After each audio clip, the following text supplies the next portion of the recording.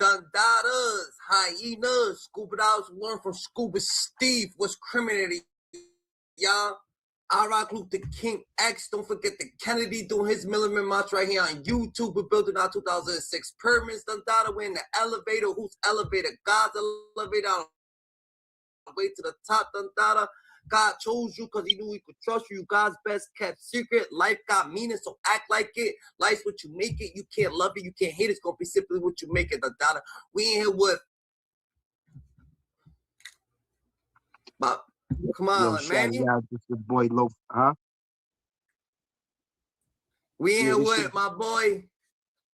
Hey, yo, listen, Loaf Life, man, y'all deserve a Grammy. I know some of y'all can't stand me.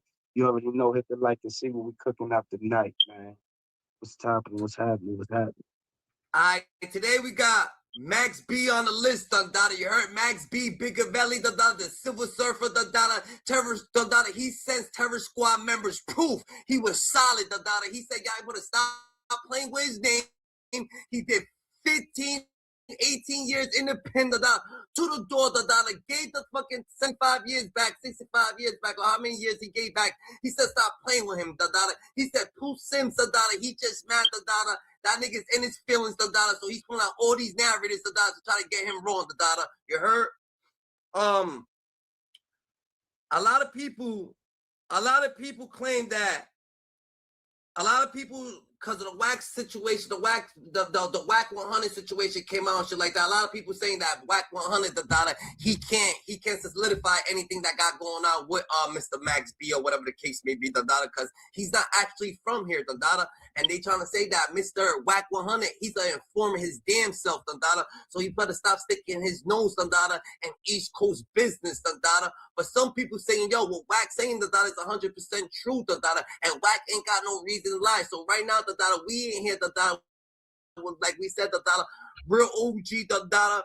Loaf Life Manny, Dundada, and he actually knows Pooh Sims, Dundada. He actually knows a little bit of the situation, Dundada. But at the end of the day, Dundada, does this take away from what people are saying, Dundada? Niggas is saying that Pooh Sims, Dundada, is hating on Max B, Dundada, and that everybody already shouted out Max B, Dundada. Everybody already went to his welcome home party, Dundada. Everybody's already fucked with it. The industry fucks with Max B, Dundada. So what's wrong, Dundada? Like, why is there so much hate, Dundada? Manny, what do you got to say on this situation, Dundada? Let's not just jump right into it. Let's just go like little by little, Dundada. You heard, Dundada? Yeah. First and foremost, shout out to Pooh Sims, man. Free Pooh Sims, man. I spoke on this plenty of times before, man, and I'm one of the guys that started the whole exposing of Max Cheese. You know, before he came out, 2020, I actually wrote a track called City. I'm sorry to cut you off. Before I cut you off, you're gonna keep going, Dundada. Shout out Max B, Dundada. Shout out Pooh Sims. Niggas is saying that Max B, that Max B, Dundada. I mean, that Pooh Sims is mad that he already was doing his life bit anyway, Dundada. He couldn't get out his life bit. He's already caught, Dundada. Max B didn't do no snitching, Dundada. He was already caught. He could get out, Dundada, so he got himself out the situation that this nigga was already charged, convicted, and done for, Dundada. So that's what he was saying. But free Pooh too. Let's go. Yeah, free Pooh Sims, man. You know, yo, man, I you know, I believe this firmly, man. As somebody that's been down, who been in the system, who been around lifers, who almost had life. I've been a product of that. You know what I mean? Going to prison and being in that environment is what gives me the strength and the courage to take it to this level right here and exposing all rats. It ain't just Max B, it's whoever that's in the industry who's an athlete, who's an entertainer, who have money and misdirecting the youth. You know what I mean? Coming out here thinking that they could live off an old card or for an image and corrupt our youth minds, right? So check this out. Pooh Sims is not my man. We wasn't friends in the town. However, he did reach out to me via social media when he heard about me doing the Max B diss track and all of that. So he told me, yo, hit him up. I gave him a time or whatever, and he called me. And we had a discussion, you know what I mean? You could check it out on my page, on my Instagram, Loaf Life Mandy. I show you, and you can listen to a brief part of the interview with him. Just listen.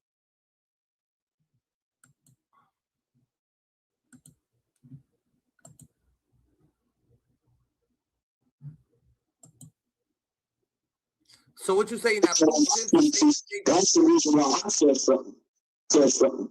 I'm like, nah, bro, you told on a nigga, you whether you wrote a statement or you popped out and implicated a nigga, you feel me? You shouldn't be on no type of gangster, no type of celebrations. It should be everything you should be doing is charity to the people.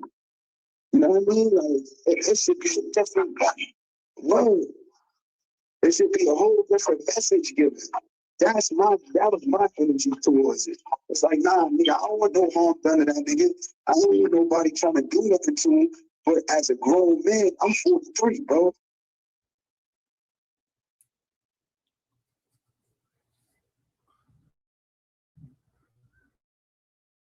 You feel me? I know that shit ain't right. And you niggas know that shit ain't right.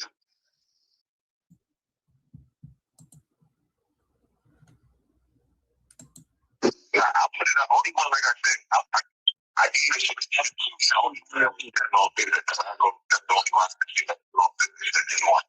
I gave it to you. He didn't want to be known on it. That's what they know for the stuff. They didn't even know for what happened. So that's the only one I can see. That's what they know. They still be fucking with him. So I put this shit out back in 09. So that's what I got. It ain't 09. Right. I remember that. I remember that. Oh, yeah. That's a fact. Because that's when I did my second bid. I remember it was in the Hip Hop Weekly magazine. Hip Hop Weekly, shit. That's what I put it up. Yep. I got my man. I remember I was up north. Salute Brooklyn. That was a different situation. And when he went back, he was no other bullshit. When I'm good about that, I just got it. I had it. I didn't even know about that, but I just got it. That's what I've been talking about now. I understand, like, he ain't wrong. They ain't that wrong. He ain't wrong. You know, a lot of people, you know, gotta get those situations. That's why we get paid, so you know. Hey, yo, this that What letter. that shit saying? Look, can you describe to us what he's saying? Can you just describe to us what he was saying in there? Because we could barely hear him. Yeah, basically what he was saying was like, all right, see, that video was December 22nd. Me and him did that. So this is way before any of this stuff he been posting on Instagram. Now he had forewarned me that he was going to do these posts with all of the proper material because see, this is what happened.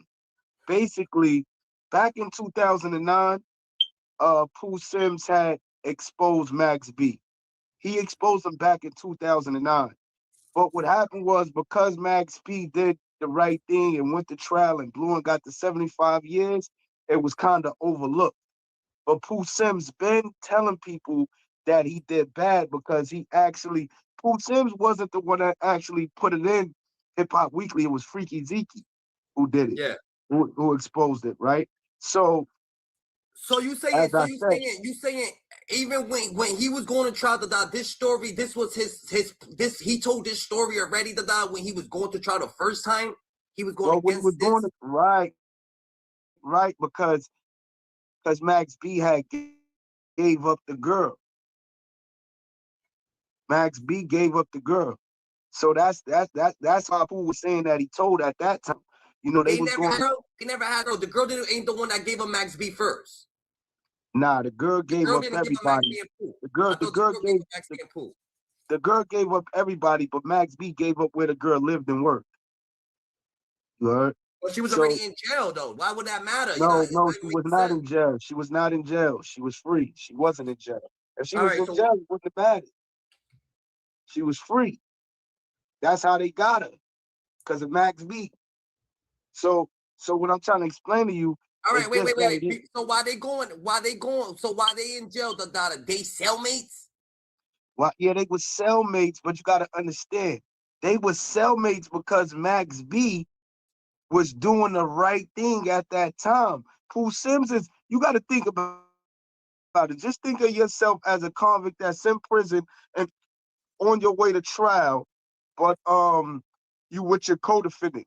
Yeah, You're gonna play that kid close. You're not gonna beat him up. You're not gonna have people trying to do stuff to him. You're gonna hold him close. You're gonna, because you want him to help assist you in beating this case. If yeah. you put hands and feet on him and you talk bad on his name and you do stuff to him, then guess what's gonna happen? The dude gonna say fuck you and still go the wrong way, which he eventually did anyway. So it was better off if Pooh had really just fucked him up. But then again, you got to remember they're half brothers. They're brothers. So it's like he not expecting his brother to foul out on him like that. You feel me? Yeah, And yeah. like he said to me, like I got more footage, I got more video footage from what he when I asked him, I'm like, yo, Pooh, so he getting a lot of money right now. If he threw a couple 100,000 your way, a million your way, would you just, live rich in prison? Pooh exact words was, no, I don't care about the money. I want my freedom. But this is what I gotta tell you, the data. It doesn't matter what the fuck Pooh's saying, the data. Sometimes niggas get emotional, niggas, they just be talking out, talk the data. They want to just Nah, talk it, the it's data. document. It's not just talk. It's documented evidence. That's No, what I'm was not showed saying to that, you. the data. I'm saying that the nigga didn't give a fuck about the fucking paperwork or the transcript before anything, the data. He was his bunkie. He didn't give a fuck about it, the data. You know what I'm saying? The nigga Again, it swore. was none. It was none. Oh, it was There none there? was none. When he had that 75 years, Pooh Sims had grounds for appeal. Do you All understand right, so that? what It's happened called the during that federal. time? What happened towards the all right then? So he never so are you saying that he was that the girl he gave the address to the girl, the daughter, but the That girl was told from the on everybody. beginning. The address to the girl was from the beginning. That was before they got caught. That was in the beginning. That was in the beginning of the case. We're All talking right, about personally, right now. that Look, was look, still look, if look, the nigga got look. Let me explain what makes Max Cheese, because I don't call him Max B. B is for Damu for blood. I don't call him Max B. Call Max him Max Cheese. Biggaveli, B is for Biggaveli. Yeah, no, I said I said B is for blood. I Yeah. said it in his Max Cheese. You know what I mean? We don't All even right. want to mention the B in his name, right? Because he fouled out. He did bad on the blood, on the B. He did bad. So you feel me? At the end of the day, you you China you see Brim's in there. Shout out to China Brim, the you big see dog in the you building, the see data. yeah. Big dog Shout out to 051, China. the Shout data. out to Put it in the China. comment section, the data. Yeah, Max B ain't no rat, the data. Max B ain't no yes, he rat. is. Yes, he is. Yes, he is, man. You talking about China just seen it. China just did a whole show. China But did a that's whole show. China's opinion. I got my own opinion. I'm telling China Brim right now that Max B, that Terror Squad saying that Max B ain't a rat. Every all these industry people saying Max B ain't a rat. That the fucking I'm saying that Who? the dude that was already doing life. That Who? he's so Who is sorry these that he's dudes? turning out to be. Let me ask you a question. Who is these dudes to validate the whole East Coast on who's a rat and who's not? Let me know. Let me know. Let me know. I I know Trap personally. I know China personally. who is I Trap? know Pistol Pete. Who's Trap? You Because know what I Trap is mean? talking a good one. That dude Trap is talking a good one. Like he's one of them. Like he's a hitter. The data. When his word goes, the data. His Listen to word what I'm goes. saying. Listen. This is no disrespect to Trap. No Trap disrespect to is Trap, the definitely data. Trap is definitely a solid brother from me knowing him and communicating with him and dealing with him. He always been a solid dude, but he's fucking bugging right now. He's out of line. He's out of He's out line, of line. and I can say that, and I can This say is that. what I would say. The He's Max out of B. line. Everybody is cheering. Everybody is cheering for Max B right now. The data. Everybody's cheering for Max B right now. The data. So the Yo, people is listen, believing dude, in the dudes is fucking gang banging listen, shit, bro. fans. Dudes is fans. The people that's cheering for Max P are fans. Yeah. Either they're fans or they're people that's being greased. If you a G'd up person from out here in society, the way you get back out of rat is you grease them. They gotta pay now to stay. They gotta do things. They gotta perform. Now they no longer respected in the field of the gangster life. We know he's a civilian now. He's never gonna have to do a crime a day in his life. He's gonna always have fans. He's always gonna sell. Understand? Let's not get this twisted. Don't be a groupie. Don't be a fan. It's only two sides you can stand on right now. Yo, You either bro, standing on. it's not even about being a groupie. This is why I feel. This is why I feel the nigga was doing his 15 years. He's doing 15 years. He told us this was coming out of Max B's mouth. It's not on groupie shit. Max B said that he got his case overturned without saying nothing. Fresh Montana agrees to this shit. Everybody's agreeing to this. They saying Pooh Sims was going. Look, Let me ask you a question. Hold on. Hold on, no. They saying Pooh Sim is caught. Like, he's already doing life. He's locked up for life. He ain't never coming home. He wants to put in appeals and shit like that, but he's caught. So, Max B saying, yo, since you caught the data, you just mad that I'm free the data. You know what I'm saying? You mad that you got to do life because of my idea. I understand it was his idea, but he got off without snitching. That's what he's trying to say. Yo, bro, listen. If you get caught without snitching, you wouldn't have the cop-out minutes with questions like, did you know that this guy was going to pull a trigger if he had a gun in his hand? Yes. Did you cross the lines of New Jersey to go commit a robbery with this guy? Yes. Come on, bro. So we gonna believe. That's not. So we gonna believe Whack 100. We gonna believe Whack 100. That's not Whack 100. That's transcript minutes. That's not Whack 100. That's transcript minutes that Pooh Sims posted. That's real transcript minutes that came from this dude's appeal opt-out. Yeah. When he came back and he had to go back in front of them people to take that charge to get back free, that's what he did. All right, let's listen to some of this. That's called telling. That's called telling. That's called listen. I got on. This is what got me kind of tight, right? Because, and I'm doing something too. I contribute to all of y'all success, and I'm underappreciated. I got to show that I'm talking about that. Let's check all these dudes' views from Harlem Legend.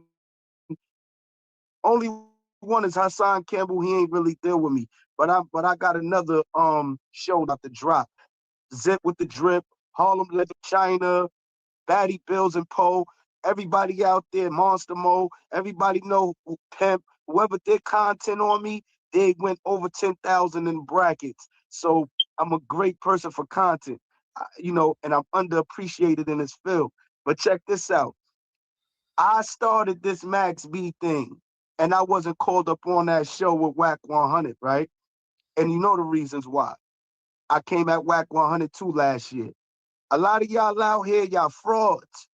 Y'all acting like y'all not frauds, y'all frauds. Everybody knew about this Max Cheese situation since 2009. It's been out there. This is nothing new. Y'all dudes are selling y'all souls I know for about success. it right now, nigga. I'm still about to throw on that fucking. What you said that you was listening to that new Max beat, nigga. Niggas don't give a fuck, bro. How about that? Right. Niggas just don't give a fuck, bro. Right. No, dudes don't care because dudes is not really in a lifestyle like that. If you're not in that lifestyle and you ain't really an advocate of the streets and of real hip hop, because real hip hop, let me tell you what real hip hop did. Real hip hop supported the streets. Real hip hop supported the struggle of our people. What it took for us to get where we needed to go without telling, swag, charisma, character. That's what real hip hop was, man. Real hip hop didn't embrace telling, bro. That's all I'm saying. Real hip hop never embraced the telling. Whack 100 will go and fucking say Max B is telling the data and then go secretly. No, this was been said. This was said before Whack 100. This was said on the East Coast before Whack 100. This is the part. This is the reason why I'm saying something. Trap went against it because Trap had ulterior motives. Trap was out there with them doing videos and all that other shit. So he put his project, he put what he wanted to do and how he chose to move. And then he came out clean and said, well, I told him to his face he did bad. He told him to. So you mean to tell me that Terror Squad, Mr. Kill All Rats, Mr. Pistol Pete himself, is going to sit here and stick up for fucking Max B, this is Mr. Kill All Rats himself, what? Who you gonna say about him? He's a real nigga. He's supposed to be from the street. Listen, man. I can't take nothing. I can't take nothing from his past. But when the dollar is set in the face of people, man, shit, man. You know what I mean? It may turn on their mother, man. Never know what these dudes will do, man. This is the difference. That's the Hassan Campbell. That's the real difference between Peter Rolick, Pistol Pete, and this Pistol Pete. Peter Rolick ain't never doing nothing like this. What You the fuck heard? does Terror Squad got to do with anything with Max B? Why would they be sticking up for him, the Dada? Why would they have to stick up for no Max B, the Dada? Like, where does It's money, man. It was a money move.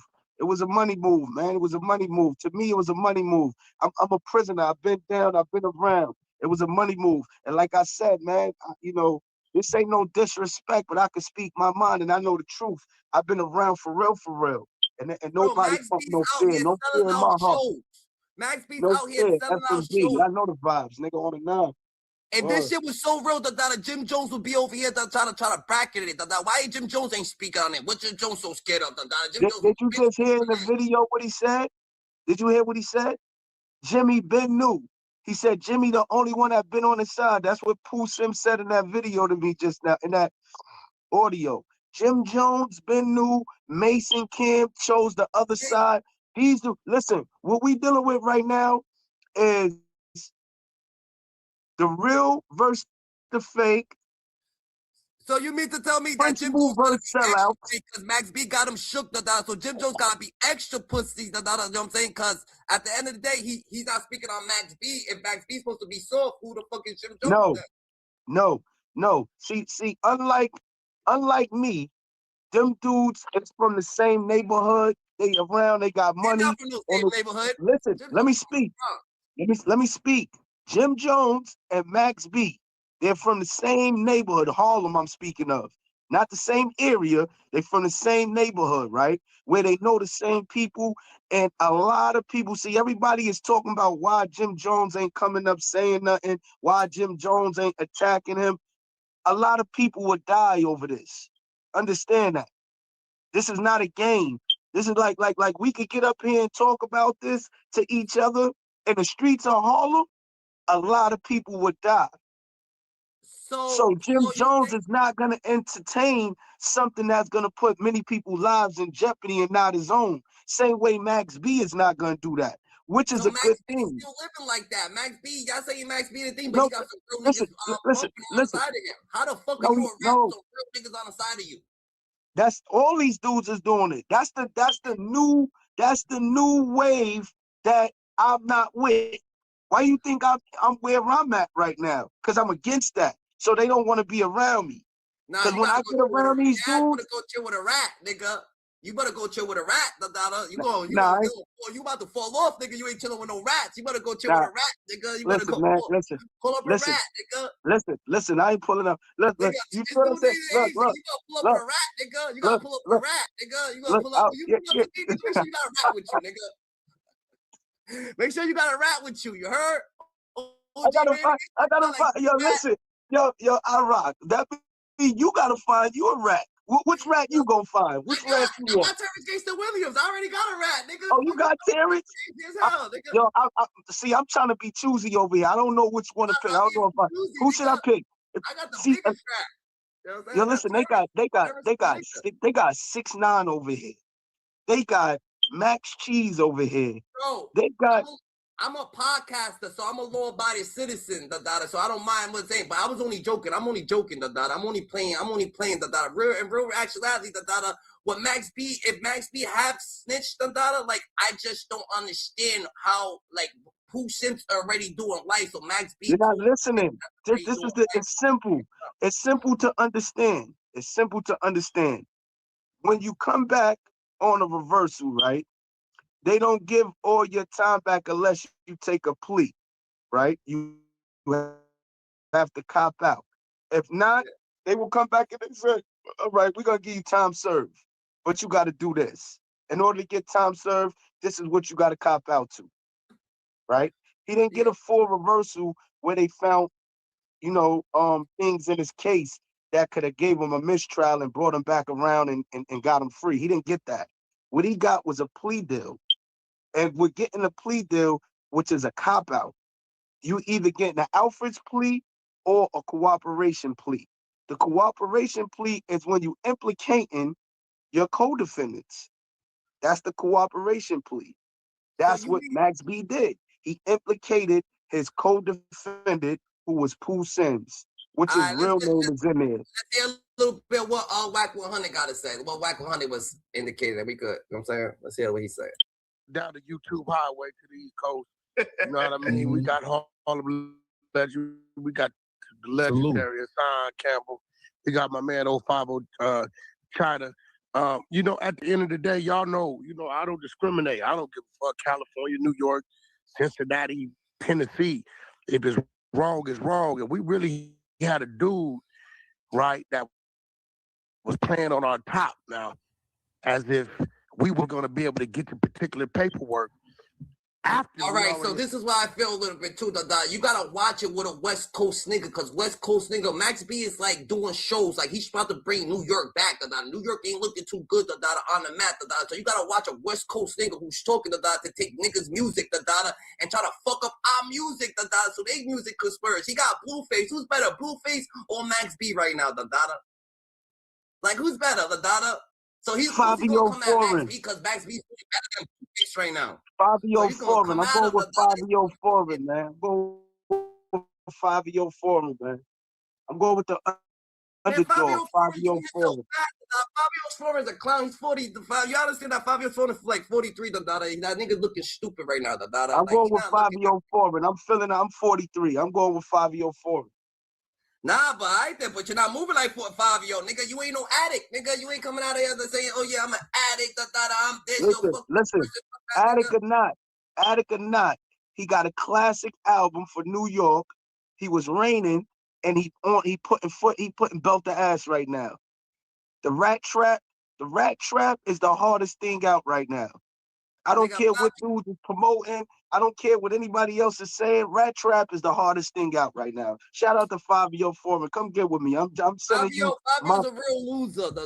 Fabio's a real loser in my eyes. Listen. I guess. Listen. I guess listen. What is winning? Being with Max B. Hold up. Let me ask you a question. What is winning to you? Being with Max B, Rick Ross, and French Montana amongst a bunch of homos and rats? That's winning? Nah. Going to get you some baby oil, you greasing your body? Interviewing each one of them niggas is winning. Hell yeah, Interviewing each one of them niggas is winning, What you talking about, No, I'm asking you, what is winning? Winning is selling your soul and putting your principles aside for some bread. That's winning. Nah, you already sold your soul, You already sold your soul, to the streets. What you talk about? Nah. Yeah. So you don't sell your soul to the streets. You survive from the streets. It's a difference. You survive in the streets, but niggas you survive the streets. You don't sell your soul. You learn lessons of life by them choices and poor decisions that you make. But at no time do you remain the same. You switch it up and you change in life, right? But principles. Harlem Legend TV, Harlem Legend, they hating on my nigga Max B. I don't care what y'all trying to say, Y'all niggas gotta stop hating, they say Pooh Sims was already about to go to jail, Pooh Sims already going to jail, He was already doing life, No, Pooh Sims, listen, bro. Listen. You're wrong. Pooh Sims was already in jail. Max was already, everybody keeps saying he did 16 years. I know people that's in there right now do 25, got 25 in and they rats. They got 25 in and they're rats. But just because you did a certain number, don't take away. See, people are uneducated when it comes to the institution system and time. So automatically people hear, oh, he did 16 years. How did he tell? Yeah, he did 16 years when he supposed to have been doing 75. You see the difference? 75 and 16? He told. Business. He told us himself, Mr. Kill All Rats himself said Max B's no rat, Yo, Mr. Kill All Rats is no Mr. Kill All Rats is no longer killing rats, man. He got him in a rat trap.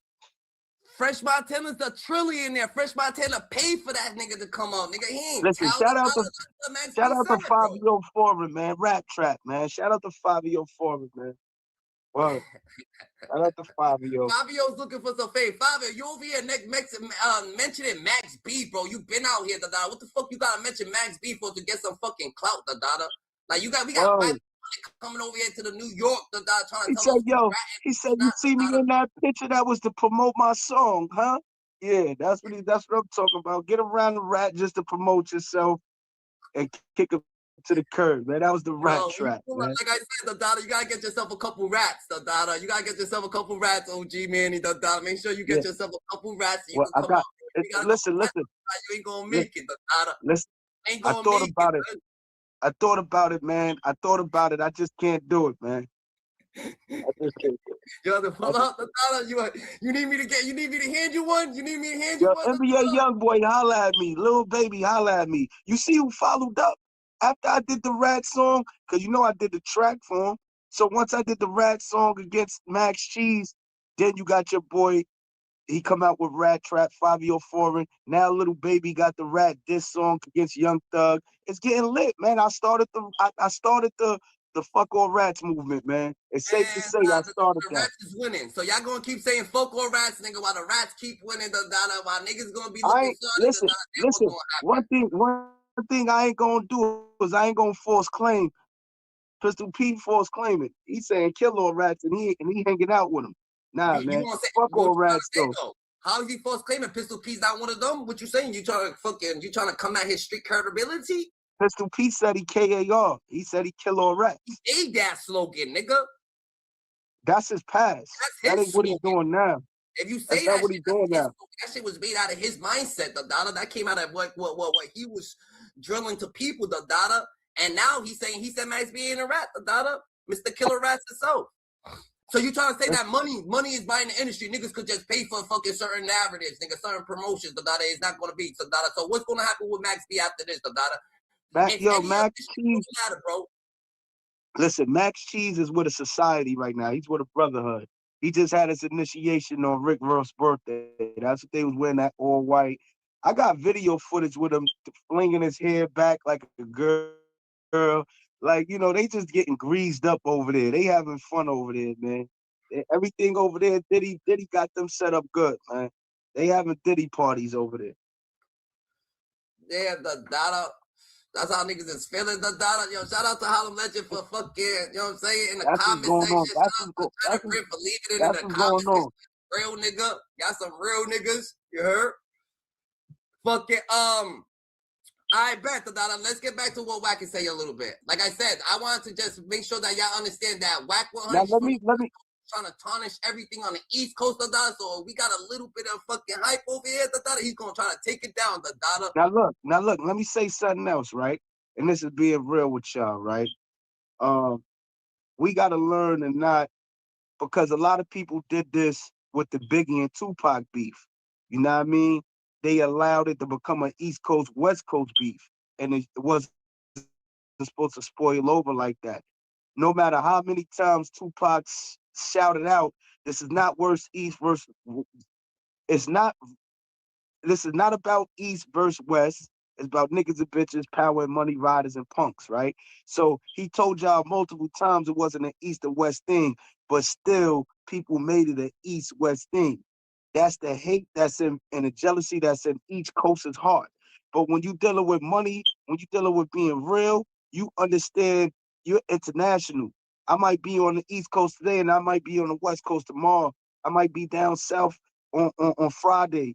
I might be in the Midwest next Sunday. So you understand that this is an international lifestyle, and hip hop culture is all over the world. So at the end of the day, this is not about coast. This is about keeping real alive. That's what and that's what Wack 100 is trying to say to y'all. Like, and this is something I agree with. To be an official OG, to be somebody real, fuck rap. And it's gonna be another person that step up, and probably not this year, probably next year. Wack 100 is the nigga that's gonna tell on you, nigga. He's saying Max B's telling, but he'll give you advice to tell, bro. You know what I'm saying? He got the 10 things of law in his book. What do that got to do with the fact that there's proof that this man told? Forget what Wack 100 would do. He's not the face of hip hop. He's not influencing the youth. Yeah, No youth is walking outside saying, I want to be like Whack 100 right now, bro. that's a fact. No, none of my little brothers, none of my little cousins, none of the little homies out here is saying, yo, or singing a Whack 100 song. You understand what I'm saying? Nobody is cheering saying, yo, Whack 100 did 16 years and he's official. Look at him. He's on TV with a halo, running around like he's God. No, man, you's a bozo that ratted. That's what Max Cheese is, bro. And for a real person that did time, for a real person that been in the struggle, for real people that's trying to make it somewhere and is still keeping it solid and real, that is major, major, major disrespect. I don't want my kids, I don't want my nephews looking at Max Cheese as an idol. Nah, nigga, you ain't no idol. You ain't no representative. Nah, you was a good rapper who did bad. That's it. And this is it. This is where it stops. If you could shun 6ix9ine, you shun Max Cheese. And nah, but he's chilling with Max. That's what I'm saying. He chills with 6ix9ine so he could chill with Max B, Dandada. You're not listening. 6ix9ine, you know the difference? You know the difference between 6ix9ine and Max Cheese? You know the difference? What? 6ix9ine admitted to being a rat. That's the difference. 6ix9ine is really a civilian. We all know that. After that, after you put, see, if Max Cheese would have came out, matter of fact, I give you the platform, Max Cheese. Come on our platform, and you could come on our platform and admit to the whole world and New York that you did do bad. And guess what? I'll listen to your song. Nah, you already said you listened to Max B song, Dandada, so you frauded. I don't listen to Max. No, I don't listen to no Max Cheese songs no more. I listened to that one song that they did. I went deaf on a bitch and I redid it. That's the only reason why I had to listen to it, because I redid it and made it a diss track. I got a diss track. I don't listen to Max Cheese. I can't believe you admitted. So once you listen to Go Deaf on a Bitch, you over there jamming to Go Deaf on a Bitch. You know, deaf Nah. Hey, yo, look, I went deaf on a chick, on a bitch, you feel what I'm saying? And I remade that shit. You know what I mean? And I think my version is better. No telling, who telling? Who telling, no telling, huh? No telling, who telling? We're gonna Word. listen to what I gotta say a little bit. Let's hear what Vaz gonna say a little bit right here, Dandada. We can elaborate. Provided the original paperwork where it said he cooperated. So what I did, I got to work from Pooh Sims. Whoa, hold on. Let's get right into this one, Wack, because we speak of who you speaking of? You speaking of Max B? Max B. Lord Yeah, Jesus, Max B. man. Hey, look, I gotta be real. I've come across some paper. I see a lot of this. I gotta ask you, where is this paperwork particularly from? Okay, so me and Pooh Sims have been dialoguing for maybe about a year now, right? So when we was talking, he's the one that led me to the original work. So when I told him what Max B kept, referring to, and I told him how to go get it. I forwarded him my address. He went and dealt with his attorneys. He called me back, and at first he was asking for a whole bunch of money, right?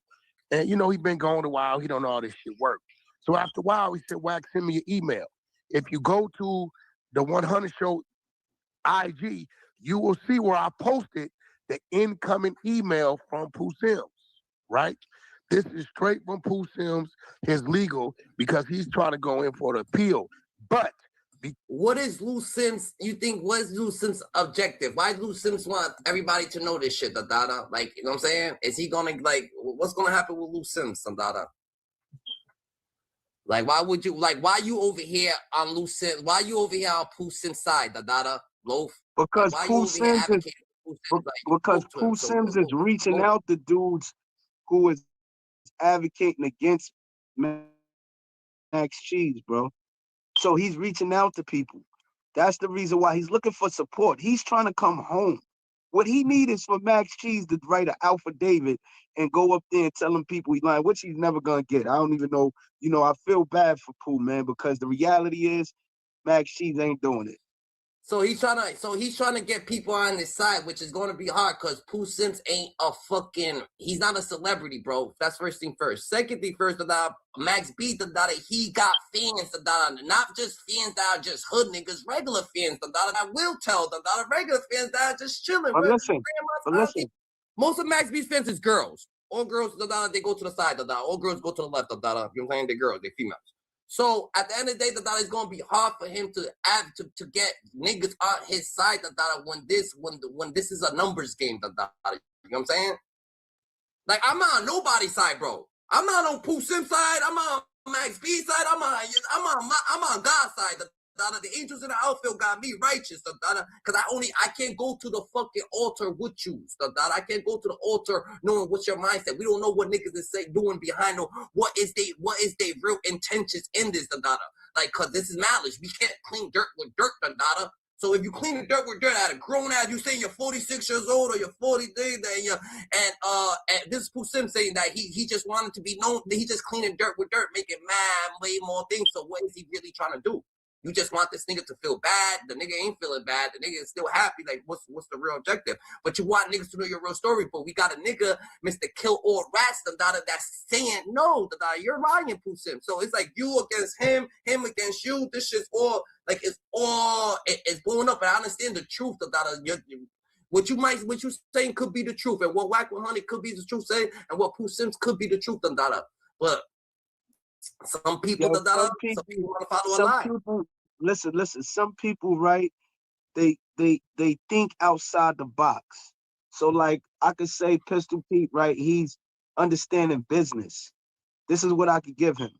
This is what I will give him, because understanding him being a real person and being an official person, I'm not gonna call him a rat lover. I'm not gonna call him a sucker. What I'm gonna say is that he allowed business to come before principle in this matter. You understand what I'm saying? So he opened a floodgate for Trap to do songs, to get his music career going. He probably made some money out of the situation.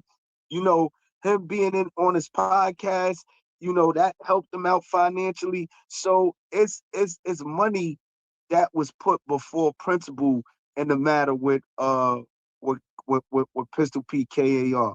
You understand what I'm saying?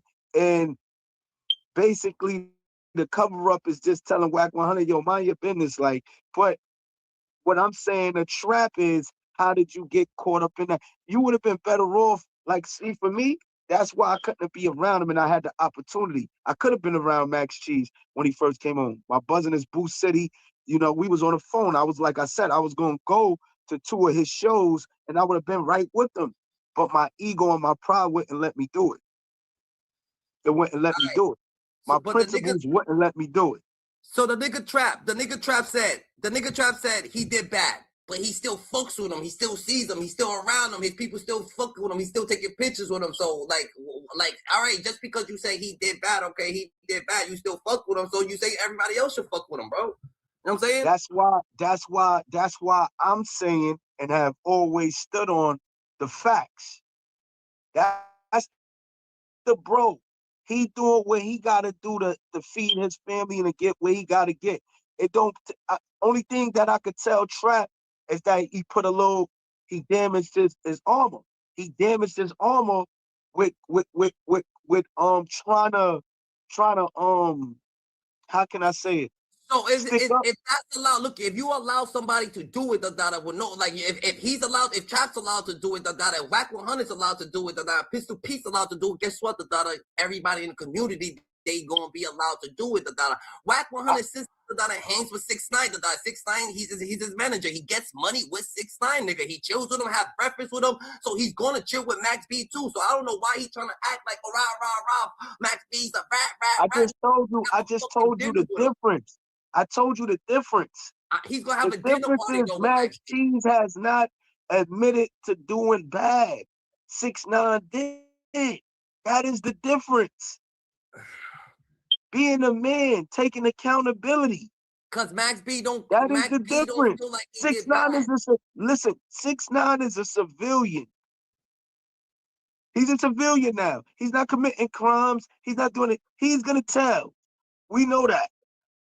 Max Cheese, for one, look at their lives. 2 different lifestyles. 6ix9ine was not no street dude. He wasn't outside. He wasn't gang banging.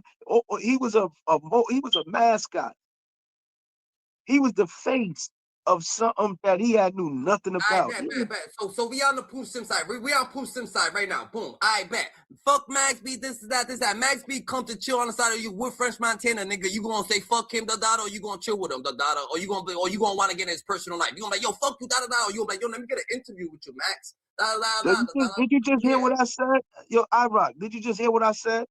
Go ahead. I had the opportunity when he first came on, when he performed that Rich Vibes in Long Island, and when he performed that Sosa Cal Fuego in the Bronx. I was invited to both of them through Boo. I was on the phone with Boo City while they was on their way to them shits, right? With Max B. I was on the phone with Boo City talking to him. Boo City's like my cousin. I didn't go on purpose. At first, I was telling them, like, yeah, I'm on my way. I'm coming. I had like 7, 8 bands on me. They going to the strip club and all. I'm like, all right, I'm pulling up. I kept telling them that, but my insides wouldn't let me do it. It was like, yo, man, hold up. You've been preaching this, fuck rats and not da-da-da-da. This is your time. Either you going to sell out and go that route, because I would have been with them right now on my life, on everything I love. If we call Boo City right now, he gonna tell you. He mad at me right now. He's tight at me. He's like, So, damn, bro, like, you but this who is you what people are. gonna do. People's gonna look at how people's gonna use people. People's gonna put you on that time, right? So you could go out there, so you could do what you did, that miss your opportunity, nigga, right? And then Pistol Pete, the nigga who started the slogan, gonna be like, yo, I'm gonna take the opportunity. Come on, I got the interview with you. Come over here. I don't even give a fuck about it. I'm like. That nigga, like, you gotta watch how your man mentality is, because there's people who's pushing that narrative and they're gonna switch, nigga. Like, nah, fuck that, y'all not shit. What Like, you want me to do? That's them. yeah. I might not make it where I need to be in this entertainment world. I might gotta go get a 9 to 5 now, because I'm gonna be blackballed forever. I came at Jay-Z. I came at 50 Cent. I came at Rick Ross. I came at Max Cheese. I came at them all. Now, before you do that, you gonna go get yourself a rat. That's what you gonna do, You gonna get That's what I'm saying. But, I'm looking for Fabio right now. I'm looking for Fabio Foreign to pull up on me, man. Fabio, where you at, man? Word, you doing bad, Fabio, man. You need some help. Fabio looking like he needs some help out here, man. Fabio, you heard this the most righteous. We're gonna put it on you, you fucking you Mr.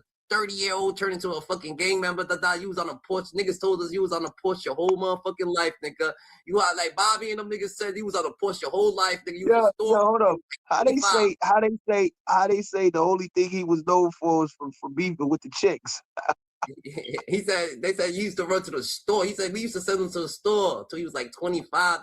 He used to just stay in the booth, listen to niggas rapping. It's all right though.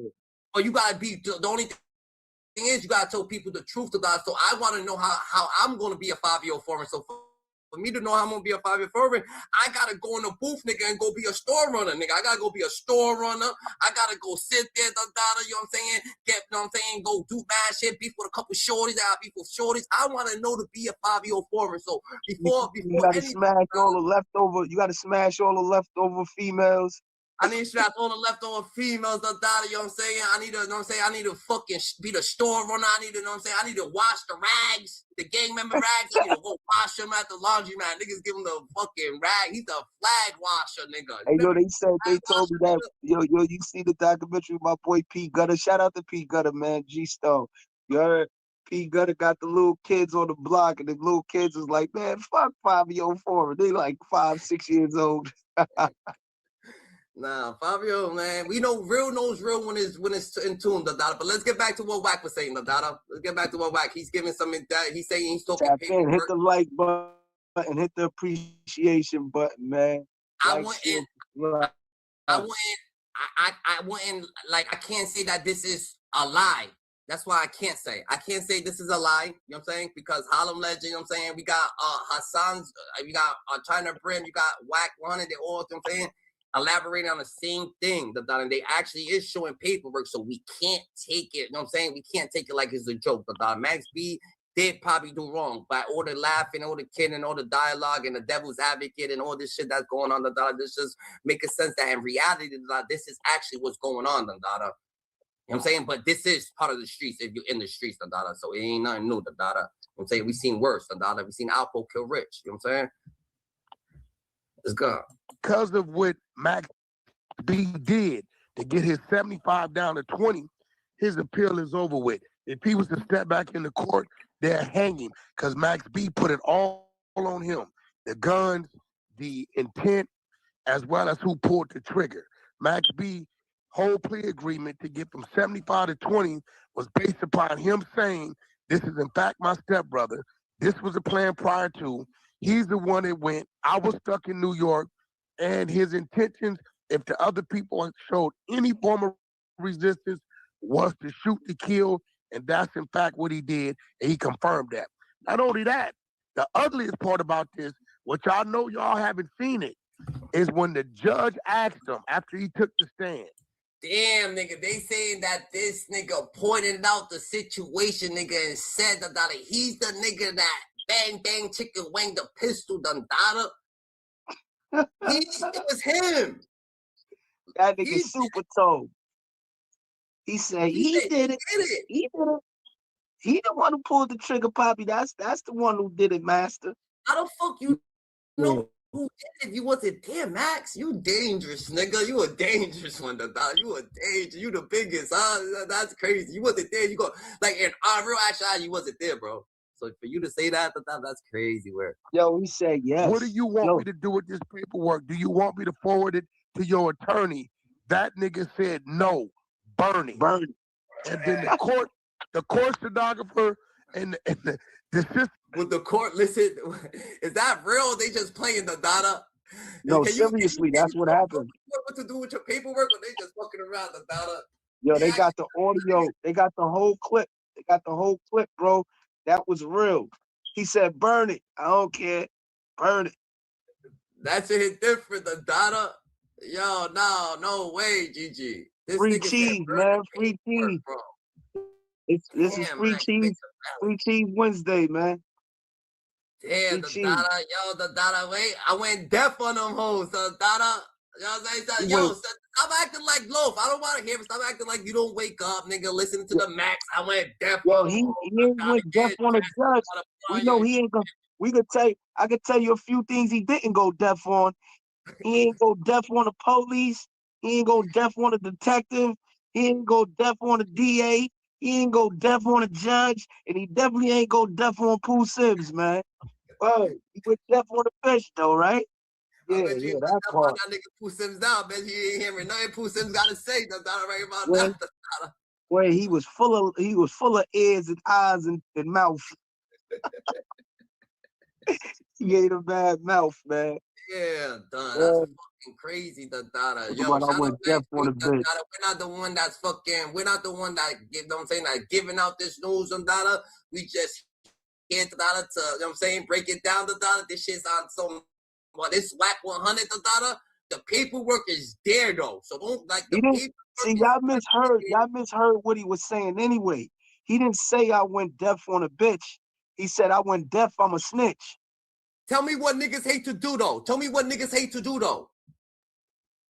Read. So motherfuckers ain't reading no motherfucking paperwork. They don't give a fuck, nigga. They're gonna have to wait till someone think no one's reading the paperwork. They're gonna hear this, and let it go through one ear, out the other, Max B still going Max B. He got Mr. Killer Rats, initiating his shit, Mr. Pistol P himself, And then we had Master Splinter come out here and get right on Killer Rat's platform. You know, Master Splinter was a dangerous person, man. That rat was real intelligent. He was a martial artist. He taught Ninja Turtles. Word. That's it. So Master Splinter taught rat hunters. Crazy. They said in the chat, they said grilled cheese Tuesday. Word. He going up on a Tuesday. Get the fuck out of here, Pooh. They said the hugathon he had with French on the release is different. It's crazy. Go look at my page. I showed. Hold up. I'm about to get to it. They said Max and French is secret lovers, Dundada. Sweet I kid said that. lover. Yo, listen, did y'all hear my song? Can I play my song? Shout out grilled cheese. They said shout out grilled cheese in the chat, Dundada. You heard? This shit's going crazy. They're going crazy over here, bro. They're going crazy over here. The dollar get. Let's give it. Motherfuckers. So it's like, yo, listen to this. Listen to the song. A song. You can't think of it. Consequences. It's me. Or no harm done to that nigga. What's the beat? The beat is something else. You can't think. The dot pause, bro. Pause, okay. Bro.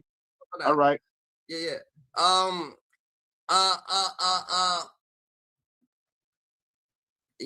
fact, but we could the data. Let's get back to the video. Let's get back to what Wack was saying now. Let's get back to what Wack was saying. She said, for the record, defendant said burn it, right, Judge? Right. Wow. It's right on the paperwork. Well, it is some incriminating things here, man. I ain't gonna lie to you, man. And Kelvin is Pooh Sims, isn't he? Yes, that's Pooh Sims. But where's Pistol Pete? Pistol Pete, you did something. I've been doing you for 20-some years, bro. The initial paperwork spells out he cooperated.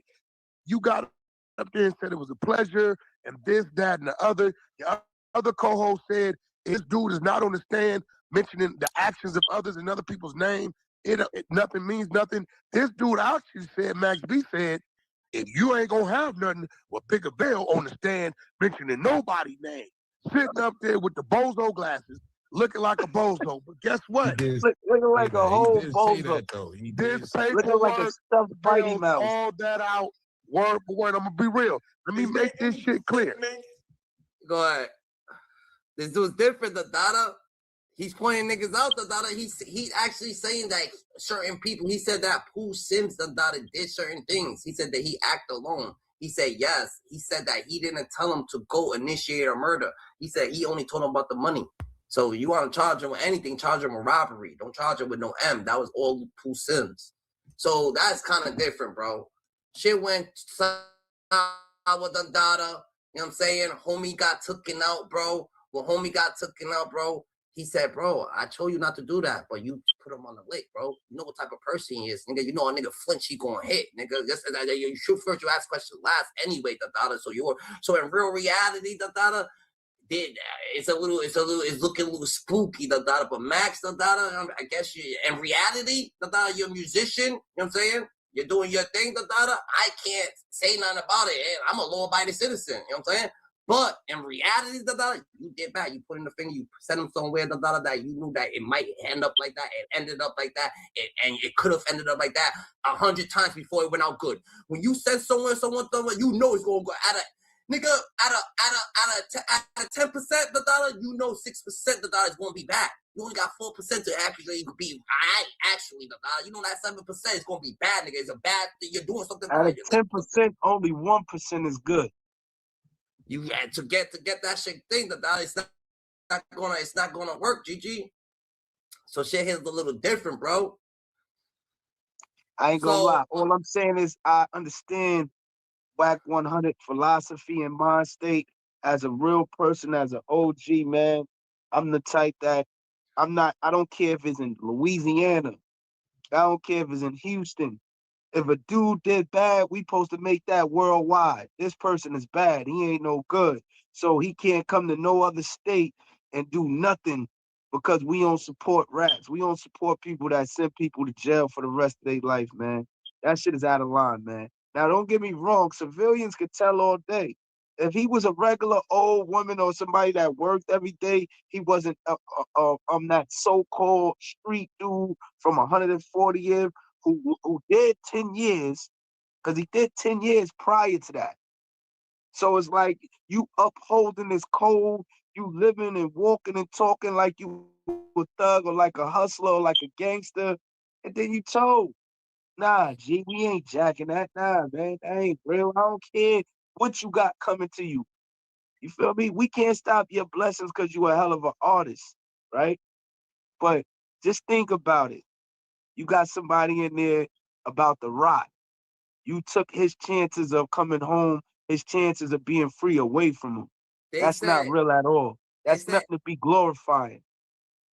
They asked you if Pooh's talking, singing Max Raddick. Yeah, Pooh Sims exactly said he told on me. Yes, Pooh Sims told me that out his mouth. Yes, but yeah, that shit hit different, bro. That shit hit different. What my opinion and my logic is that you actually sent him with the daughter, and you knew what type of person that was your brother, bro. You knew your brother was a little fucking loose on the trigger. Send someone else, bro. Why would you send your brother, nigga? At the end of the day, you should have sent someone else if you knew it could have happened like that, but you was careless. It happened. You know what I'm saying?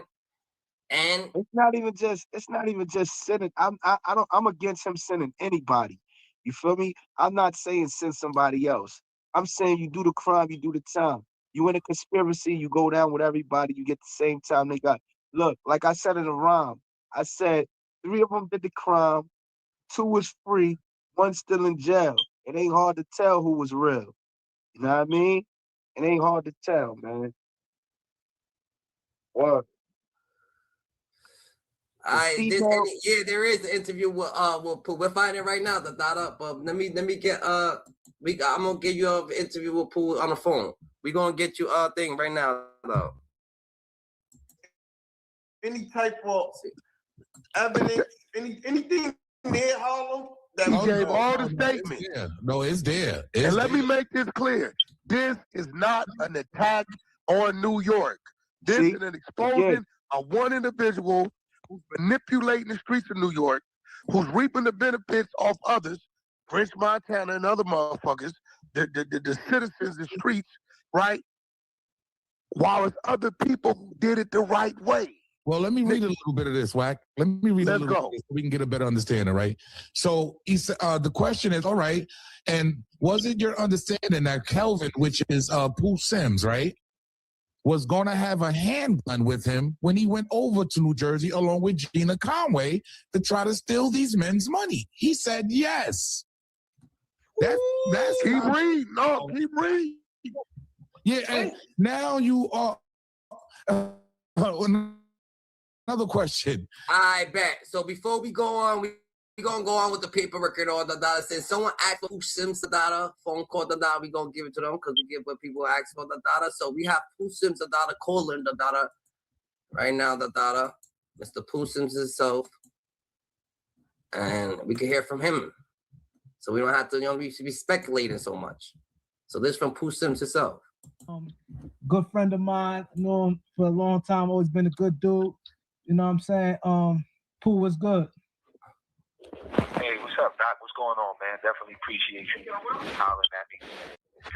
Reaching out. You know what I'm saying? I definitely ain't messing with too many people. So you from the block, man. You knew me since I was a little kid, man. You know what I'm saying? So definitely appreciate you hitting me up, man, so we can set the record straight. But I definitely I heard that you got the word out of that Al Pop. You know what I'm saying? I'm doing this live from the box, so that's why I wasn't able to continue the interview last time we was talking. But I know you was asking Al Pop about the situation, how King Erna was speaking on the situation with Max, as far as Max cooperating. And that came directly from me. For those that want to know, King Erna, he got the paperwork from me.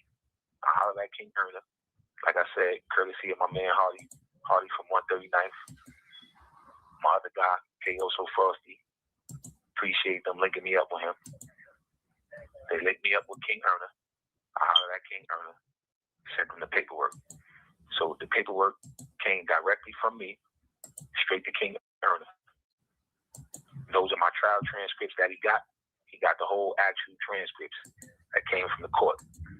So people want to know, how King Erna is talking about this situation, and people feel like he's just speaking on stuff that he don't know nothing about. Nah, that's not true. King Erna got the paperwork directly from me, and he was posting it and putting it up. And I've been like I said, I've been put this out back in 2008, 2009. I gave the shit to Jim. I gave the paperwork to mad people. I gave the paperwork to Cam. Cam know about it. Cam got the paperwork back in 08. He said, what Sims want me to do? I never wanted him to do anything at all, Doc. As you know, Cam grew up with us on 40th and Lennox. Back when Cam used to play basketball. St. Mark's, Hemp Base. No, he was messing with Sarge, Tito, all that, man. Like, I ain't just come about, you know what I'm saying? Like, this ain't just coming out of That's what I'm trying to say, nigga. There's more to it, bro. Niggas don't give a fuck, nigga. He was just on the Cam and Mace show, bro. Like, you gotta understand, nigga. He said he grew up with Cam and Mace, You're not listening. You're not listening. He's telling you Cam and Mace sold out. They selling out. He came at Cam and Mace too, right after this. Yeah. Right after this, right here. But there's none of that niggas go like when niggas ain't jacking it. Niggas is all Biden citizens now. Everybody turned all Biden, bro. Niggas like y'all don't want to hear nothing about no fucking snitch shit, no rat shit, no thing shit, nigga. I'm thinking about money, nigga. So if you come with me some money, nigga, then we got something going on, the data. Like fuck the rest of this business, the data. I don't care about you. Yellow, blue, pink, green, Portugal. It doesn't matter what you are. And that's the reason why the streets is. That's the reason why the streets is messed up. That's the reason why these kids don't got no guidance. That's the reason why there's no structure, no order, and why the code don't exist because of that mentality. They like, yo, I know, but they feeling like this. I bet the best thing to do, the daughter, don't do crime at all, the daughter. So they just they're not turning their backs out the streets, but they're not. It's no such thing. Listen, it's no such thing as no crime being done in the world. Let's get that straight. Wherever there's poverty, there will be a crime. Wherever there's struggle, there will be a crime. So unless you plan on feeding the 85% of the people that's fucked up out here, that's hungry, that's starving, then I think you should come up with a different philosophy. It's honestly, there's places where crime ain't committed. You look it up. Not in New York. Show me in the United States of America where that don't exist. United States of America, bro. There's a lot of suburban area that crime ain't. I don't know. I don't know that one. And people drinking, probably some people mental issues, people going to the that's what's going on, GG. Like you gotta understand, it's more to the world than just niggas saying this. This is what I'm saying. This is what I'm trying to tell you. This was going on in my eyes. It's not me, the daughter. I'm trying to tell you this is what's happening, the daughter. He said he grew up with Cameron. Max B's on Cameron's show. And he also said that Cam asked him, "What do we want done?" Yeah, what do you want me to do about it? Right. He should have said something. He asked the question, "What do you want me to do about it?" He asked him what he wanted him to do about it, he didn't and say he said nothing. You know why he said nothing? So what the fuck are you mad about, nigga? I'm doing what you told me. I said, "What you want me to do about it?" You said nothing. I did nothing. Now you're mad. Man, if you would have told me, yo, oh shit, let's go do something, advocate, or say this to Max, or tell Max that he did me wrong, I would have did it. Like, yo, Pooh said that you said Listen that. Listen to the time when he told him this. 2009. Max B was still in prison and he was going to trial. He did bad, but he still went all the way through to go to trial in blue. So that's the reason why he said it's nothing for you to do. He's gonna go to trial. Like, yo, I know Max, I know you, bro. You think he knew that in 2020, 2025, 26, Max B was gonna take the pill and do a reversal and tell on him? He didn't know that. Yeah. He was fucking with Max too. In the interview that he did with me, he says that. He says, yo, I got papers that I got right now from things he just did, and I'm waiting for the transcripts to come. Those are the transcripts that he just exposed with WAC 100, bro. The transcripts that he was telling me he was waiting for. Facts. I understand. All right, let's hear what a little bit more Pooh Simpson say himself. I gave the joint to Cam. He asked what he wanted me to do. I never wanted Cam to do anything. I just was giving it to Cam to let him know. You know what I'm saying? He's from the hood. I was giving it to everybody in the hood. I gave it to Jim, so I said I'd give it to Cam. Cam still chooses to deal with him, mess with him. That's on him. You know what I'm saying? I'm not telling nobody what to do or how to move. That's on them. I gave the paperwork to Cam. He still got songs with him. He be shouting them out on social media. So I guess they cool. You know what I'm saying? That's his position. It is what it is. If you need me to pause it, just say pause it real quick. You need to say something. What you saying? Yeah, what I'm saying is this, right? If you talk to Pooh, right, you will learn two things about him. One, he's putting everything into God's hands, and he got a positive outlook. He's still strong, and that makes a person that did time look a little bit deeper into this situation, because if you've been incarcerated for years and you've been behind that G wall, you know how that feels.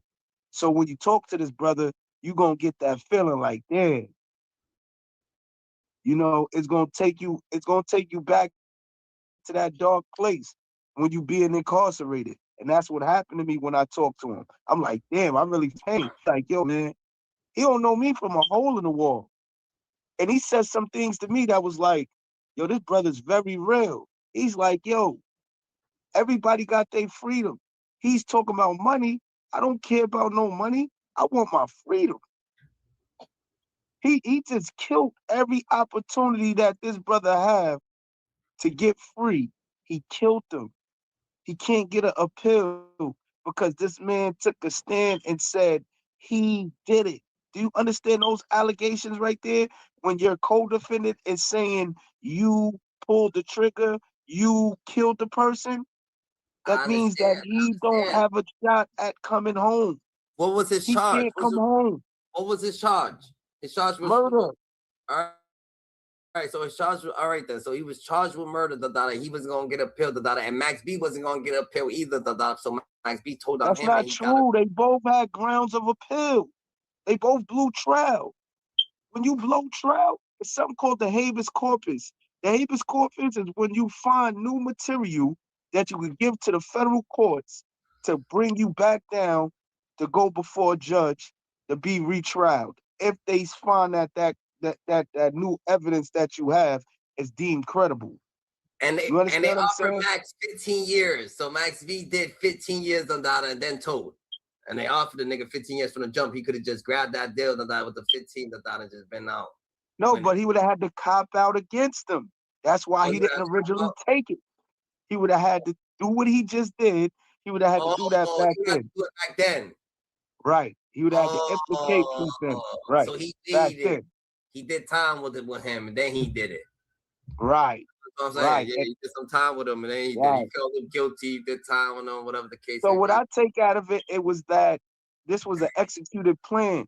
Him, his lawyers, French Montana, they all talked about that shit, man. All right, man. Let's keep out hearing what Pooh Sims got to say himself. But at the end of the day, I just was giving the paperwork out to everybody to let everybody know. And specifically, the reason why I've been doing what I'm doing is because a lot of guys look up to this dude. They trying to emulate stuff that he do. And I just want to let them know what he says in his songs is for entertainment purposes only. What them guys saying in these songs, entertainment purposes only, man. So don't take that too serious and jump out the window and get caught up, you know what I'm saying? And end up in a situation like mine or worse. So, I just want to let the young bros know, young guys out there that look up to Max, French Montana, these guys, it's not who they are, you know what I'm saying? I put the paperwork out so people could see and they could know what time it really is, you know what I'm saying? I start putting it back out on my Instagram at the Real Pooh Sims 2020 summer. And then I fell back because I had some other things going on. But right now, I start putting it back up as soon as the ball dropped, 2021. Like I said, I gave the paperwork to mad people. One person in particular was Prodigy. Gave it to Prodigy when he was locked up before he died. God bless the dead. May Prodigy rest in peace. Dang, he gave the paperwork to Big P, the daughter of the Prodigy, the daughter you heard? Yo, Angel in the outfit, shout out. Ooh. Shout out my beat. Prodigy sent it to his peoples. Long story short, Max went up in Queens to go do a show. He ended up getting hit in his head with a Hennessy bottle, had to get stitches and all that. I guess they wasn't feeling what he did, you know what I'm saying? So whoever that was, I don't know who it was. I'm not saying it was Prodigy. He just was in Prodigy Hood. You have 60 seconds remaining. I guess people wasn't feeling that. But it's about to hang up people, so I'm going to call right back. Calling right back. All right. Got you. Got me. Call right back. All right, now continue. Yeah, as I was stating, man. Like I said, I've been gave this stuff, put the paperwork out. I put it in Hip Hop Weekly 2008, 2009. 2009, I went to trial. Once I blew trial, this paperwork was the last thing on my mind. My focus was on getting out of jail. So that's why people been asking questions like, yo, where you coming from with this? Why you ain't been put it out? Want to set the record straight. I've been put the paperwork out. I ain't know I was supposed to keep on, going with it. But, So you put this... My circumstance. Yeah. Okay, so you put this out before y'all went to trial? Yep, before we went to trial. I put the paperwork out. I had it in. I had God Bless the Dead, Cam, little brother Sherrod. You know Rod. Yeah. You know who he is. God Bless the Dead. That's crazy, Dada. So it seems like he passed this paper out, Dada, to mad people, mad celebrities, Dada. So French Montana, Dada, he must have did some crazy ass ritual, Dada. You heard to get Max B, Dada, you know what I'm saying, to stash all this shit, Dada, get this shit on the rap, Dada, get him going, Dada. Everybody's promoting him, Dada. It's societies, bro. It's societies. It's societies in that industry, man. The powerhouses, once they say diminish it, it's diminished. Don't talk about it, they don't talk about it. Don't embrace it, they don't embrace it. All right, crown him. You got to understand something, right? The world is going through a transitional phase, right? And they trying to get rid of drill and gangster rap. At the same token, the industry understands the money that they make off of conflict, controversy sells. So what's happening right now is we put in a veil, and this is what I think, and this is real bad for K.A.R. because unless they are part of this Illuminati structure, what they was just used as, as a mockery. So they put, in my eyes, the institution, the society, they put Max B on this dude's platform to mock everybody that think being real is real. So, him going on K.A.R.'s platform spoken volumes, and it showed a real strike towards our culture of people who are considered gangsters and thugs and hustlers and alleged rat killers or rat hunters or anybody that encourages fuck all rats. You know what I mean? That was a major dent.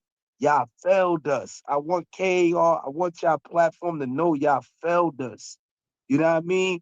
Because the government, the secret societies they showed y'all that they are way more powerful and they control the narrative all around the board. They put a rat right on your... They always had the money, nigga. They always had to give you a little piece of that, Dada. Just a little piece. They gave you a little bit of... They gave you a couple dollars to shut down the whole... Come on, man. And y'all was a representation of the East Coast to the rest of the world. That's what makes it terrible. That's what makes it bad. Like this shit's crazy, Dada. I even feel like everybody who's chanting the Dada for Max B to fill the Dada, y'all not gonna do shit to him, the Dada, because they got shit in place. They got Mr. Pistol Pete, the Dada, Mr. Bro, nobody is doing that. But listen, understand this. I rock. Nobody want to do nothing to Max B. Not even Pooh Sims wanted anything done to him. All people want is for him to step out of the image and the facade of being a real nigga or a real official street hood rapper. No, you're not that no more. You are a rat. You bit the cheese. You are a sellout. You are an embarrassment to the culture of individuals who came from the streets, who came from the hood, who believed that they could make it out without fouling out. You fouled out. And until our people understand this and say, yo, you know what, man? is crazy. We got a lot of people who died, who's dead, who lost their life, who still strive hard to to do the right thing. You don't got to do a crime and still have the principles. Honestly, That's what I'm saying. I understand everything you're saying, but this is what I'm gonna say about Max B joining platform, so people can't say that niggas is rat lovers or whatever the case may be. You gotta understand that Cameron and Mace Mace became a pastor. So you think Mace gives a fuck about any street culture at all, nigga? I'm gonna keep it real, and I know, and I know the truth behind that. He was scared straight. He ain't no real pastor. People that's from Harlem know the truth, but the true story behind Mace and why he ran to Atlanta and why he started that pastor. You a real pastor. You're in the church. What you mean? You're a pastor, bro. He's a good. That's a good person. Being a pastor, being a good person. He was looking for safety, man. Mace is a coward. Safety from the devil. He was looking for safety from the streets. Devil. Nah, from the streets. Nah, from Diddy. The same person that he's going. The same person that Mace is getting money with right now on a podcast with every day.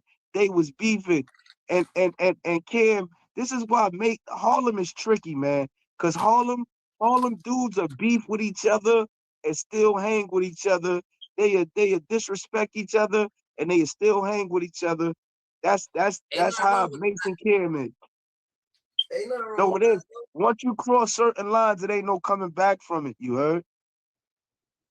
Yeah, but they get into the bag together now, done. So they get into the bag. We can't judge nobody for what they doing. That's what we don't do. We can't clean dirt with dirt here. Nah, you don't. Let's say don't judge people, but guess what? We the biggest judge. Is I rock the dog. I rock. You want to send something to my IGs? I rock. Go ahead, you can send something. Look up I rock, and then you find me. What we doing? LOAF_LYFE_MANNY. Holla at me, Loaf Like Manny, Instagram. Go ahead. All right, bet we gonna watch a little bit of this right here.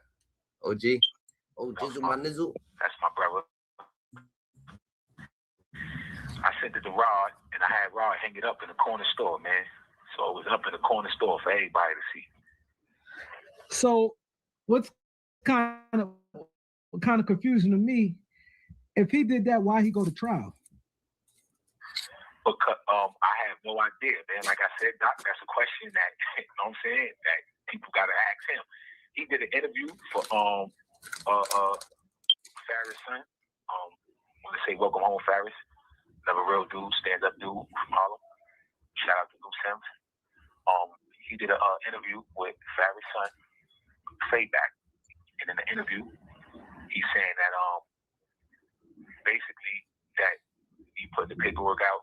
It's a family situation that needs to be dealt with family, this, that, and the third.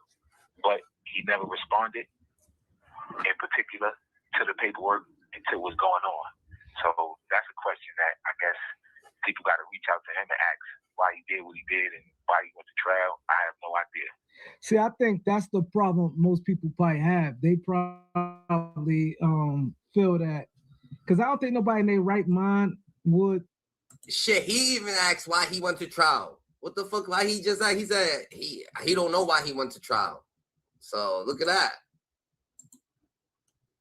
Snitch and then go to trial. Like I never heard of that. So that's why I guess a lot of people, because after I got a little more, because I've been out all this time, I ain't never heard nothing about it till now. So you said you gave Cam and all these people the paperwork in 2008.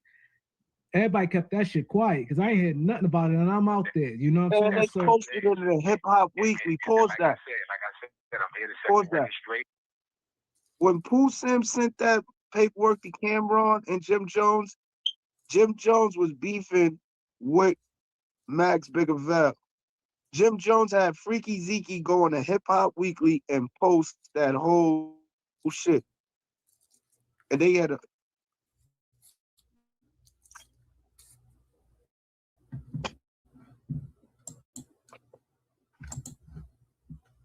on your joint, Doc, so I'm going to let it be known. All you got to do is holler at Kev. I gave Kev the paperwork, too. I told you I gave it to Hardy. Hardy will tell you I put it in the magazine. Kev seen them. He was out on bail. Kev seen them on 139th and Lenox. He was in front of the chicken store. He was in his car. He stopped at the light. Kev went to go holler at him, went to walk up to his car. He pulled off and went straight down 5th on 139th. So he stopped coming through the hood. He wasn't even coming through the hood or none of that. You know what I'm saying? So like I said, it's been out there and it could be confirmed. All you got to do, like I said, you can hit Kev up, hit Hardy up. They gonna tell you, man. So, okay, now he didn't tell nothing on you. He said something about the girl, right? Nah, yep. He didn't say anything about me. They came looking for him about. Her name is Gina Conway, our co-defendant. She's currently home. She received 18 years in exchange to testify against me and Max at trial. She didn't go to trial with us. Me and Max went to trial together. But what happened was they came looking for him and they start asking her. This is Pooh Sims. This is the person that whacked 100 and everybody saying that got the paperwork. This is Pooh Sims talking himself. He let us know what's still going on. He's giving us some dialogue. Questions about me and him, and they was asking him, where did she work, this, that, and the third, and he ended up turning her in and telling information pertaining to her. So by him turning her, I'm sorry, go ahead. Go ahead. No, I'm saying by him turning her in, that's why she's saying she cooperated with her. Huh? Exactly. So when she turned them in, she gets in the precinct. They promise her, we'll let you go home. You tell us what we want to know. We already know what's going on. Your boyfriend, Charlie Wingate, told us where you was at, how we think we caught you. And that's when she started telling them all this nonsense about implicating me and Max in the case. Frustrated with the way you currently file your taxes? Oh, damn, the Dada Max, bro. And this shit been out, too. This is crazy. This shit been out. But people don't, I'm going to tell you this. People don't want to be involved in a person who, people's doing business, bro. Business is business, professional business, professional business. We can't pick and choose or tell people how to conduct their business. Like, people ain't on that smear campaign hurting people. He told that's on him, that's on you, that's on them. Niggas ain't living like that.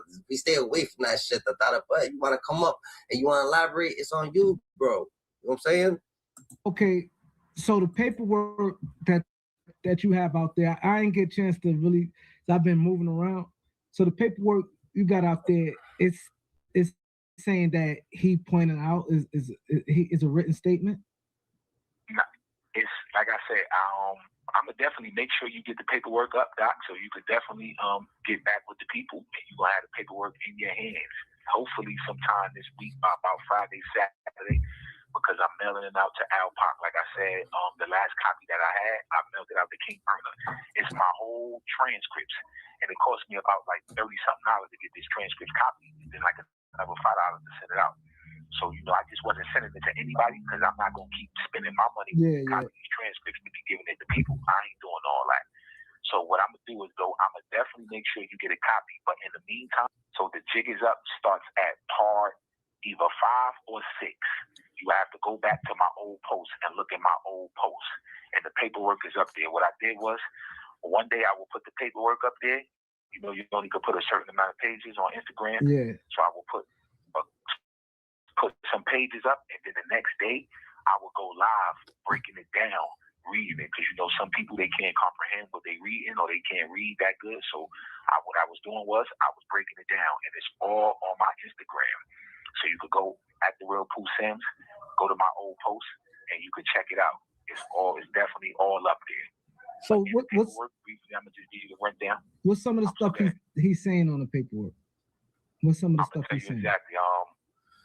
Long story short, they went to his mom's crib looking for him because they didn't have an address. His mom told the police where his address was. They go to his address. He was on his way to the studio where Jim Jones was waiting for him, and the joint where Pac got shot up at K.A.R. So Jim was worrying why he ain't been. He's not there. You know what I'm saying? They on time or whatever. Studios get paid for.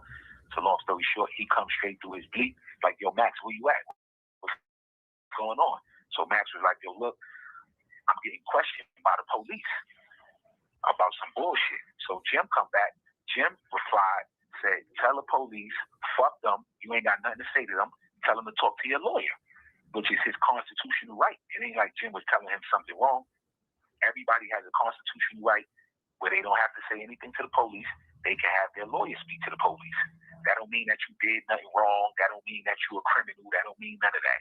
That's your constitutional right for those that don't know. So long story short, when they heard that, they heard lawyer come into play from Jim. They wanted to know who Jim was and asking all these questions. They gave Max their card. They said, look, if you want to talk to us on your own, give us a call.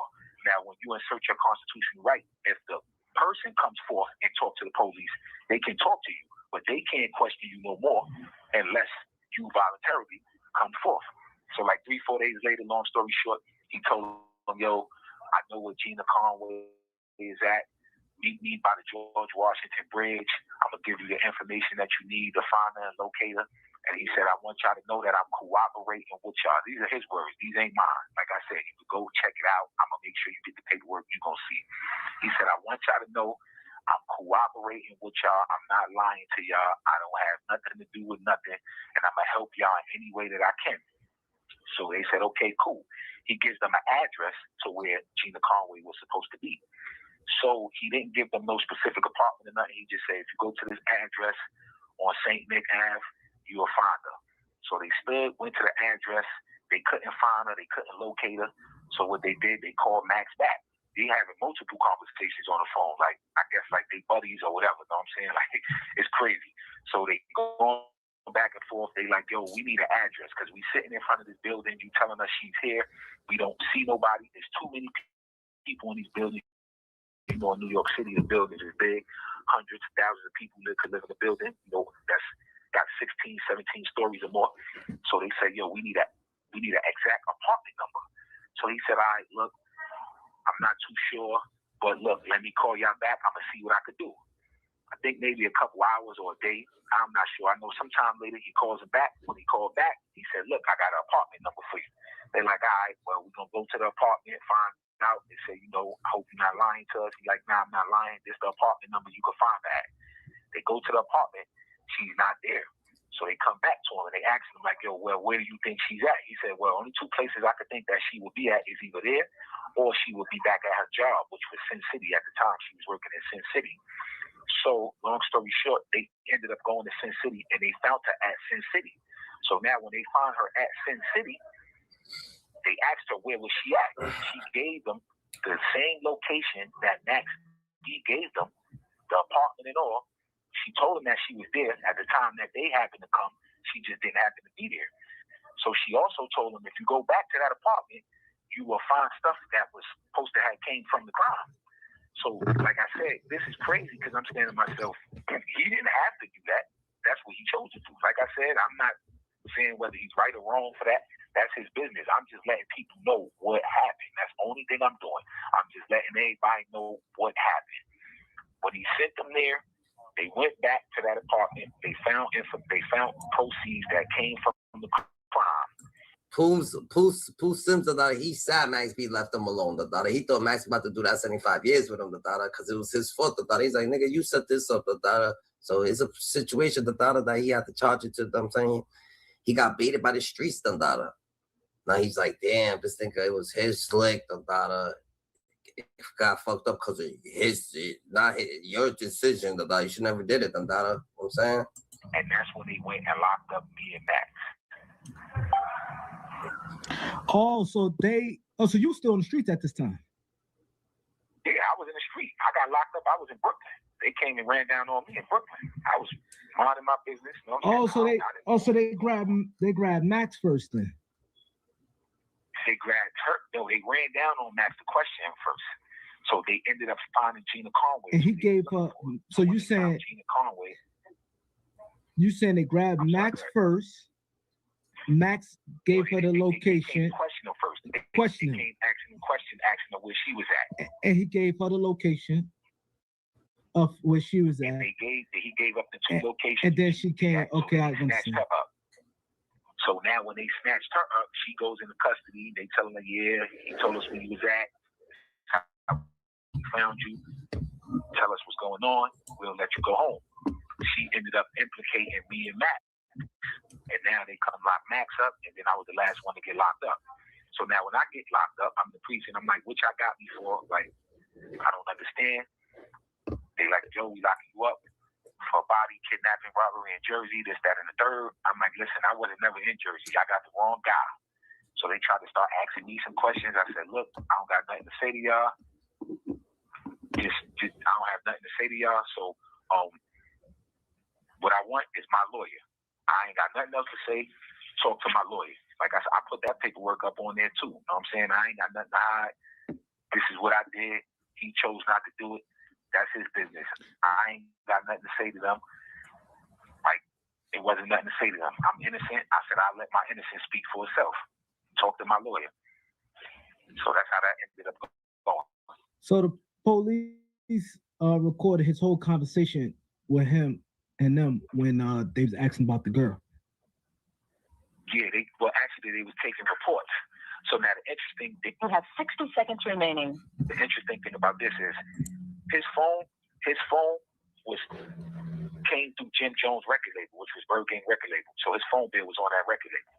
So I'm about to put. I think because the girl got locked up, and the girl said and the girl got locked up, and then she said Max B, and then he got locked up last. That's what he was saying.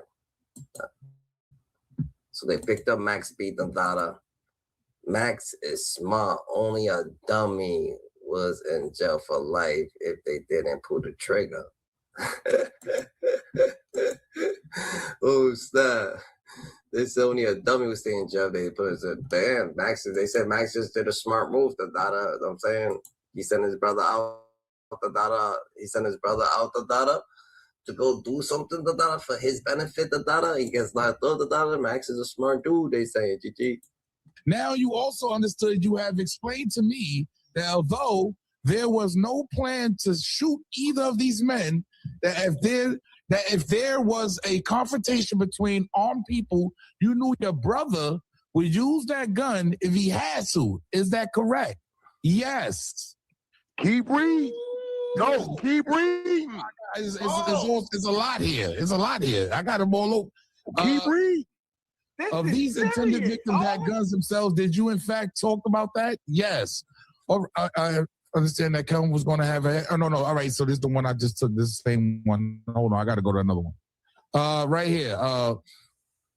Question: Mr. Leadham was going to go over to the state of New Jersey, and he alone with Gina Khan were going to try and steal money from a couple of individuals. Yes.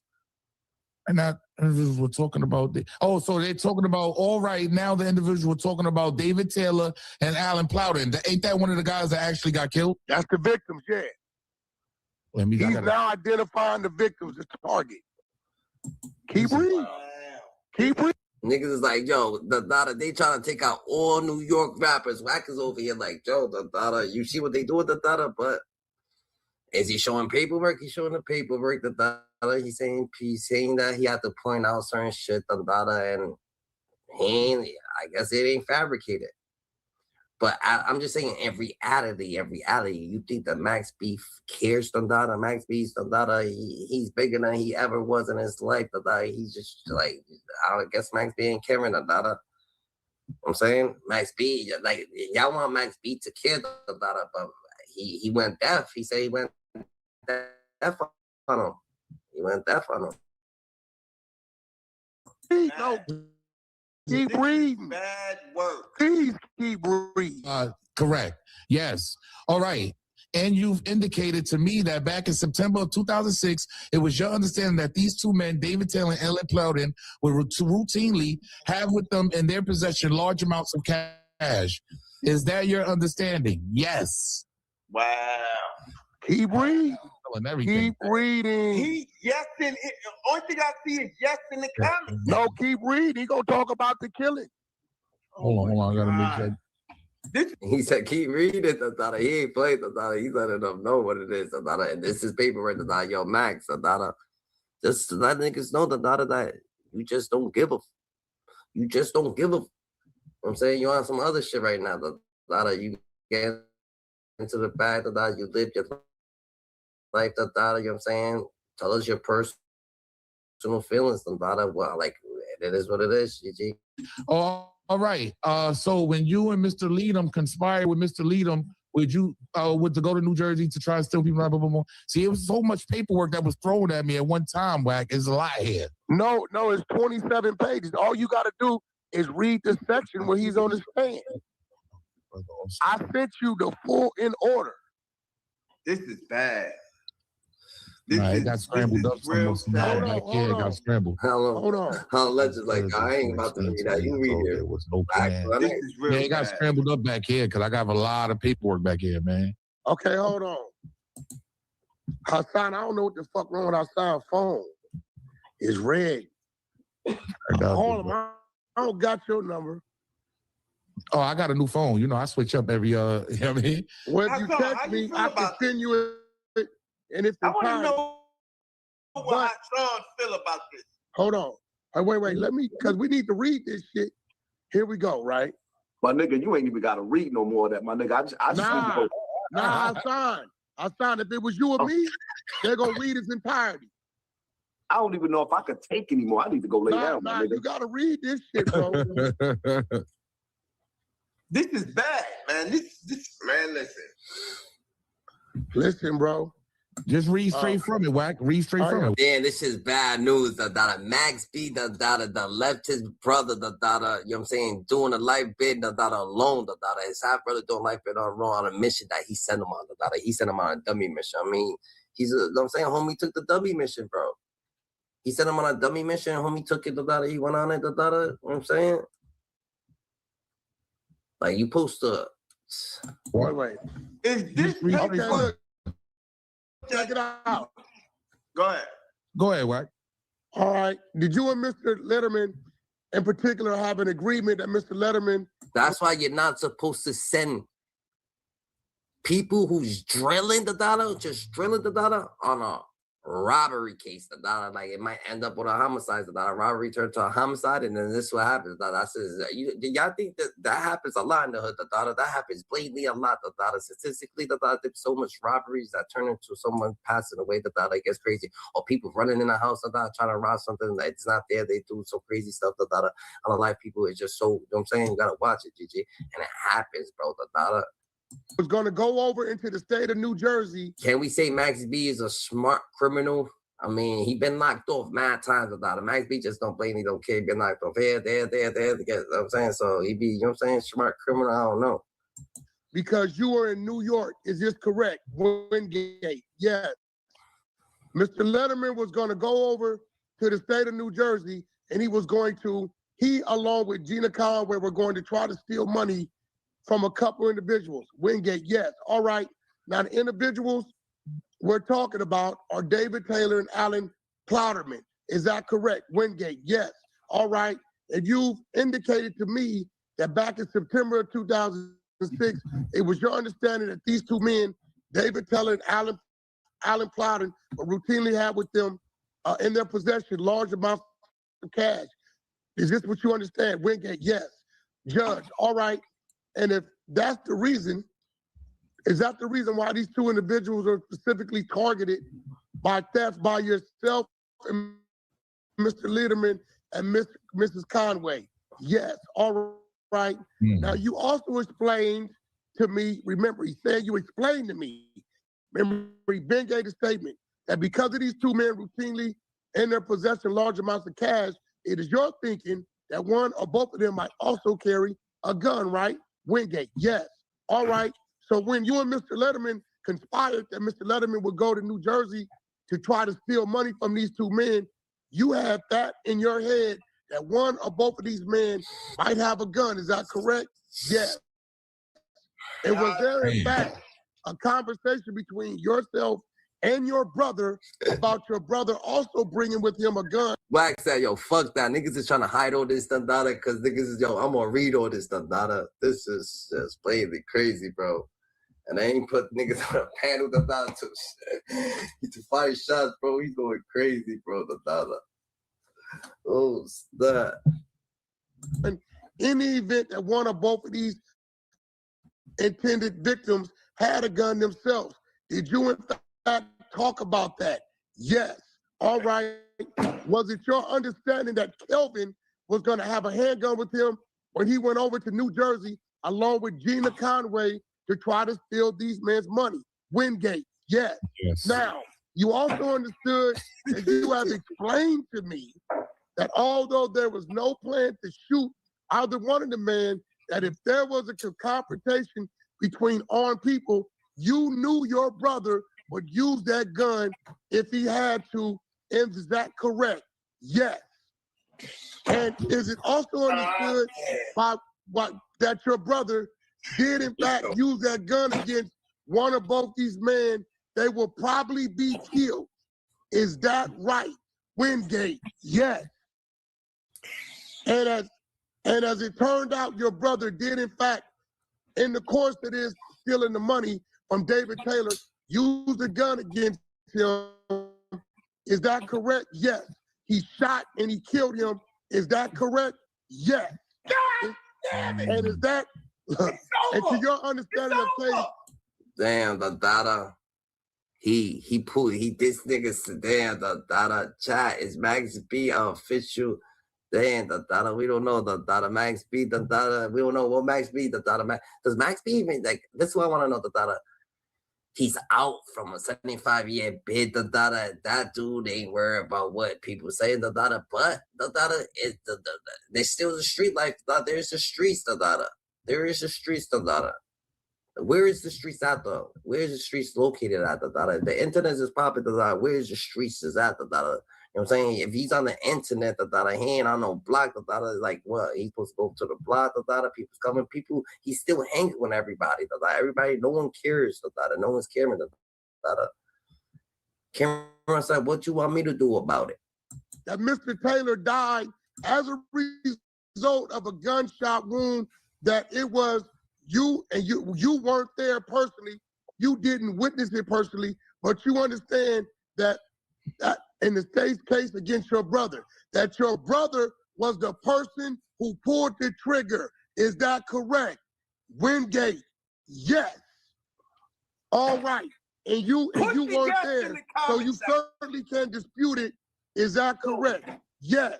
Okay. Are you satisfied based on all of the information? Are you satisfied that you are in fact guilty of aggravated manslaughter by way of what's known as conspiracy? Max B said, yo, fuck that. Y'all gonna hit me with the robbery charges. He ain't pulled the trigger, the daughter. He said, I ain't tell him to pull the trigger. I don't know why he pulled the trigger. I don't even understand in his mind what he had to do to pull the trigger. Why the hell did he pull the trigger?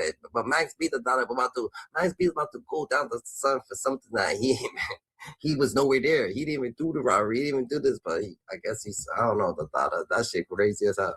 Accomplice liability, and that what I've explained to you, I'm satisfied. Yes. Listen, bro. I'm sorry, y'all, too. All the paperwork is scrambled up back here, but yeah, that's basically what it all says. Hold on. It get nasty. Like we said, yo, you be fucking damn, the daughter. If he was going down for something, he ain't do the daughter. Him and his brother, the daughter, already down the drain, the daughter. 2 lives down the drain. He said he couldn't deal with that, the daughter. And he's Max B, bro. He left Pooh Sims, the daughter. He said, yo, Pooh, the daughter, I'll catch you later, the daughter. Faster than that, right? They go to talking about who's going to take possession of the files, right? Let me go down here to the page. This is bad. This is really bad. No, but here go the thing. Where's Pistol Pete? Where's this nigga? Where's everybody? Where they at? Now that you put out the real paperwork with straight up, and people can go out and get this, right, Wack? That's the fact. Okay. Just want to make sure, like, we want to cover all angles, make sure, what I'm saying, everybody can get their hands on this. Okay, watch this. Want to see the court. Watch this. Watch how nasty this gets. The court, all right, I have one final. First, I want to thank everybody. One final comment. Last time I was here, I said that the court is not to be responsible for Mr. Wingate's file. Yo, Hassan didn't. Hassan just over there. He ain't even blink once. The daughter. He just like, damn, the daughter, your daughter.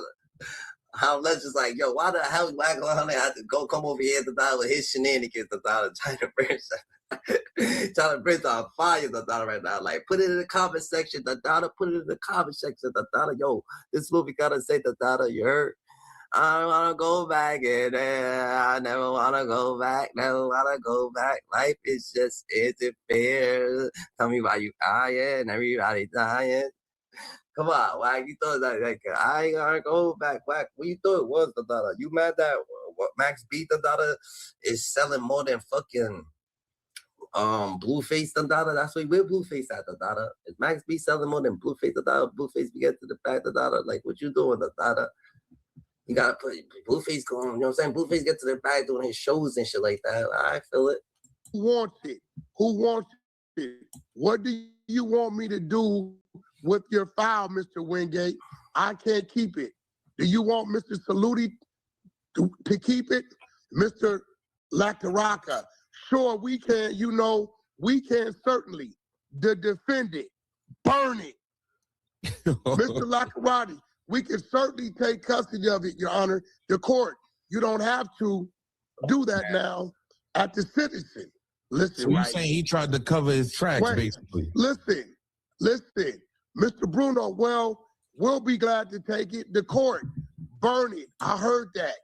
Yo, you can't get mad at Wack. Wack is reading paperwork, the daughter. Like, ain't no bro, ain't none of that. The Wack is reading paperwork. We can understand the daughter that Wack. You saying that Wack is an agent, the daughter. So if Wack is an agent, the daughter, he understands the daughter. He's getting he got the paperwork from Pooh Sims. Pooh Sims said that. I ain't saying that he's putting it back. Period. The daughter. Reality is reality. The daughter. You know what I'm saying? Pistol P says he didn't tell the daughter. Mr. Killer Rat said he didn't tell the daughter. So y'all want to, you know what I'm saying? You could believe Pistol Pete, the daughter. You could believe these people, the daughter. Like everybody's, you know what I'm saying? They get it watered down, the daughter. People's growing, the daughter. They looking at life like they don't. That situation has nothing to do with them. So why would they even care so much, the daughter, to elaborate on it? They gonna steal Max Speed, the daughter. That's what they feeling. But that clerk, yeah, it's on the record. He said burn it, the defendant. Listen, bro. Listen, my nigga, in 050, you shouldn't be embarrassed. This ain't you. This ain't nobody on this panel. This ain't me. I'm just. This is one individual, bro. Niggas, listen. If y'all find some shit on the nigga over here, it ain't let them run it first. Nigga, we in the YouTube streets. These niggas running around here playing like they somebody they ain't, pointing the fingers at everybody, right? Nigga, you run that. That ain't nothing on LA. That ain't nothing on New York. That's that individual. So it's not an East and West thing. No, never an East and West thing when we dealing with this shit, bro. Yeah, it's who you is. It's snitches, it's pedophiles, it's all kind of people everywhere in the world, in our country. Now, I think they just taking it in, the daughter. Pause. No Diddy. I don't think that they actually judging Max, the daughter. They just saying that, yo, Max, this is what's happening. Whack 100's explaining what happened in the daughter, so they giving their reaction to it, the daughter. You know what I'm saying? They ain't really say too much, the daughter, but Hassan is standing like, you know what I'm saying? He's doing his thing, the dollar. Harlem Legends on his thing, trying to bring just, you know what I'm saying, giving his reactions to it, just like anybody else, the dollar. Like, Max B could come up the data and, you know what I'm saying, hit the panel too, the data, and elaborate like he wants to the data. Ain't nothing the data.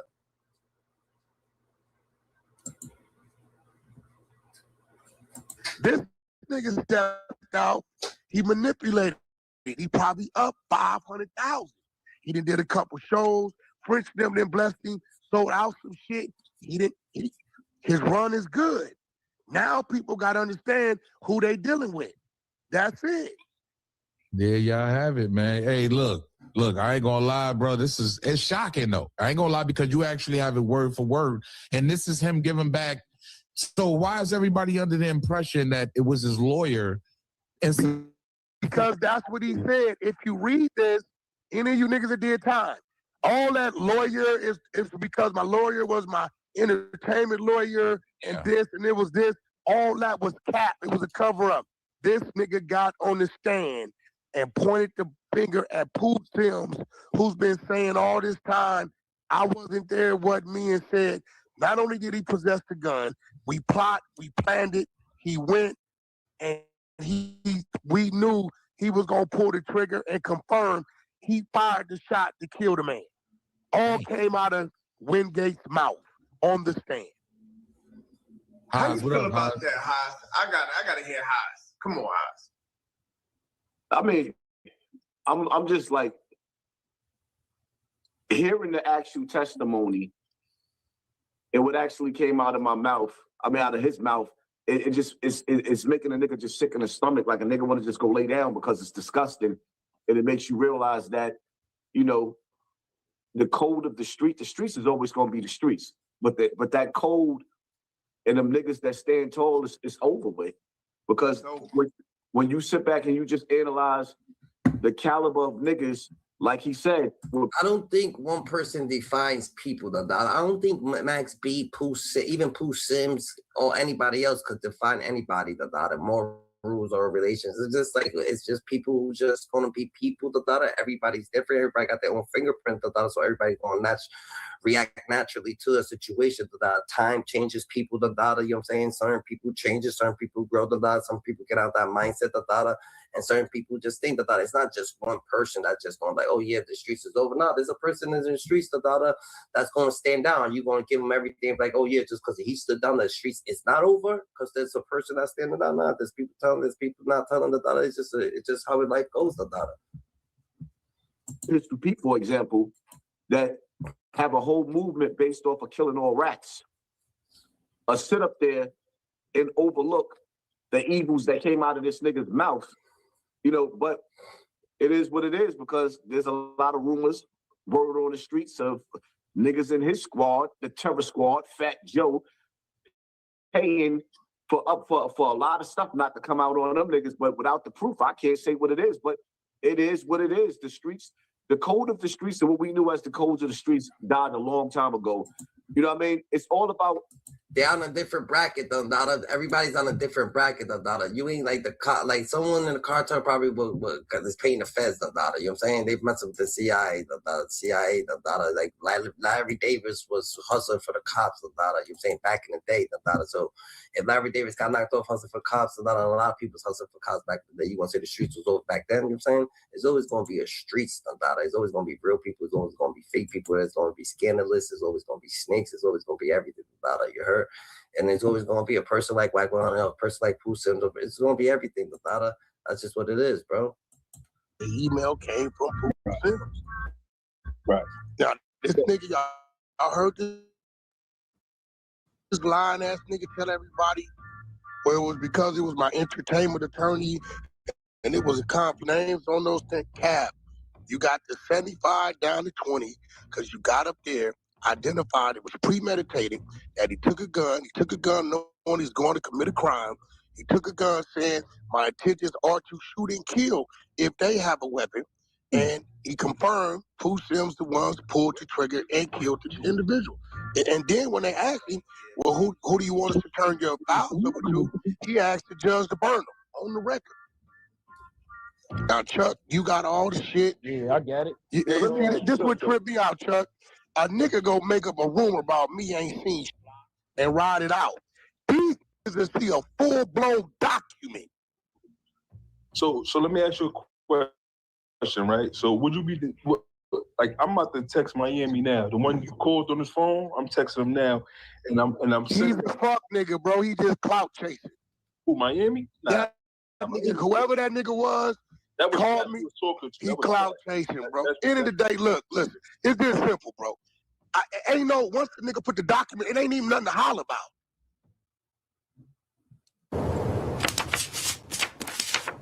I mean, people don't make the law, bro. People can't make the law of the land, Dada. This is what it is. You trapped, Dada, right? Whoever traps from fucking, wherever traps from, Dada.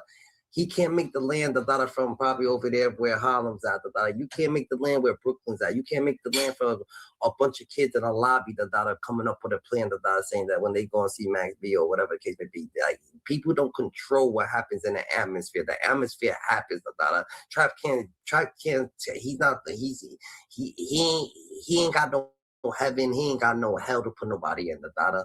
So I'm saying he can't say, oh yeah, this person's not a rat or this person is a rat. No one's looking for nobody's thing. It's there, you take it, you know what I'm saying? You run with it, People go harder for other different situations because this situation is a little bit like, oh yeah, this dude did 15 years and then like it came out that his case got turned or overturned and this and that, So it is what it is, But ain't nobody hold the key of the streets, and tell the streets how to maneuver the data. I'm saying.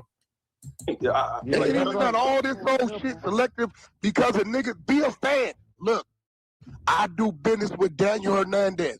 And everybody could act tough to a real one, but a real one's always gonna tell you. So it's like trap it, or all these people, or even Pistol P or someone like nigga, you can't kill everybody, bro. So it's like, you know what I'm saying? Even like that's to everybody.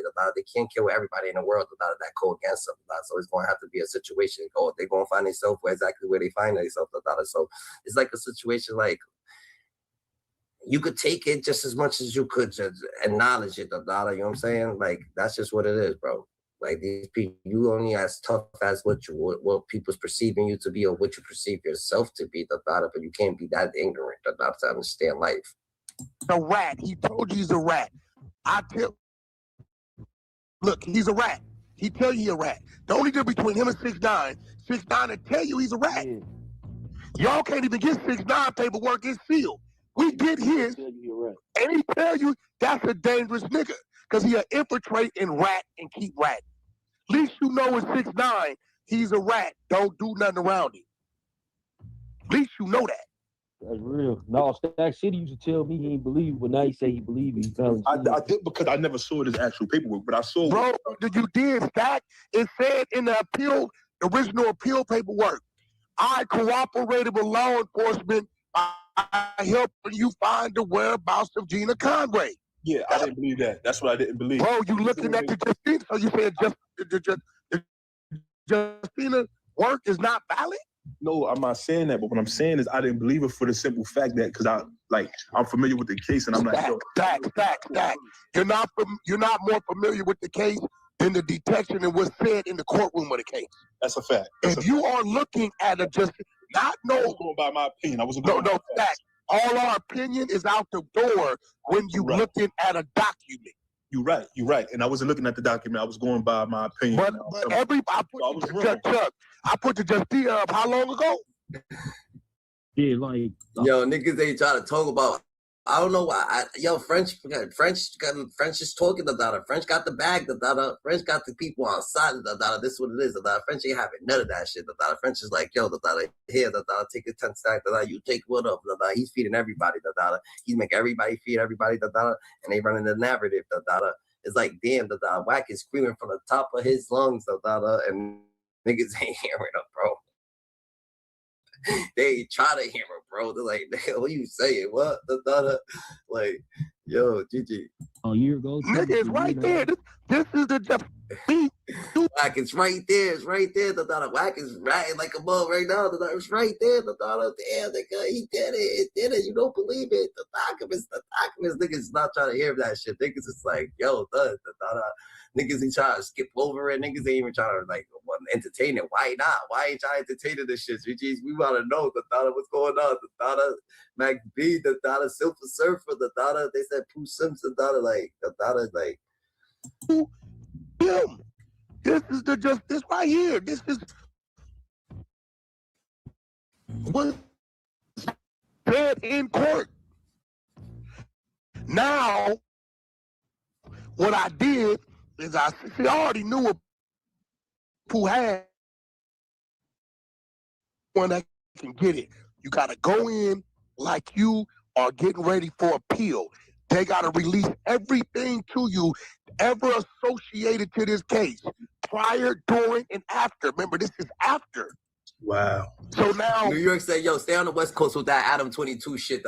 Yo, you want to do Adam 22 shit? Niggas is like, yo, niggas ain't hearing Whack. Whack is over here waving the picket fence, stomping, Max Speed, Max Speed told, he told Pooh Sims, niggas is like, yo, went deaf on a nigga, I guess they really went deaf on you, done. Pooh is, because the statements dude gave, if Pooh ever try to go in for an appeal, they can do a reset and book him even harder. Yeah. Because now your accomplice has said you premeditated, went over there with the intention to rob and shoot to kill if need be. Now that's a nastier charge. They couldn't prove that prior to. So Dandada said, so if you can't use that in court against his brother, so is it telling? But then they saying the girl, cause Max B set her up. They supposed to be too. So he's trying to say that it's. Can they say Max B's telling on Pooh Sims? Then they gonna say Max B's telling on the girl, which one? Y'all gonna keep running these narratives saying that Max B's telling this, I mean, the documents is right there, you could take them, you could leave them, saying we got a person from the other side of the fucking globe, on Max B tell, we don't know why is this happening, you know what I'm saying? Maybe he got paid for it, so that's just what it is, maybe he got the slander is there, He could have said it was self-defense, like Now he eliminated all of that. He could get that life off him. And he can't get none of that off of him. That's how we got the 75 to the 20. Well, I'm saying, like, if stacks. What he's saying and what happened was the reason why he could have got the 75 off because it's premeditation, it's murder one. You can't say it was by mistake or happen, son. You plan to do this, and he said you plan to do it. And if you ever try to go back and take his shit back, he got to come. No, Rudy, it's worse than that. Now, if Pooh go, nigga, Max B saying I ain't do shit, Max B said he ain't do it, he wasn't even dead, so why the fuck did he just spend 15 years, already, down the drain, he an artist, like, Pooh already know what he was looking at, for the last 15 years, like, they wasn't gonna get no appeals, you know, they had to work some different type of narrative, so maybe that's what it is, GG. If Pooh goes into the courtroom and files that, they didn't have this information prior to use the premeditated clause on him. Now they can book him, and if this comes with life or death penalty or life without, they're gonna give him more. Yeah, so his hands is tied. His hands, he can't do nothing. He can't do nothing. Right. But what I'm saying is, before Max took that plea, they could afford it, and he could have basically yes back and took life off and got numbers. Yes, he could have did that. He can't do that now because now Max told him we discussed the robbery. We knew he was going, I wasn't. We knew why we was going. They were known to have money. We knew they might have a gun to protect their money. And Pooh Sims said, if they have a firearm or this, that, I will shoot to kill. Did he shoot to kill? Pooh Sims fired the shot to kill them. That's crazy, though, because Whack 100 reading the paperwork that makes Pooh Sims look even more worse than that. So when Pooh Sims goes up to that, you're already looking worse. Look at what you're talking about that. Why would you want this to come out to that? Now they looking at you even worse, bro. They're gonna look at you even worse, bro. This nigga want this nigga to say, yo, yeah, if he acts up, he's automatically going there to do that, like it was premeditated, it's a rizzy, but Whack said it, so Whack don't care about you, Pooh. Why the fuck you got the wrong person to advocate your shit, JJ? Now you gonna see now Pooh's gonna end up in a bad situation, Pooh Sims gonna end up in a worse situation. Whack's gonna be advocated that shit, so. Damn, and he can't get away from this because that's why he quiet. The nigga didn't block me. He ain't never blocked me. Hey, yo, but listen, but now he tried to double back and call French, right, Chuck? Yeah. You know what French told him? What? Wax sent it to me 3 days ago. I just been watching the show, bro. Yeah. But French, I already know French know what's going on. Nah. French didn't know this part. And French, if you believe him and you don't know Max like that, what you think French was doing? Because on that K.A.R. rap, he tried to allude that he was like, yeah, he exhausted all his appeals and shit. Like, oh, no, see now, here go the thing with him, Pistol Pete. And I've been knowing this nigga a while. He got to come out and wild out on this nigga. Lying ass nigga. I took your word for it. Because if not, you looking crazy. Yeah, but we're finding funny is trying to pull. You see how Whack 100 trying to make people do shit. Pistol P gotta go wild out all that shit ain't happening. Nigga, you're not in New York. Nigga, you're not in New York shit. You're not in New York lingo. These dudes they already got. I'm saying they in it together. French, Fat Joe. So maybe they Pistol P all these platforms. Maybe these people they got a hand and you don't understand what's going on.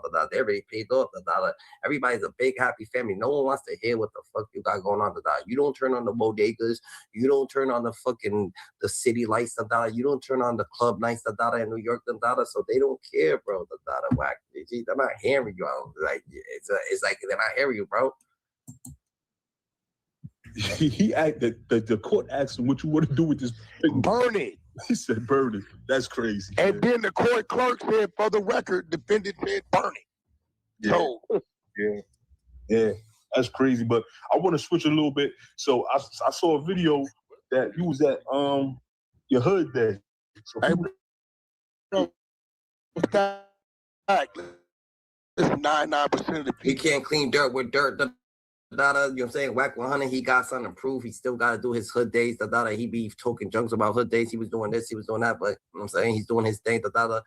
It's just imitation. If you want to be something, that you be it. You want to be the person that's hanging from the store, chilling. That's just you. You're the person drinking a beer. That's just you. You know what I'm saying? You don't gotta be the person drinking a beer because the person next to you is drinking a beer. Like, you know what I'm saying? So people just want to do certain shit so you could believe they lie, so you can manipulate you easy at the ladder. But you know what I'm saying? You gotta watch it, GG. You can't clean dirt with dirt. No malice in your head. You gotta think clearly. I've never seen clearly now. The rain is gone. Life. There's nowhere in the world that I can't go when I want to go. I'm always down in that little raggedy ass rat hole. And the only niggas that's in the ghetto every day, and they forced to never, right? My line of work, what I do, my bills and my business, nothing requires that I go to a ghetto every day, every month. Now he's talking shit. Now he wants to talk shit about people. You was just one of the New York ghetto to help you tarnish Max B. Now you coming at him, calling her a rat hole. That's what you gotta watch. Whack. You see, flip flop. He's gonna show you his true colors. True colors is gonna come up. Whack. Go ahead. Keep talking your shit. Keep talking your shit. Showing your true fucking colors. This is what you really was thinking. You don't care, bro. So you want everybody to cheer for you, go on your side, but you don't even give a fuck, but Max B's over there. So they're like, yo, he cares, you know what I'm saying? If he did something, he's still over here caring, so what are you doing? Talking shit about it? He's calling it a rat city, a rat hole, you don't want to be there, you will never be there. What are you talking about? So when I need to go to the ghetto, or I need to go where I grew up at, I simply get in my car and I go down there. 90% of the time, I just have whoever I got down there deal with it, whatever it is I need to deal with. They holler at such and such, tell him whatever. Other than that, I'm going to go where I want to go. That be y'all running around here making up shit. You niggas ain't never been to my city in life. That's y'all be talking. Ain't nowhere I can't go. I'm the biggest nigga come out of that little city, man. That city only 3% black, man. Don't let these niggas fool. These niggas be out here fooling niggas. And I've been like, look, bro, tell the truth. A nigga could drive down Crenshaw and Slauson and stop at every light with $1 million of jewelry on. Nigga, ain't none of this shit was back when I had to do it. None of this shit. It's niggas coming out of the jungles with spandex and poodles. They push all these niggas don't want to tell y'all the truth.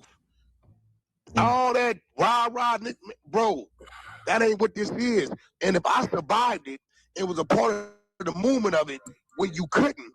You think I can't go to my neighborhood down there? Like, you know Wax's a real official gang member, You don't believe him, he's gonna force you to believe him, He's gonna try to fucking interrogate you, nigga. You wanna take this, He's gonna interrogate you to believe this, They ain't playing, Was popping piece of love to G, standing on business, so he ain't playing none of that, Look at Wax,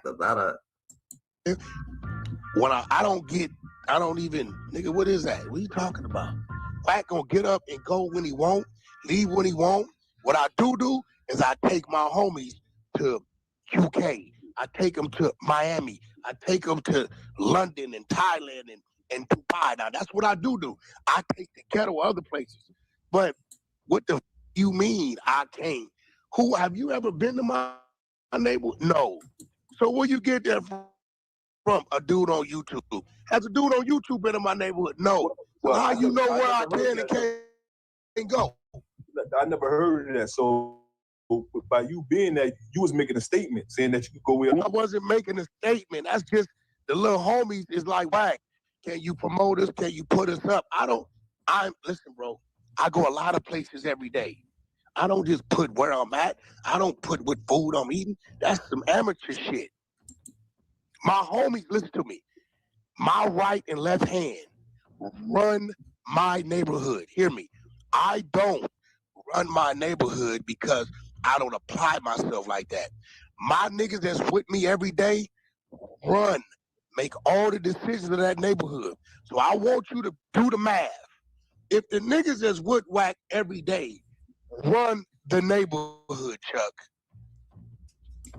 let's say you're just chilling around, da. What the hell? You could be a good guy, da. You was a good guy, da. You stood on the way, da, your whole time, da. What the hell? That's what it means, da. What you want? Like, what the fuck kind of narrative? What you want us to say? That's what it means. I was a ass nigga built like Urkel. I know niggas that never came over, that never did no crime, da. They good ass people, da. That's why they got to stay around, bro.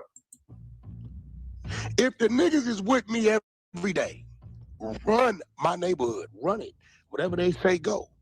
I don't apply myself like that because I don't want a Mexican cousin named Rico. But that's their thing, right? What you mean I can't go to my neighborhood? The niggas that run my neighborhood is with me every day. I'm fighting them niggas because I'm trying to get them niggas out of the neighborhood. We argue every week. R&B will tell you, hey, dog, what y'all niggas down there all day? Hey, you know what I'm saying? I'm trying to get them out of there because I know what it's going to lead to. Yeah, that's real. Right? So now I'm a nigga that come from running that neighborhood. Like I ran yards. You ain't never heard a story of a nigga taking nothing. All the story. I'm not a dope dealer. My rep was violence. Right? All my little homies, they my homies' daughters and sons. So when they see me, they call me Uncle Wack or Cash. Why? Because when they was in the first grade. All right, bro. Like, what the fuck, da? Because kids call you Uncle Wack, da. Like, what the hell? You so happy they call you Uncle Wack, da. We feel it, da. How sweet. Like, get to, like, what are you saying, bro? You was talking about fucking Max B, da.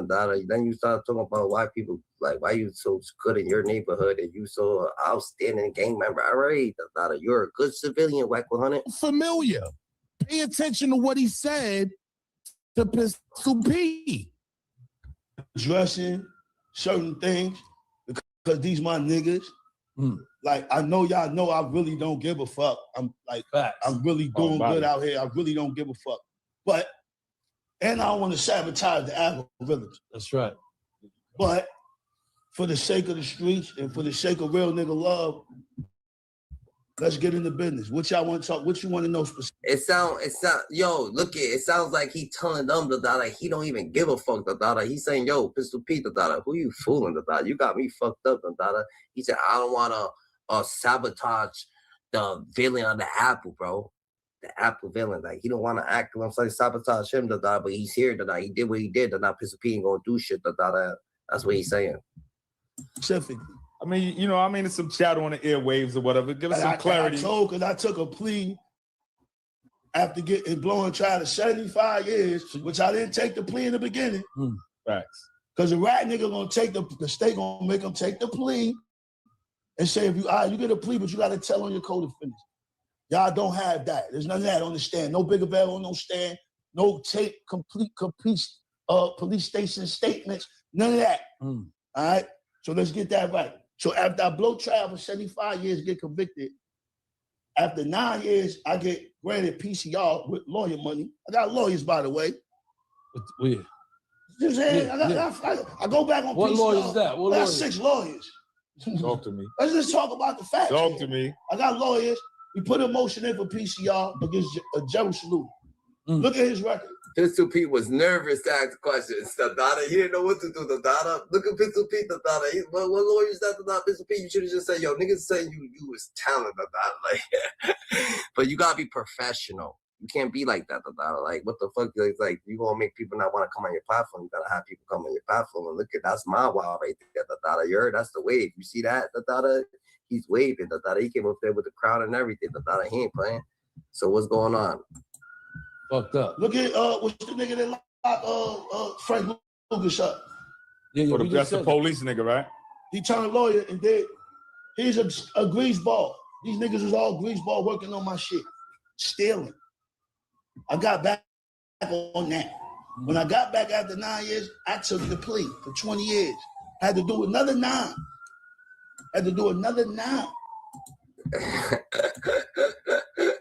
He said he don't even care, the Dada. He ain't worried about none of that. The Dada, what's good? The Dada, what's poppin'? What's that? They got that shit going on, ain't it? Mm-hmm. Yeah, the Dada, they got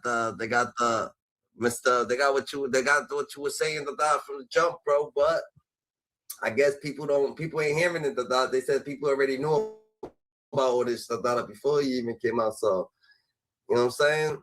The Pooh Sims brother, he's saying that I guess after the 15 years, the Dada Max B did the overturn, the Dada, so overturned the case of Dada, so he ratted on the dude.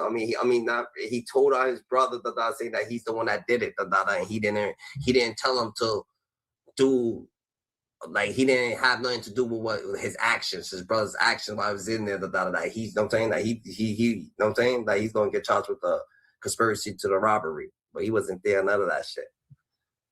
See, Max B tried to tell everybody straight up as a man that he took the plea. When he said he took the plea, he just told you in so many words, bro, whatever was inside that plea, I took that shit to come home, bro. Fuck that shit. He told everybody, I took the plea. The same thing what Gunna took the plea. I'm telling you, right, he took the plea. Whatever in that plea, that's what you plead guilty to. Like, he said he never got on the stand, he ain't have to. Your statement was like gold, nigga. Fuck you talking about? Like, nigga, you ain't got to. People don't even care about none of that? People ain't worried about that? Man, like that man said, man, that shit, it's over with, bro. It's over with, bro. You can't go to picking and choosing who you go do that to. He did it, he did it. It doesn't matter anymore, bro. It doesn't matter, bro. That shit don't matter no more, bro. It matters to people that feel like, oh, I can't fuck with you if they got paper. You know what I'm saying? If they got motion, you know, like how Future cut Boss and Richie off and all that. Like, yeah, it matter like that. But that's one person. Like, who gives it? But man, listen, they try to do the same thing to Gunna. What happened? They blew Gunna up, bro. That shit don't matter, bro. It don't matter. Doesn't matter anymore, bro. Because it's the streets, it's the internet. So you can't hold nobody accountable for no real cartel street codes no more. That shit over, bro. They tell all the time. They tell every day in rap songs, Instagram, social media. They show their money, they show their guns, they show their drugs. You can't call nobody no snitch. Y'all snitches, nigga. Fuck you mean? And that's point blank period. Nigga, the whole game got changed over, nigga. Like, it doesn't matter no more, bro. The internet is anybody that do show shit. You don't go to work and you showing money, you snitching, nigga. Nigga, you dry snitching on yourself and you gonna have your team hot, nigga. Straight up. People don't understand that. You gonna have your team hot. He's on Pistol Pete. He's on Pistol Pete's Hills. I mean, people's on Pistol Pete's Hills because Pistol Pete, he's the person that came up with the slogan, kill all rats and shit like that. And Max B went there, but I can say Max B kept it. He went there and he said, yo, the Dada, I ain't here to sabotage Mr. Thing, the Dada, you know what I'm saying? He said it. He said it there, the Dada. He did say it. In so many words. He just, nigga, understand, dog. That man had 70-some years, bro. Whatever. Come on, bro. Niggas don't know how that feel, bro. Niggas, my nigga that will do that to get out, bro. Niggas don't understand. Niggas don't want to die in there, bro. There's no consequence on this earth that a nigga want to die in prison, bro. You feel me? I don't give a fuck. That's a man-made decision. That's not God's work. That's a human being putting you in jail because they feel like you wrong. That's a man-made law. Let me do 25, nigga, but kill me in this bitch, man. You got me fucked up. They ain't your decision.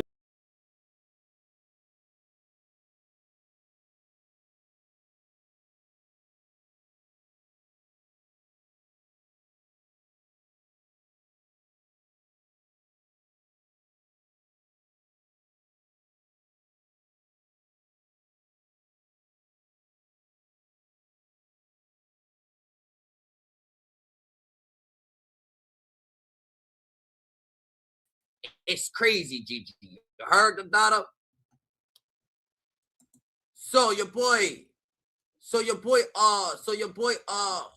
Max beat the data. He replies back the data. You know what I'm saying? He replies back the data. He says, Whack 100 been tripping, done. He said, yo, your boy Whack 100 just been tripping lately, Gigi. You know what I'm saying? So, Max B tells Whack 100, yo, go suck on your mother's dick. You know what I'm saying? He said, go suck on your mom's D-I-E-C-K, da. He said, your mom got a D, go suck on it, whatever the case may be. So niggas like, oh, I bet da. But this is what it is, da, right?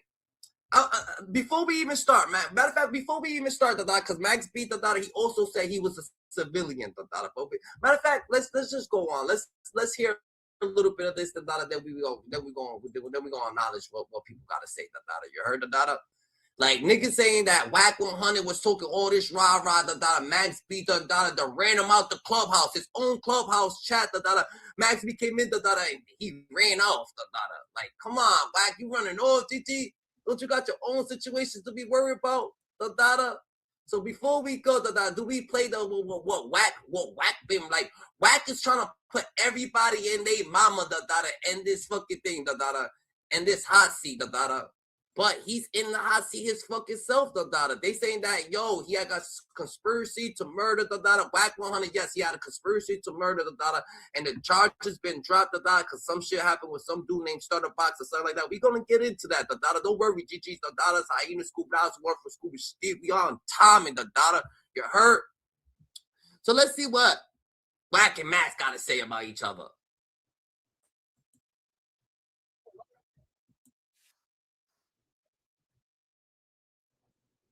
Whack's being a whack ass nigga right now. They said that he stopped fucking room. Imagine how that went. Like, Whack, what you running out the room content, for? plus, there's more to follow. Appreciate y'all tuning in, man. Let's get it. Well, Whack running out Yo, the room Black, what's up, man? No, we outside. Pizza face ass nigga. yo, Max, what's up? Hey, yo, Max, can you please explain to what's going on right now? Can you please? I looked over the paperwork, and you know what I said to myself? Me, Fox, and everybody in the room. I said, nigga, I would have took the same plea, nigga. I would have took the same plea. Just for the simple fact, I would have took the same plea because at the end of the day, I sat there 9 years, nigga, with you. You could have freed me, nigga. You know I had nothing to do with that, nigga. I sent your ass to go get about some money, and you did some dumb shit. And then now you telling me dropping that $1 million baby for 2 weeks. We gonna shake this shit up, bro. We ain't entertaining no. You see, Jay-Z never speak about negative shit. We ain't speak about these fake narratives and making all this corny shit. That's crazy, bro. Niggas is actually standing on business. They said, yo, you see Jay-Z ain't talking to that. Yo, how much you think that French got this shit to come? Because Max B, he's not lying. He's speaking up the Max B says he's a civilian. But one thing for sure and two things for certain that I want to know is civilians, civilians. So boom. Like all these dudes that get out of jail, right? Like they claim that they civilians now. They're like, nah, I'm civilian. I'm a civilian. You mean you're a law-abiding citizen? That you abide by the law now? If that's what you're saying, because even like the dude Terrence Gangster William, right? Terrence Gangster William, he calls himself a civilian. But what civilian has a chain that says snitches get stitches? Go ask a civilian. Go ask 100 civilians what happens to snitches. They're not gonna say they get stitches, bro. I mean, that's mandatory to call the cops for a civilian, right? A civilian, like that's what goes in their mind. Oh shit, someone's getting hurt, someone's getting robbed. Let's call the cops. Oh, I'll call the. They'll tell you to your face. I'll call the cops on you. You better get off my lawn. I'm gonna call the cops on you. So when these people come out, they saying they civilians. I just need I just need some logic points. You a civilian? Like where you coming from? I poked up like 10 niggas. I bodied like 20 niggas. You bodied 20. I don't know no civilians that got 20 bodies under their belt. I don't know no civilians that even told on 20 people. Like civilians ain't putting themselves in fucking people's harmful ways. Civilians just think they stick to life. You heard? So they just doing the right thing or whatever perceived to do the right thing.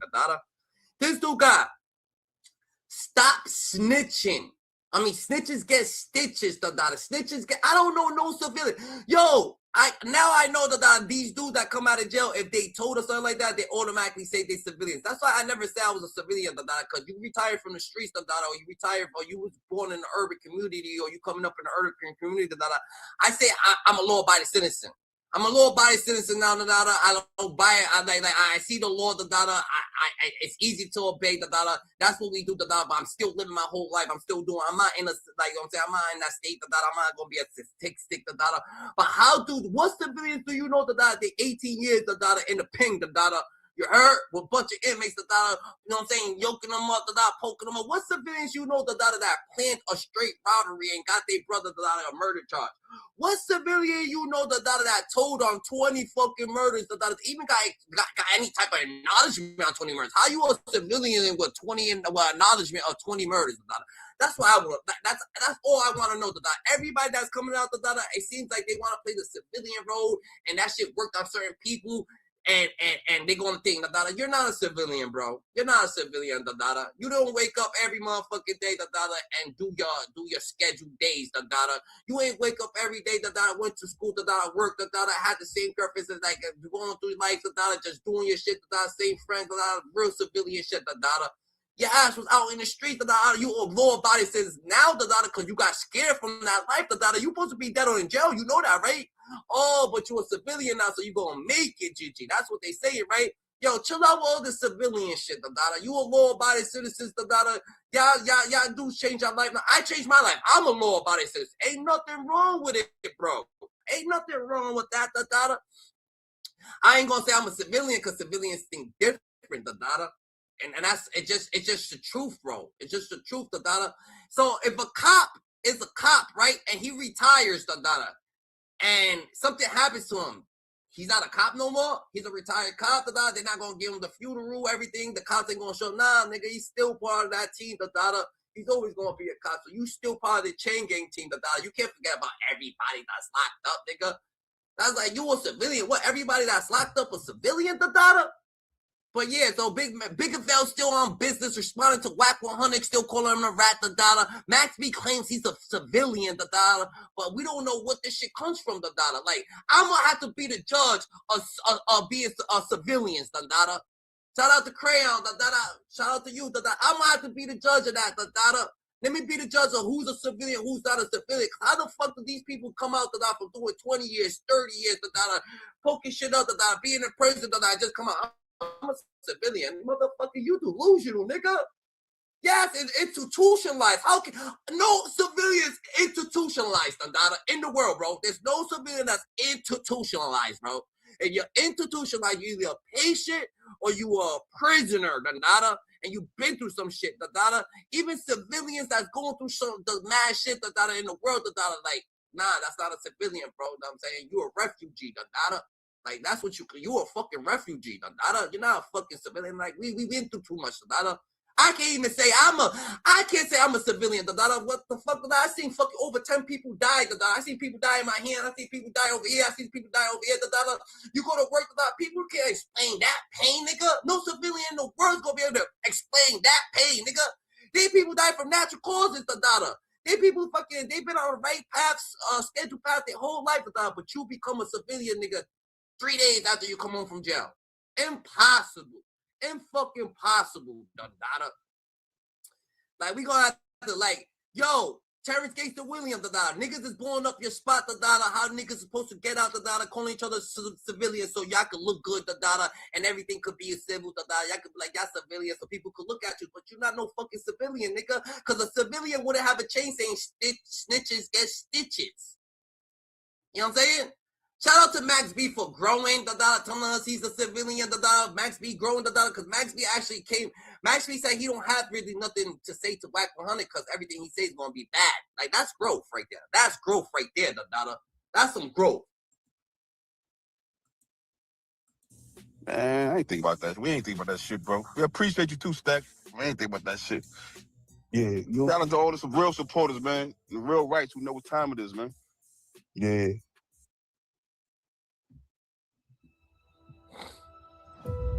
Matter of fact, before we even get into all this, before we get into Max B and shit like that, let's get into Whack 100 first, because Whack 100, niggas is saying that, yo, Whack, why the fuck are you over here, like trying to expose everybody? Like you're trying to expose people, you're trying to, like, you're really trying to expose people. You got your own shit to be worried about, Let's run what you got. Let's run your shit on you, Like, you know what I'm saying? Like, why the fuck are you trying to expose Max B when you got certain situations going on, GG? You know what I'm saying?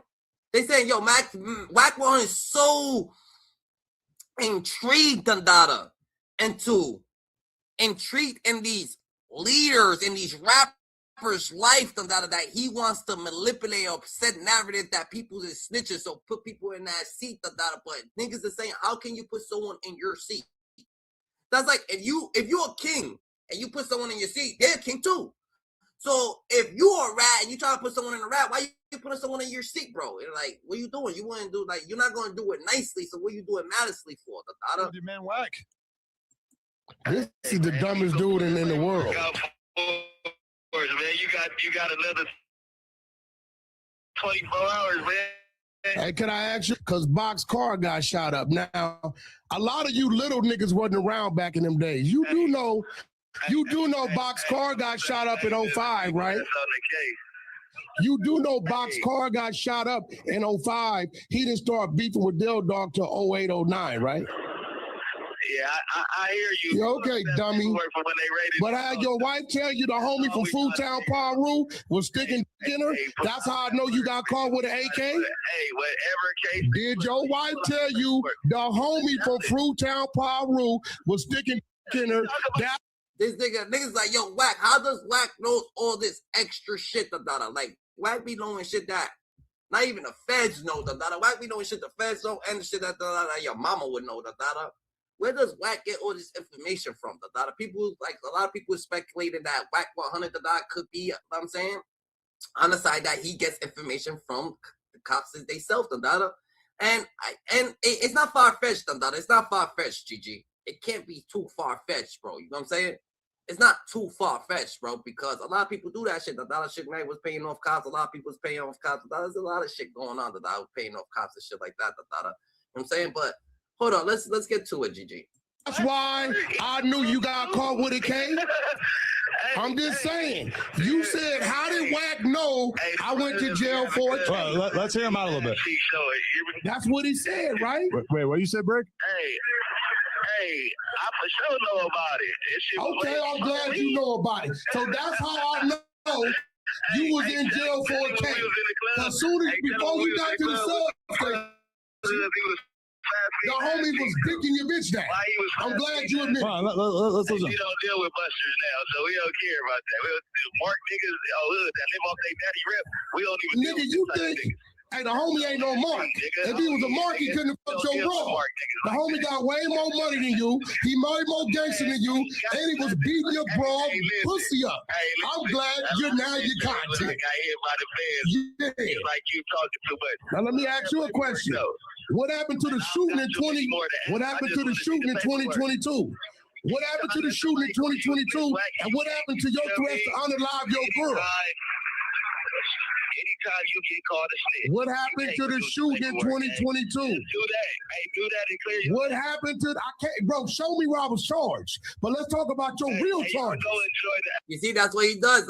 When people got him on, when people got him, and they got him on the side, they're about to, you know what I'm saying? He's like, you know what I'm saying? That's what he's doing, But is he wrong for that? He ain't wrong for that, But a lot of, you know what I'm saying? A lot of people say that he got a lot of shit that he gotta come up, speak about the stutter box situation. Y'all should ask him about stutter box. Y'all should be asking him about certain situations that y'all need to be knowing about You heard? So Max B actually grow the cojones to come at people though, and he's coming at your boy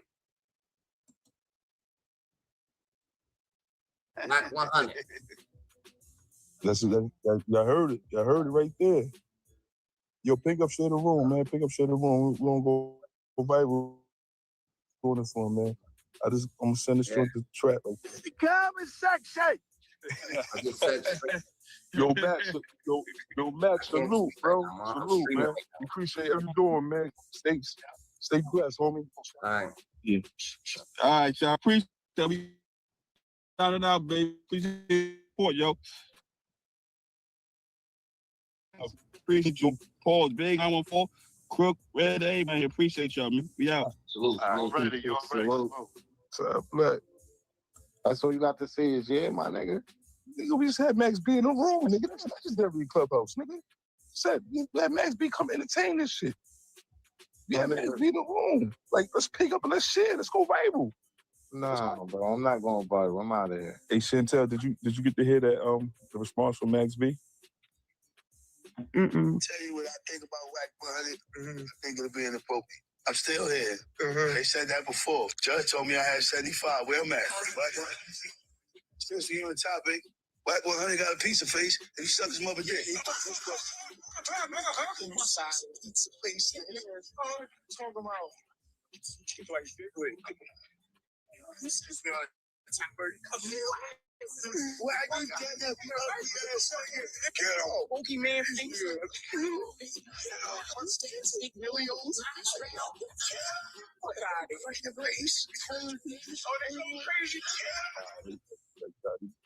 We definitely roasted nigga bad. Stack City House, man. Everybody follow the house, man. Max B violated Whack 100.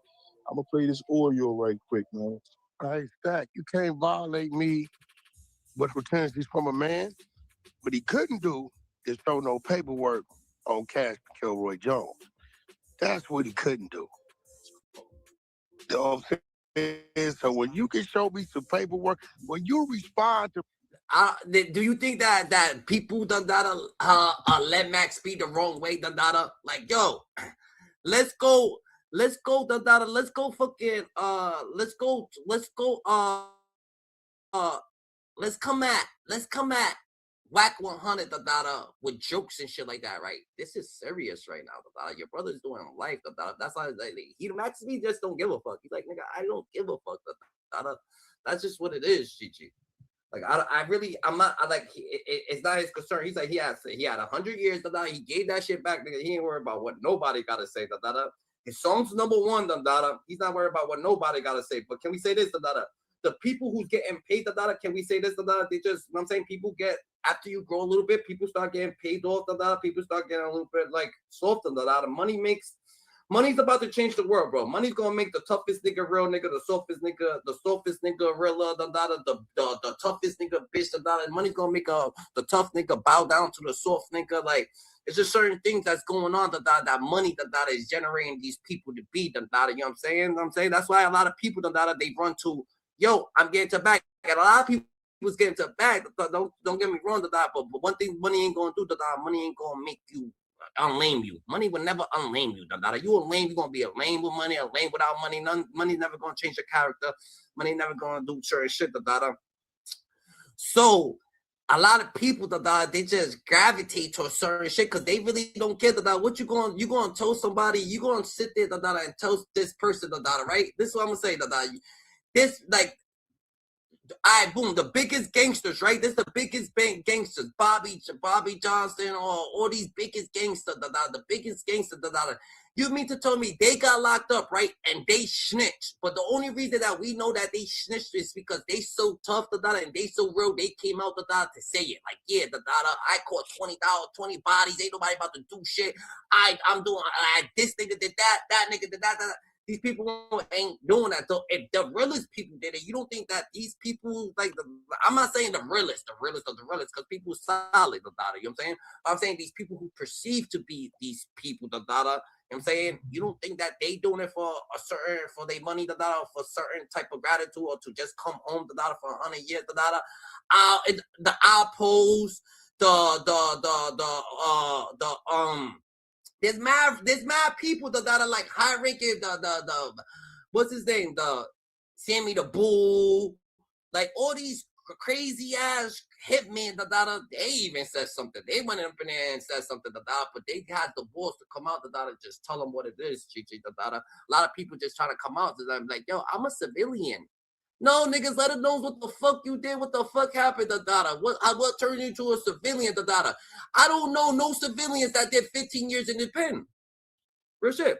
A civilian went to elementary school, middle school, high school, graduated. Went to college, prep, public school, this, that, civilian lifestyle, Ain't no civilian got snitches get stitches, tattoos with all this gang shit. That's not civilian shit, Real shit, bro. I can't lie. So when you could tell me you a civilian, shit like that, I'm looking at you like, bro, this nigga gotta be lying to us, bro. He's just trying to manipulate us. Why the fuck are you manipulating the scene, I didn't know civilians. I didn't know civilians poked up a couple niggas at a time. Did this, did that, did that. That's different. That's like law-abiding citizen type shit. All right, you change, you retire, you boom, you follow the law, bro. You made it. It is what it is. Yo, ain't nothing wrong with that. You know what I'm saying? What's up, Matt? What's up, All Star? What up? I like Trey. So It's all right. Just, huh? We here talking about your boy Max B, and Max B. A lot of people try to come out, and they saying that Max B happened to have paperwork that's out on him, that Max B, actually like told on his stepbrother, so he could actually come out. So what they trying to say that Max B actually planned the whole situation, right? Which was a robbery, and he planned it out, but he didn't go on the robbery, He had people go knock on the door, which was his half brother, but his half brother was a little trigger happy. So it's like you send someone a loose cannon to go and fucking go. You know what I'm saying? And rob go, somebody, yeah, go rob somebody. But it turned into a murder now, you know what I'm saying? And they all got knocked and shit like that, But Max B wasn't there, whatever the case may be, or he probably don't know what was about to happen or whatever the case may be. So Max B saying that he didn't tell them to actually shoot the nigga. You know what I'm saying? He's like, yo, I didn't tell him to shoot the nigga, It been over 15 years, he's trying to get out still, you know what I'm saying? Mm-hmm. But the nigga who's saying this, he got so much history on himself, that it's like, yo, Whack 100, why the fuck are you talking about Max B, if you got to worry about Stutterbox? When Stutterbox is a dude that they trying to say that Whack 100's car got shot up and shit like that, and they trying to say a dude named Stutterbox did it, and that Whack 100 actually like told on Stutterbox. You know what I'm saying? Yeah. So they're connected, Stutterbox, Whack 100, and Max B. Or no? Nah, Stutterbox is connected to Whack 100, Max B, he's connected to Pooh Sims. That's his half brother? Pooh Sims is his half brother. Okay. Yeah. So now since all this came out, Max B came out, and he said like he changed and shit like that, and he said he's a civilian. Like he just came out and said he's a civilian. But that term right there kind of caught me on guard, because when the people use that term, I feel like everybody that's coming out, like Terrence Gangster Williams, these other people, a lot of people's using that term that come out, and switch sides, GG. You know what I'm saying? Type shit. So it's like you go in, and I'm not saying it's okay. It's like, oh yeah, that you can't become a more righteous person, because you always could become a more righteous person. I'm just saying that they're using that civilian term loosely so people could just like them, You know what I'm saying? It's like being in front of a bunch of Christians, bro, and you a Buddhist, and you just like, oh, I'm Christian. All them Christians know that you not fucking Christian, bro. But you saying you Christian and you praising you Christian, but we're like, yo, you really Buddhist, bro. Like, what the fuck? Everything about you says Buddhist, but you want to be Christian, you be Christian, But you don't know all the literature of being a civilian, It's already past gone, So Max B got out for snitching on his brother, half brother. That's what you're trying to say? That's what they're claiming. That's what they claiming, but a lot of people ain't saying it. A lot of people in New York don't want to say it because French Montana, I guess he goes out with like a billionaire or a trillionaire lady, a princess from fucking from somewhere, I think Morocco or somewhere over there. Dubai. Dubai. Yeah, so he goes out with a girl from Dubai, and he probably paid everybody off. He got the bag now. You know what I'm saying? Anybody about to speak? He paid all the right people off, whatever the case may be. He got the bag now, because that's a different type of bag than just a entertainment bag. Yeah, entertainment Getting bag. money to make videos and shit is different money than having money, like having, you know what I'm saying? Yeah. So it's like you could fool, but you know what I'm saying? But Max is like, yo, fuck that. Let me just go. Then let me take this shit to the civil war where people don't give a fuck about it. Like, let me take this to UK or around there. Or that, like, that snitching code that only applies, like, to America. You know what I'm saying? Other people ain't having that shit, because they don't feel like it's snitching, like Mexicans telling somebody they don't feel like it's snitching because they feel like, oh yeah, that's what they supposed to do, get them out of there. You know what I'm saying? Other people, they it's like UK and different countries, they feel different. So he's trying to say the civilian code, but at the end of the day, in reality, nigga, are you supposed like is people caring about that type of shit, nowadays anyway, Niggas ain't really caring about. Nah. It's like this, Nah, like we this. do though, but only there's like a generation that does. You get what I'm saying? No, don't get me wrong. But once you get older and older, like 30 years old, 40 years old, and someone hurt, and then like somebody kills your nephew or something, of course you're gonna try and find out what the fuck happened. And you know what I'm saying? But if you're like 19, I'm not 21, even talking about that. you're not gonna find it. Because you're right. Because you absolutely right. People do care, and you're supposed to fucking care, if you was in the streets.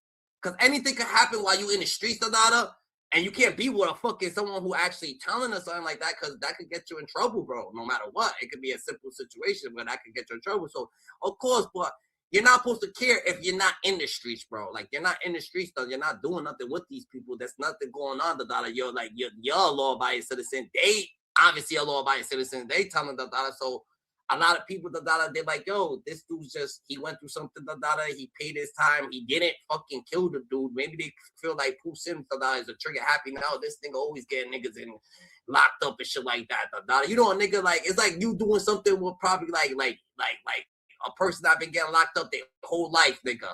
And then you get in trouble with it. When you get in trouble with the dude, it's like maybe they blame the dude, like, nigga, this nigga always going that you knew better than to be with this nigga. But at the end of the day, I don't give you a right to do some wild shit. You know what I'm saying? Mm-hmm. It's like it goes both ways. It matters how niggas want to perceive it, how niggas want to go about it. Some people don't even know not to be with certain people though. That's the dumbest thing about it though, because you are who you hang out with. Some people don't know that. You can be who you right. That's a lie. That's a fucking lie. You can be who you hang out with, if you are a soft-minded person. You're not who you hang out with, because it could be four people in a car. It could be four people in the car, one person jumps out, oh, GG, you're not. He jumped out the car. You know what I'm saying? He didn't want to go. He jumped out the car. Smart dude, whatever the case may be, let him do it. You know what I'm saying? You know, not to fuck with it. But let's get back to this, Let's get back to what they were saying, Max B and Whack Paperwork we showed on you with, he look like this. I gotta call you, get judge how other men look. That's for a female to do. That's just me. I bet you this. Okay, if there's one AI site builder you need to meet, it's this dope tech from. I feel like Whack, no one's gonna really listen to Whack either, because he's not a good he's not a person that actually preach and goes by what he preached about it. He just, you know what I'm saying, does everything for content about it. So people, you know what I'm saying, we need they're gonna need someone else to come through and actually speak upon, but no one cares about the situation a lot. Like, in reality, this is what life's about, That's what happens when you're like, this is the streets, bro. You don't want to address that paperwork. Trap put in more work for Max on that paperwork, and he wasn't involved in none of that shit. And that nigga did it for himself, and he was directly involved in that shit. Anytime a nigga's ducking that work and your name is in that work, we know what that is. It's just real shit. The nigga Trap stood in the box. But hold on. No, bro, this real shit. Trap stood in the box for that nigga like he been knowing this nigga 100 years. But when it come to him and you asking him direct, he ducks it. I ain't ducking nothing, nigga. I ain't say you. You gotta listen to what I'm saying. You defending this nigga and you had nothing Whack, to you do put with me in none of that whack, shit. look, you More than him. It's not no attack on you, bro. You gotta listen. I know, I'm not arguing with you. I promise. But this nigga, when you ask him about it, and you the nigga in the courtroom, he ducked it. Oh, I understand what you're saying. I'm following. You get what I'm saying? And Whack 100, like he uses certain tactics. You gotta watch it, you know what I'm saying? You see, homie's not trying to agree with him. But Whack he's forcing homie to agree with him, like he be forcing academics, he be forcing these people to agree with him, like nah, get the fuck out of here. Niggas don't have to agree with you, Whack, like you forcing it, bro. You be, you know what I'm saying? If it's there, it's there, but we just can't take your word. We be putting too much sauce in it sometimes, All right. When you want to respond, yo, so what was Whack in his paperwork? Oh, Whack's ugly. I don't know. I've never seen a cute, handsome, or fine man. Our sons, we will call our sons handsome young men. Me personally, I leave that up to the females. That what I will tell you, my woman fine is a mother. Hey yo, but listen, Max B was just in the room and he cleared the fight. Like they said, I ain't giving no light to these niggas with this. Let me ask you, yo, let me ask a question to Whack. Yo, Whack, why you got these bum ass niggas on YouTube, man? That I was in Clubhouse with you. These dirty niggas, Hassan Campbell, Harlem Legend. Wait, first of all, y'all gotta stop doing that. Those are men. They on their own. Niggas trying to come at other podcasters, right? You gonna try to come at podcasters for doing their job. Like, don't you want someone to interview and not be nervous to ask about certain situations, bro?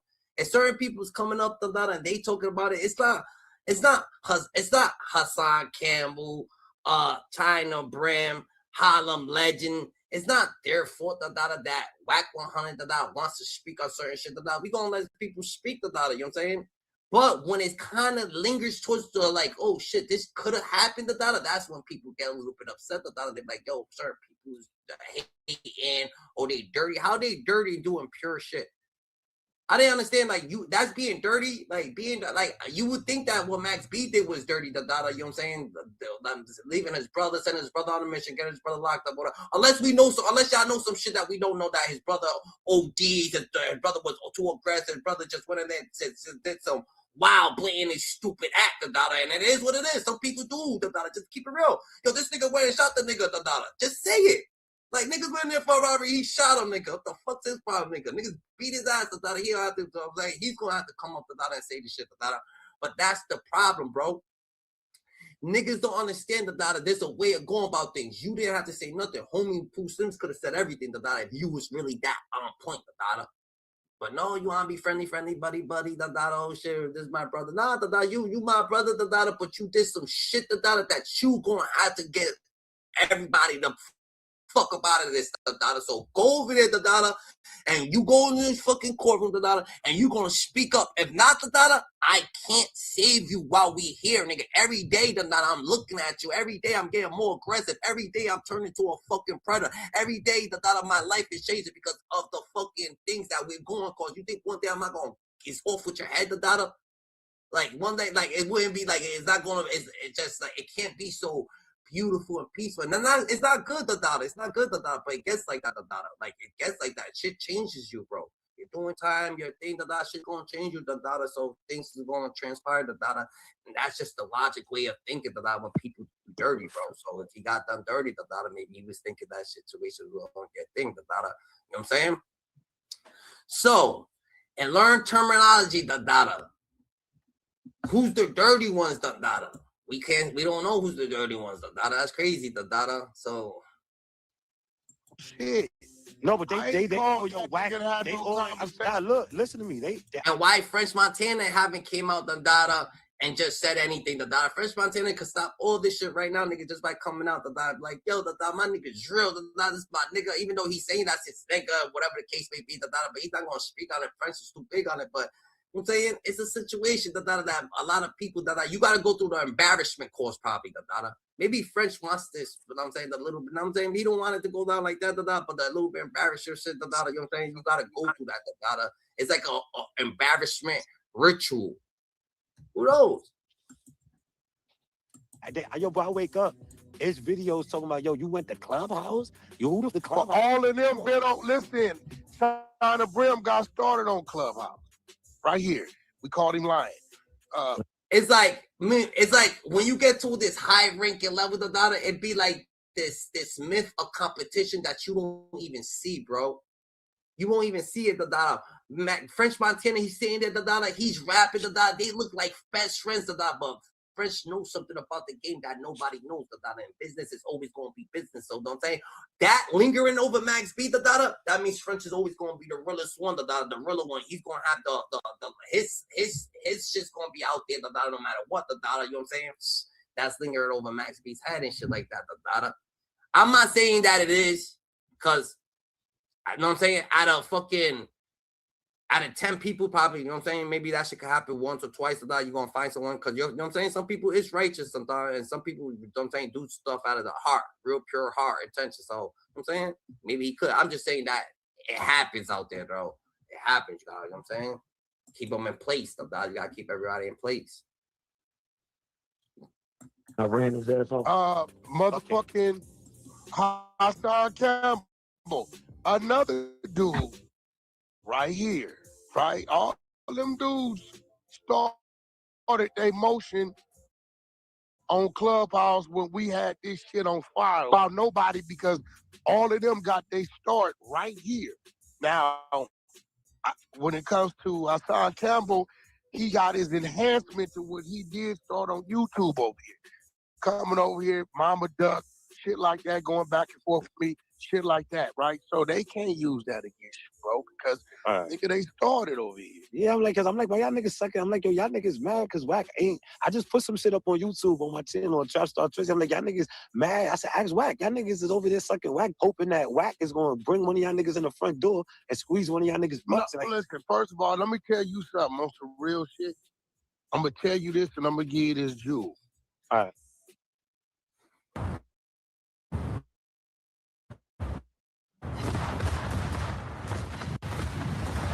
I don't get it, though, I don't want to understand why Wax so much is so, don't let an old mother like so worry about like he told niggas to worry about the culture. Yo, that's y'all people, y'all worry about it, so why is he so concerned about Max B? I don't know, that's a little different, bro. It's like somebody got him on them hills, maybe Jim Jones or somebody got him on the hill on the low or some shit. Lean on you and go back up because he can't stand up straight. I'm sitting here listening. I know this music game. Just know this. If a nigga gonna do it, he gonna do it. Don't let them have you around thinking like they gonna do it, but they really got you around for something else that you ain't thinking about. And I know every nigga you just mentioned personally. They in my phone book. I can call them. I do business with them. But when I call them, they do it. Right? So I'm just telling you, if you an artist, Khaled, these dudes, I can tell Fat Joe could call in there and he can get you a nice distro deal. If he ain't doing that, and but come on, we ain't gonna entertain that conversation. I'm gonna just tell you what everybody can do. Come on, If yo, they stop being Wax. No, this is the truth. And remember, this is the person that says that he changed the rules, of telling in the streets, bro. This is who this is, Like, this is the person, that says he changed the rules of telling in the streets, Like, what?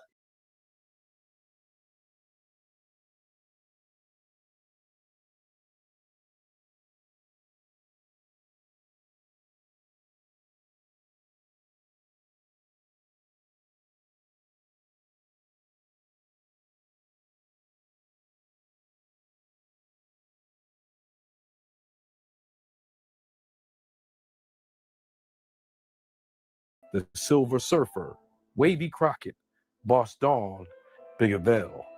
Not to mention his raspy but versatile melodic delivery would highlight his features amongst every track he appeared, changing the careers for not only himself but others as well. Down the line, This may have gotten him unwanted enemies rather than welcoming friends. He would shine bright during the DVD era with interviews that will produce some of the most memorable moments to this day. It's your boy Max Biggaveli. We hit live in 40th, you know what I mean? Bird Gang. Shout out to Sub-Zero DVD, because I'm real cold.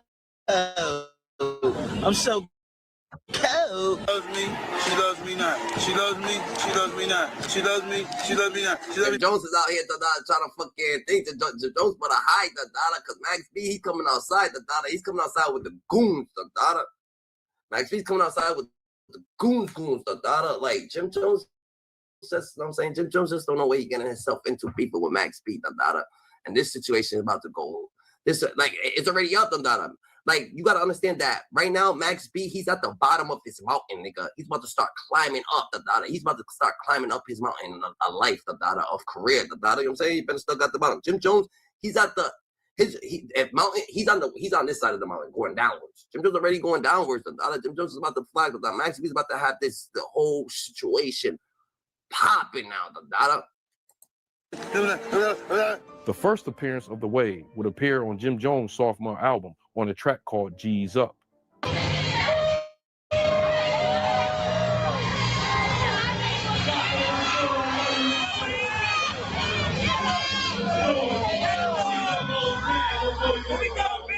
That was a banger.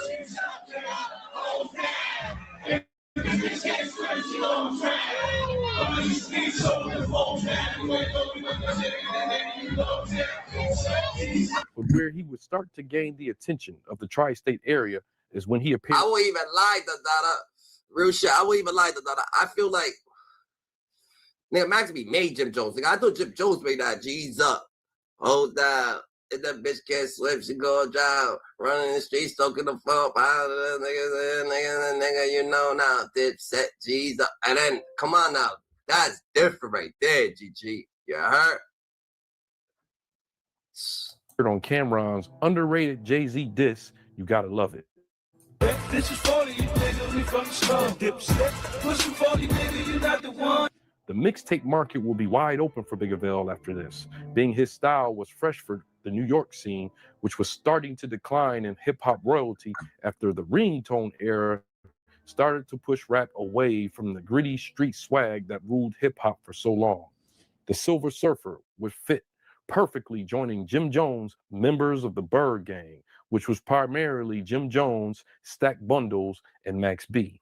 Before we go too far in this video, please do me one small favor and apply pressure to that subscribe button. Like, comment, subscribe, nigga. Jim Jones stole Max B style. Though a professional career for Wingate was developing, this would not be the end of his problems, but rather the beginning, which we'll get to later. Max also wrote a song for Diddy that was supposed to appear on Notorious B.I.G.'s duet album, but the track failed to make the final cut. Max B's biggest hit he penned to this date would be We Fly High from Jim Jones. This track will become a part of a list of problems that would transpire between Jim Jones and Max B over what Max would call a horrible deal he got from Jones, who was more hit to the industry than Max, who had spent several years in prison. But what was to happen next would be a set of events that would change Charlie's life permanently.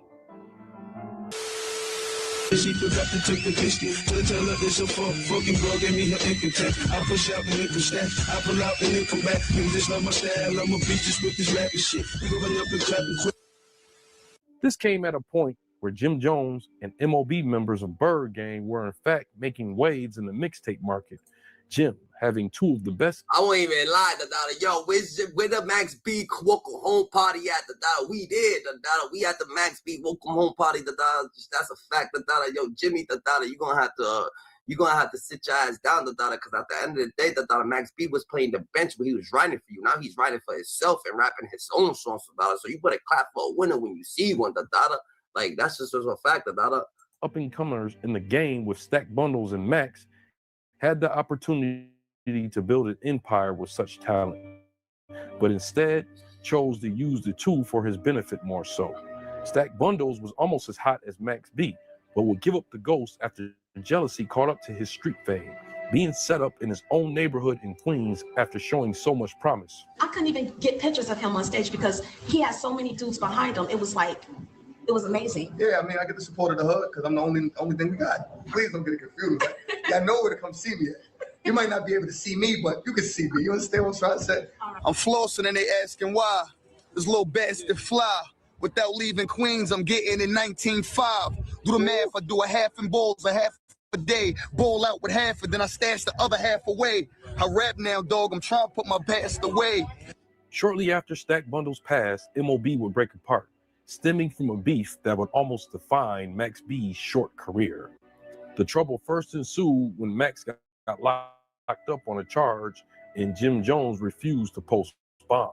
Police were called to the Holiday Inn on Route 4. A man was shot to death. It's a tale of money laundering.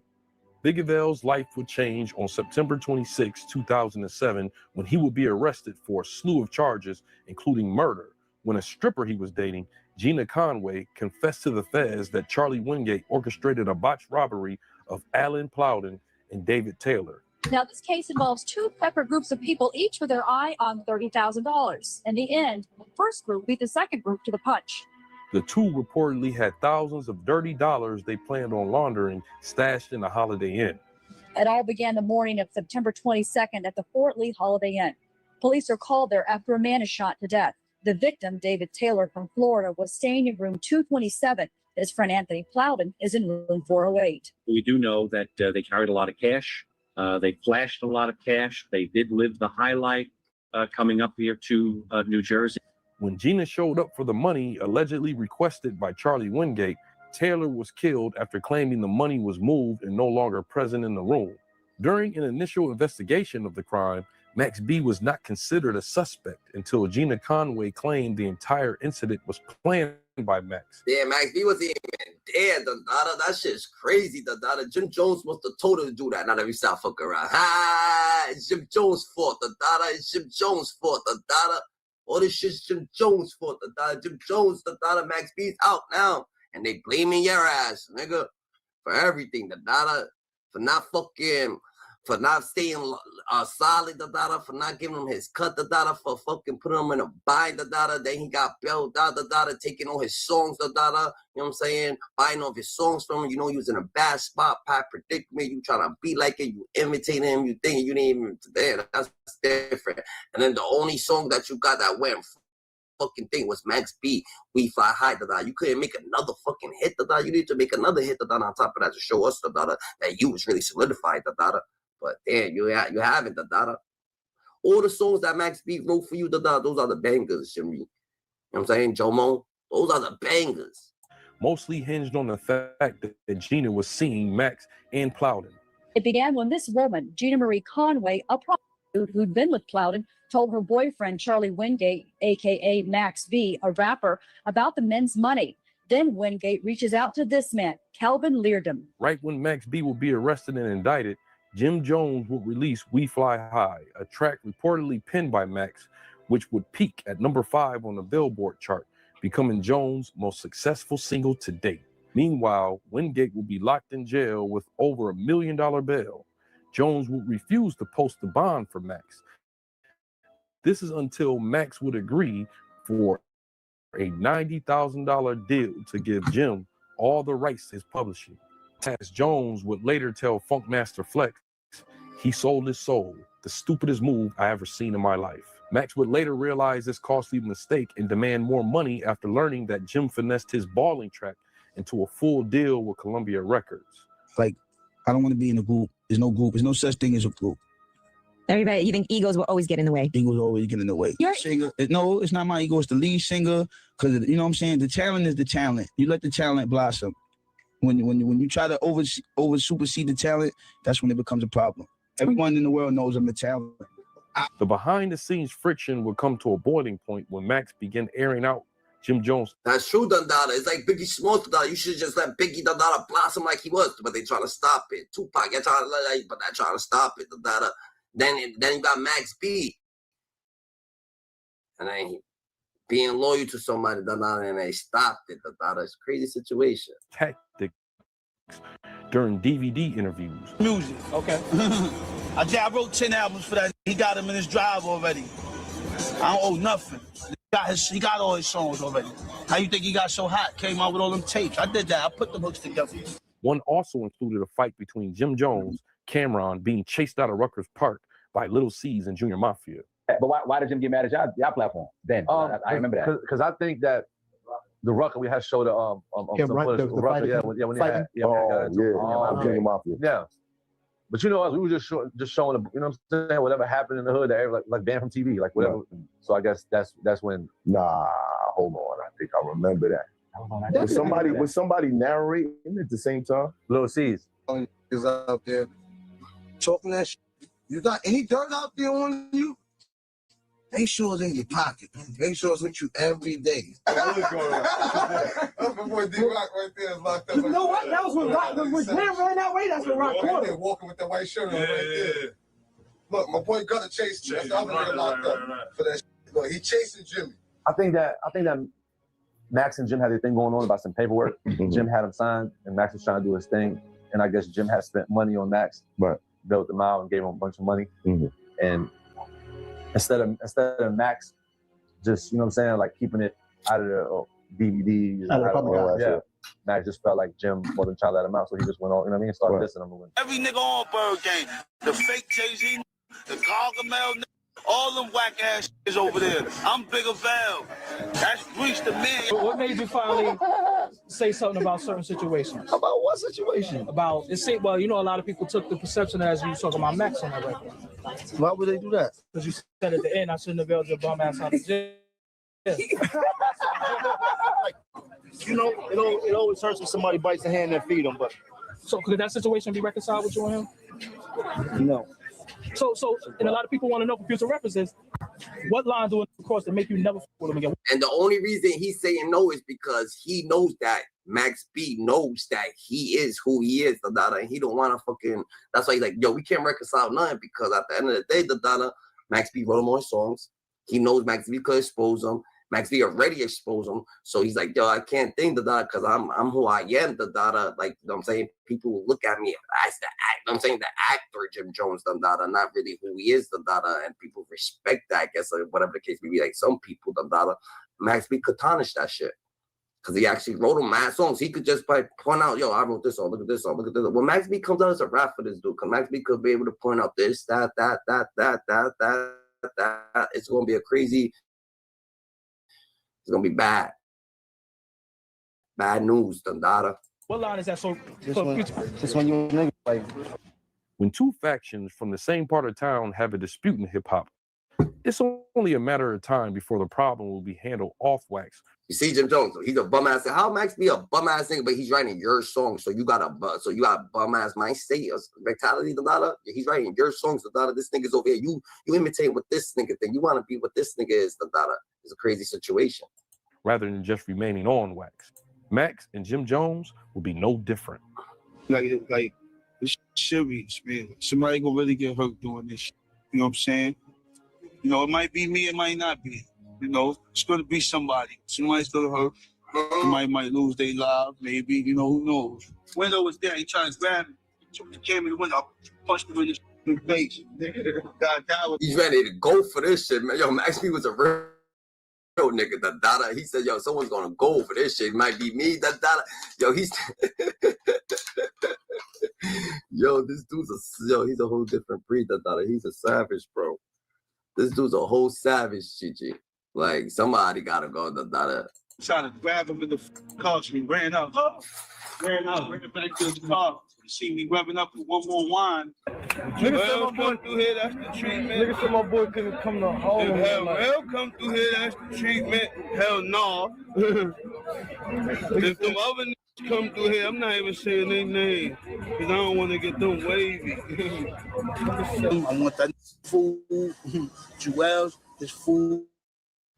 He's scared of me anyway. He a little, when I catch that, I might break his jaw, a little strong, 120 pounds. I might smack the teeth out that mouth. Had a little situation the other day, you know what I'm saying? Joel and the guys, I was in there buying some stuff, we just ran up in there, whatever. They felt there was a problem. I let him know it was no problem. Max wasted no time running to the mixtape scene to drag Jim Jones' name all over the underground world. Bitch, you owe me. Not only his, but Chrissy, Capo's woman as well. Chrissy think I'm cute. She wants to me. This is when Max delivered not only some of his best disses, but classic mixtapes. Touched It in Miami. Yeah, even Chrissy love Max. She touched it in Miami. She touched it in Miami. She touched it in Miami. Told me an opium. She love it in her family. Tattoos on her ass with some of the most brutal takes on Jim Jones you can reference.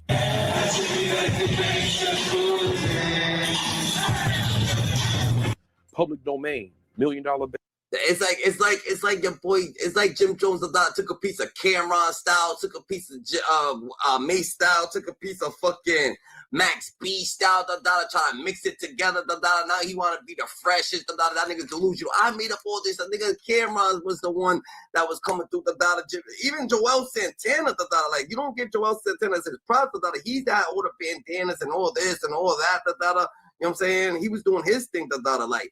Give these niggas their props, Jim Jones just taking everything, he wants to be the one, like Max B's the one, we sorry, like that's a fact, GG. Like it's like you just trying to tarnish, sabotage all these niggas, Nas, Maze, all these niggas. Then Joel's, try to be around Joel's, because you know what I'm saying, you and Joel's is good money, but you know that you taking shit from Joel's too, because Joel's was the one coming through freshy as fuck, fucking with Lil Wayne like a motherfucker doing the little thing, so we gotta get right, y'all niggas is playing, like Jim Jones, he just playing, Baby. And a list of other mixtapes will become classics, not only in New York, but across the country during a period where mixtapes begin its transition into peer-to-peer online sharing, away from the usual corner store purchases. Niggas screaming wavy and all that because of the fam.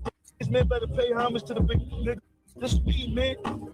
While Max would fight this charge at the same time. And then he's smart as fuck. Max be smart as fuck. He's like, yo, fuck that nigga. It's wavy. Like, he already had his own mindset. He already knew where he's about to go, where he already knew what's about to happen, so he's soaking his own lingo, and Jim Jones can't say that. Like, Jim Jones, he made, like, he tried to go make Bird Gang, but Bird Gang's like Dipset, because Dipset's the logo, the logo of the Dipset, so it's like, you're still taking shit from over there, This thing went all the way left with y'all niggas. Time he would flood the streets with a collection of these mixtapes that would showcase an epic collab between him and producer Dame Grease. Add French Montana, who would jump on tracks with Max, becoming part of a wave that would stamp Max B's position in the New York mixtape scene. 2008, Biggaveli. Wavy. I'm looking. Look. Wavy. She loves me. She loves me not. Hold on. All right, that's my new shit right here. Let me show you my new. Check it right. Look, my new shit. She loves me. She loves me not. She loves me. She loves me not. She loves me. She loves me not. Along with French Montana, the two created Coke Boys, while Max began to build his own crew called Gang Green. Sweat. I'm not Dipset, nigga. I'm Green Gang. Green Gang, and yo, this nigga's just like, you could tell that he's not thinking, like he's actually just himself. She love me, she love me not. She love me, she love me not. This nigga fucking Jim Jones, he thinks partial. He wants to look first, and oh, that's cool, and then be there, and it's not really like it's an acting. Jim Jones is an actor. The mean change. He's for Beanie Siegel. He like Mike and Ike, you know what I'm saying? I bought him snacks. I got him right. I'm waiting on beans. Got him some Grand Crew. This all Siegel shit. I got him right. I'm gonna get him right. You know he big boy. He like the snack. He like 10 songs deep, man. You know what I'm saying? Gonna have Beanie Siegel won't be on the tape. Styles P. You know what I'm saying? He would overwhelm the mixtape industry with his own style while taking advantage of the tactics made popular by 50 Cent, using instrumentals to create new themes and hooks. Hey, babe, once you get in the truck, Nicely let's good. ship a little clique, slide up in the cut. Max B good now, because Cam's off, 50 Cent off, Fresh Montana. Yo, it's a wrap for Jim Jones. These niggas going bop. Yo, what it is, the guy? Yo, first day home mixtape, first day home freestyle. We need to get right. This nigga Max B about to go crazy out of because yo. at the end of the day, all the hood niggas fuck with Max B, right? But all the Spanish niggas, all the Spanish niggas be bumping Max B like a motherfucker, like, this shit be, yo, Max B, is about to go crazy. Get the Vaseline, let me While of course still dragging Jim Jones, making some of the most scathing tracks, not only on Jim, but Chrissy as well. I got my chuck in the crowd. I won't lie, a lot of niggas that was listening to Max B, used to be a lot of Spanish niggas getting to the back and shit like that. You know what I'm saying? Pull up, like, yo, you listen to Max B, like the pretty boys, like pretty boy ass niggas get to the back, like, listen to Max B over here, listen, like, pass me a dub, and I'm like, you know what I'm saying? I fucks with all music, but I'm just saying, the niggas that I used to jump in, it was like the Spanish niggas, they was over here bumping Max like a motherfucker. I'm sure you did. When was the last time that happened? That was in 2005 He knows the year. November at Opium in Miami. First I caught you creeping, wasn't even sleeping. She hit the speaker and blinked out, peeped out. My nigga baseball was ready to beat him. Link him, I told my nigga chill, let up and teach him. Used to spend and give you money. We used to make love, every nigga dip in the honey. It's funny, the game before you, it was the bunny. She want me, told me pull it up, no leave it.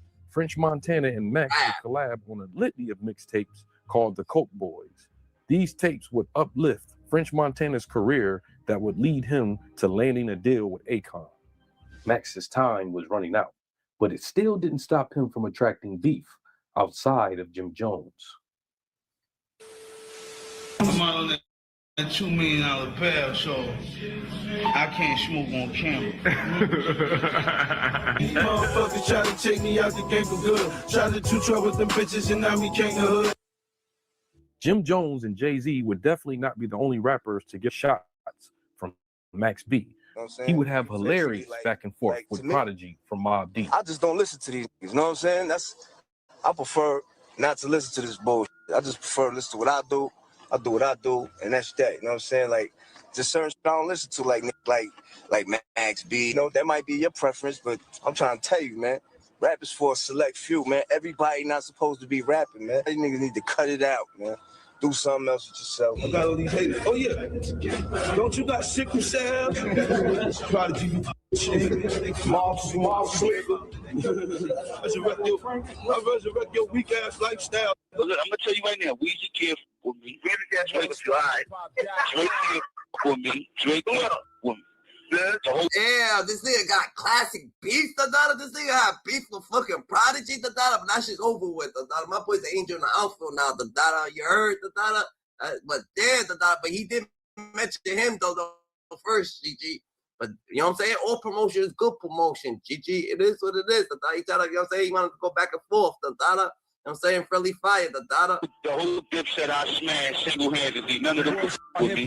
That's it. My shit's up there with packing them. Like Lil Wayne would catch a few strays after a picture of him kissing Baby would make its rounds on the internet blogs. Shut up, bitch, swallow. If you can't swallow, shut up, bitch, goggle.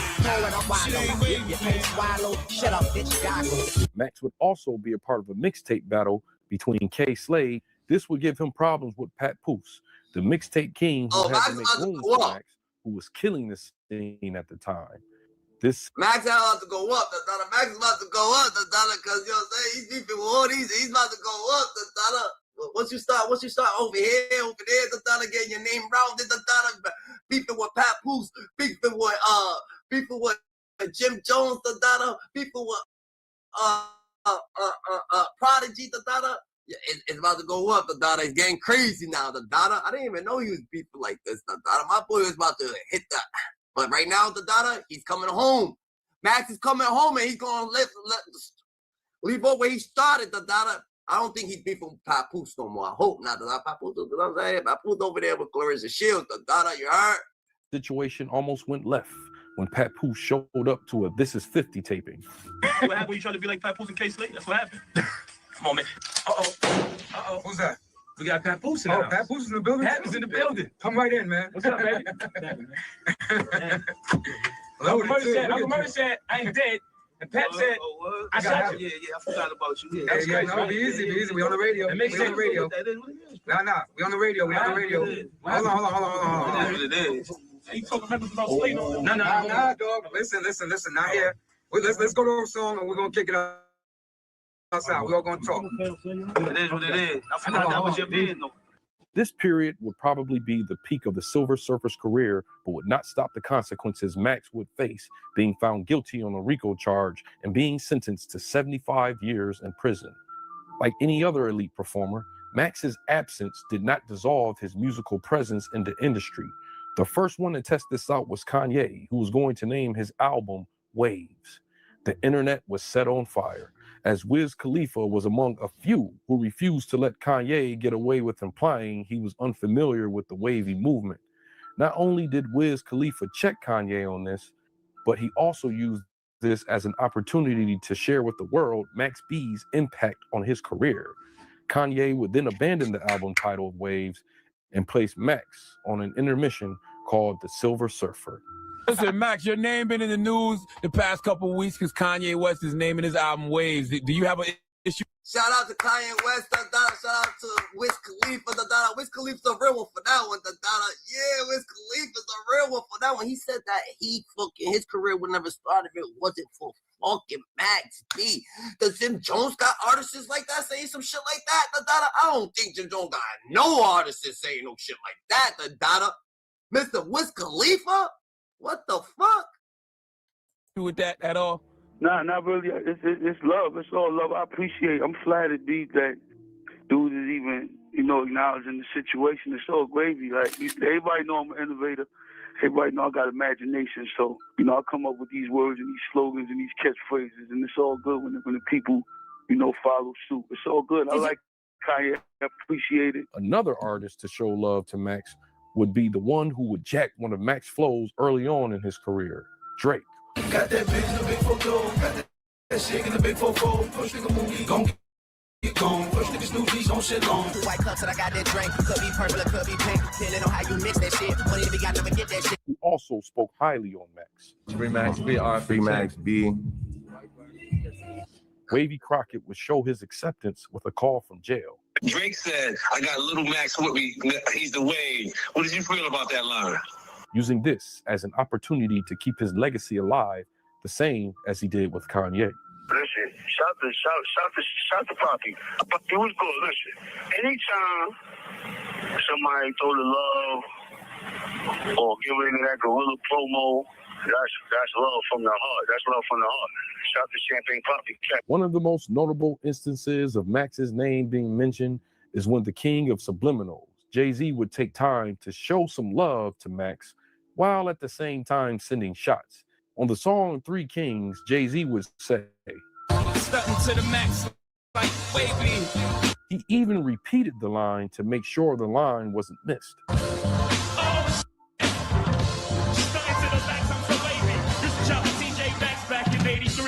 I personally don't know whether to label this as positive or negative, but Jay-Z was once asked about Max B. Can I get a free Max B? Influencing the game, serving 75 years in prison. But a twist of events in Max's favor would cause an unlikely culprit to raise some questions. I never wanna go back in there. Never wanna go back. Never wanna go back. Life just isn't fair. Tell me what is right here. Hey, Jim, what's going on with you and Max B? Y'all watch that beat? Yo. Tell your mother I said hi. Next caller. He had these artists. You have Max B. You got Stack Bundles. Them two alone. Put them out. You could have ate, you know what I'm saying? Jim kept using them for his albums instead of putting them out. Max B may not be in jail if you put his album out. Or Stack Bundles might have got out of Far Rock if we had an album out. Jim never put these people album out. AKA Lil Charlie. We here, man. These my boys. Before we walk the plank, we going up in there in style, man. Let's go, man. Head high, man. Let's go. Not surprisingly, after Biggaveli began serving his prison sentence, Jim Jones would at times attempt to recreate the magic, making tracks with sing-song Max-style hooks, and some even claim he adapted his signature dress style.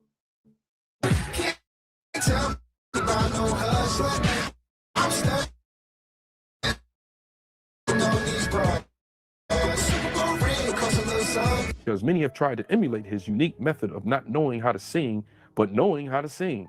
His addictive form of artistry was even imitated as satire by internet comedian Ice JJ Fish. Did you see my head on the twirl? Oh, you got me want to tell all them other girls. In jail, Max would receive his first major accolade, a gold plaque album from the song Once in a While, from French Montana's album Excuse My French. No, that's your first gold record. That's loopy. That's loopy, nigga. That's big. That shit about to be platinum. That's fucking huge. That's going on the wall, nigga. That's going on my wall. That's my first accolade, man. Yeah, that's what I'm saying, bro. Oh, man. Thank you, man. You know what I'm saying? Max B would endure all of this while serving his 75-year sentence, occasionally popping out for interviews from jail, seeming to be in good spirits. I know who it is. It's Max Biggaveli.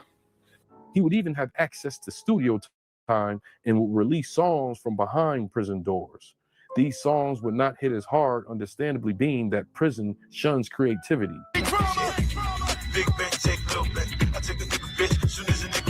As the years went by, something interesting happened. He managed to get his years reduced. He went from 75 years to 20 years to Max B is coming home soon. I've been hearing, oh, he's getting out. This is happening. Yeah, he got his thing cut down. He gave the elbow back, and now he's looking like he's gonna come home this year or next year latest. This would open the floodgates for people to question how the head of a RICO charge would get his sentence reduced dramatically. He would state recently that this was due to connecting with the right lawyers. So explain to everyone how you go from 75 to 12.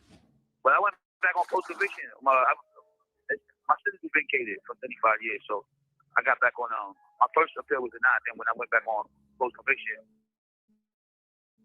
I filed ineffective assistance against my lawyer, and before the case came back, before the judge made an actual decision or decided to turn the whole case over, I pleaded out. I couldn't go through waiting for another decision for the courts, you know what I'm saying, or another letdown. So I took 20. So that with my time, man, and once I get full minimum, I'll be down to about 12 and a half years, which will have me in I'll be in close, man. How you feel about them snitches out there, man? Die slow. That shit, they die 1,000 deaths. They die anyway, you know what I'm saying? But, you know, shout out to the snitches. They get a shout out too. Rat bastards. It is what it is. I got some more exclusive today on what's the dude name? From New York, the rapper dude. Max B. His brother called me and said what? He ratted on him. Not the wave god. Time goes by, Max get a time to from like 80 to 20 or something like that. This when it comes to me. So we running it. It's crazy. Niggas get paid the dollar to shun a nigga the dollar before he's about to get home the dollar because they don't want, you know what I'm saying? Like it gets wild, the dollar. They don't want him to, you know what I'm saying, come on and take over the dollar. But no matter what, the dollar, you can't stop what God got determined for these people. The dollar, some destinies they chosen by God. The dollar, you heard? The wave God, the dollar was chosen. The dollar, you heard the dollar. The dollars was chosen. The dollar, the wave God was chosen. The dollar, you ain't gonna be able to stop it. The dollar, you heard? Man can't stop what God got planned for certain people. GG. That's just crazy. People want, you don't know what happened with Max B in his case. If someone paid the fucking attorneys the dollar to take him out, to do this, to go crazy hard on him, to make him charge him the RICO, to do him crazy, and they found certain shit, the dollar, you know what I'm saying? Like, you don't know who wanted him to be in a box so they could beat him, or, you know what I'm saying, have all his things so he can't talk about what was going on no more to shut him up. You don't know what's going on, the dollar. We just don't, like, you know what I'm saying? Shit get real crazy out there. We running it. We see where we got the paperwork because we found an appeal where he gave him the information on the chick. Internet gangbanging personality Wack 100 would have something different to say. Connecting with one of Max B's co-defendants, he would claim that Max's time was cut from snitching on his stepbrother, saying he has his paperwork on Max's maneuvers. I get a call from prison. Pooh Sims, who are you? I'm Max B's brother. Okay, what's up, man? What you want? He said, man, they was telling me this, what you think I need to do? I said, it's a sealed file there, bro. I said, whatever secret's in that sealed file. The Silver Surfer has not said a lot about these allegations other than he is confirming his release date as November 9th, 2025. I know more about me. So I'm telling Max y'all, B's November 2025, Sunday morning, French birthday, Max Biggaveli is walking out of Northern State Prison a free man. LLL, folks. As far as Jim Jones, his opinion over the years has not changed much. Do you think that at some point Max can get in that space? No, we're not even gonna talk about that. I'm gonna spare you on that because I like you, but let's not. Nigga, shut the fuck up, nigga. You ain't spirit shit, nigga. I ain't gonna spare you on that because I like it. Nigga, you ain't doing nothing, nigga. You took a good one, nigga. Max B's out, nigga. Jim Jones, go cry a river, the dada.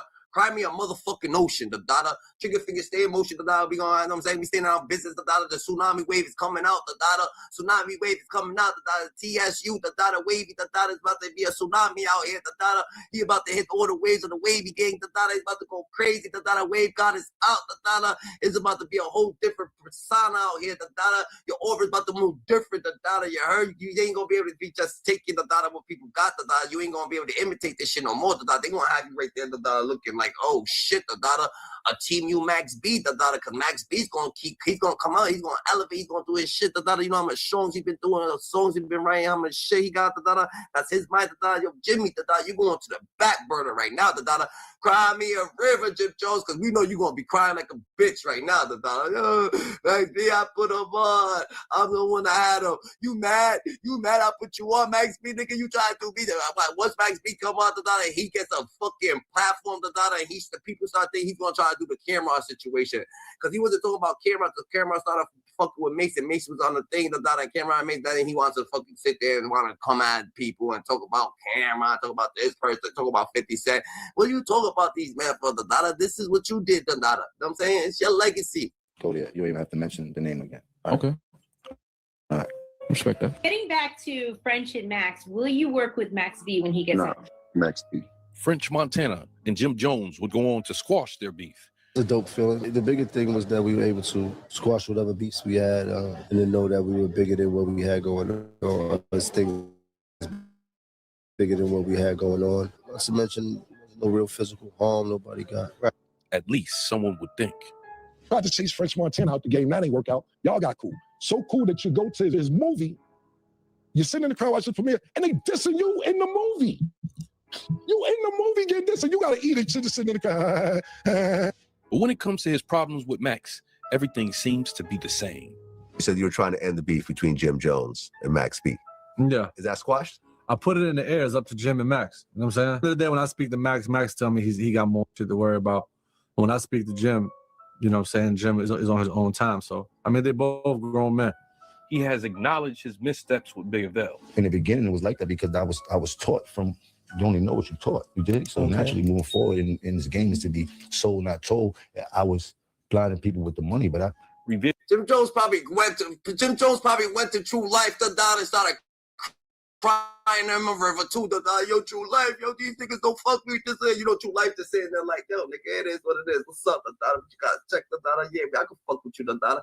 True Life ain't even in the industry no more, so he don't even give a fuck, the dada. Like, that shit ain't like the dada. I don't know if he's fucking with True Life, the dada. He cried the river to fuck with niggas, the dada. Nigga crying the river. Max B comes out, the dada. Jim Jones, Max B's out, the dada. Jim Jones right now, nigga, in the shower right now. Pause, no Diddy, the dada. Crying a fucking river, the dada. Crying a fucking river. You know this emotional ass nigga right here, the dada gonna be over there just crying a river, the dada. He probably got the Louis V scarf, nigga. You know what I'm saying? In the shower, the dada. You know what I'm saying? Crying a river, the dada. Like, that's what he on, GG. That's what he on, the dada. Feeling that he returned his publishing rights. That was in the very beginning. And after that experience, I never ever took advantage of nobody else in my life when it came to doing business with music. Even with that, I relinquished the ownership of his publishing, you heard? Wow. Because I could have still owned his publishing right now if I wanted to and shit like that. But in my heart, I knew that's not the right. That's weak. That's weak. He also took a snapshot. Look, already crying. Something that just happened this past week. I saw you acting like Diddy. Oh, I give him his publishing back. You should have gave it back when he wanted it. What you mean? If it's weak shit, that means you was doing weak shit. He said that's weak shit. Just keeping his publishing. Wait, when you kept it, motherfucker, so you was doing weak shit. What the fuck, That's ill. How the fuck you gonna say that shit was weak? Like what the fuck, Let's get established, GG. Son had taken a picture with Jim Jones. What's your thoughts on that? Listen, man. Listen, My son, he don't know no better, but it's all good. Look, he don't know what's going on. Me and Jim was going through our little thing. My little nigga wasn't even born yet. So Does that express to Max too, or y'all on better terms, or is there? No, that's a chapter in my life that been going. I don't even think about that no more. You dig? Like, it's nothing to me to talk about when a person is locked up. Max seemed to leave the door open on the idea. To see French Montana and Jim Jones like squashing, is that something that you co-signed? Nah, it was all love. I'm like, at this point, shit, business is business. Me and both personal affairs shouldn't be able to stop your business. I'm like, that shit was like mad years ago. We was running around young. We was entertaining. That's what we did. Right. Listen, Jim said a bunch of hard shit about me. So we all say hard shit about each other, okay? That nigga, it's all good. Listen, man, it's love, man. I want to start over. I'm a new man. I'm a married man. His first test will be getting past these allegations, similar to Big Meech, who was accused of snitching from 50 Cent. I wasn't going to address this because I'm not trying to let nobody trick me off the streets. But I never folded. They trying to trick Max B off the streets, They're gonna try to trick him off the streets, But guess what, Guess what, Jim Jones, go cry yourself a fucking river, Matter of fact, go cry an ocean, Like, this is gonna hit harder, This is who you are, The imitation who you are, the person that you was imitated for a while, the person that you was trying to be, is coming home, It's gonna hit different. All the shit that you done did to him, all the trying to put him, trying to keep him quiet, trying to keep him unheard, not trying to think that Lucky Max B got friends like French Montana that actually made it. French Montana is bigger than that. You know what I'm saying? We got Wiz Khalifa. Wiz Khalifa's bigger than that. Wiz Khalifa said that this nigga, if it wasn't no Max B, it ain't no Wiz Khalifa. What type of situation Wiz Khalifa on? Wiz Khalifa on some loyal shit, That shit crazy,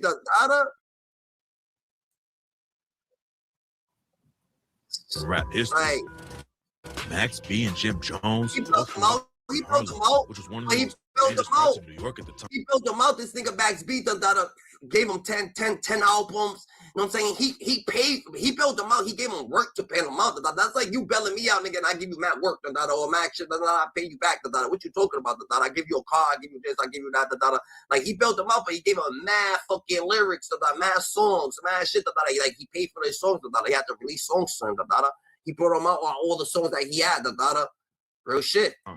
Harlem in the late 80s and 90s was hit hard by the crack epidemic, but it also created tons of hip-hop legends like Big L and Dame Dash. Max B grew up in the Abraham Lincoln Projects in East Harlem.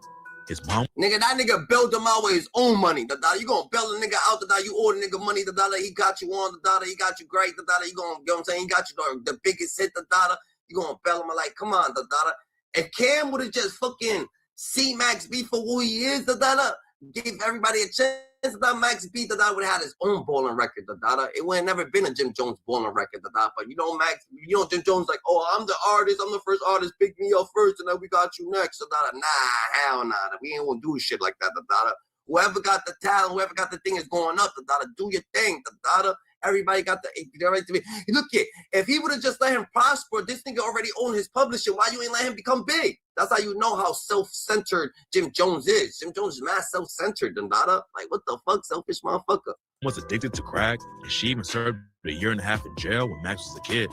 So Max was mostly raised by his grandparents in a religious household.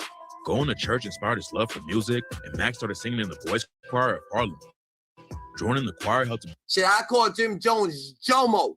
Jomo need help, I call Jim Jones a needy nigga, Always crying about this nigga, crying about that nigga, crying that K.A.R fixed the situation with Maze, trying to make them beef, crying about like this thing is just crying.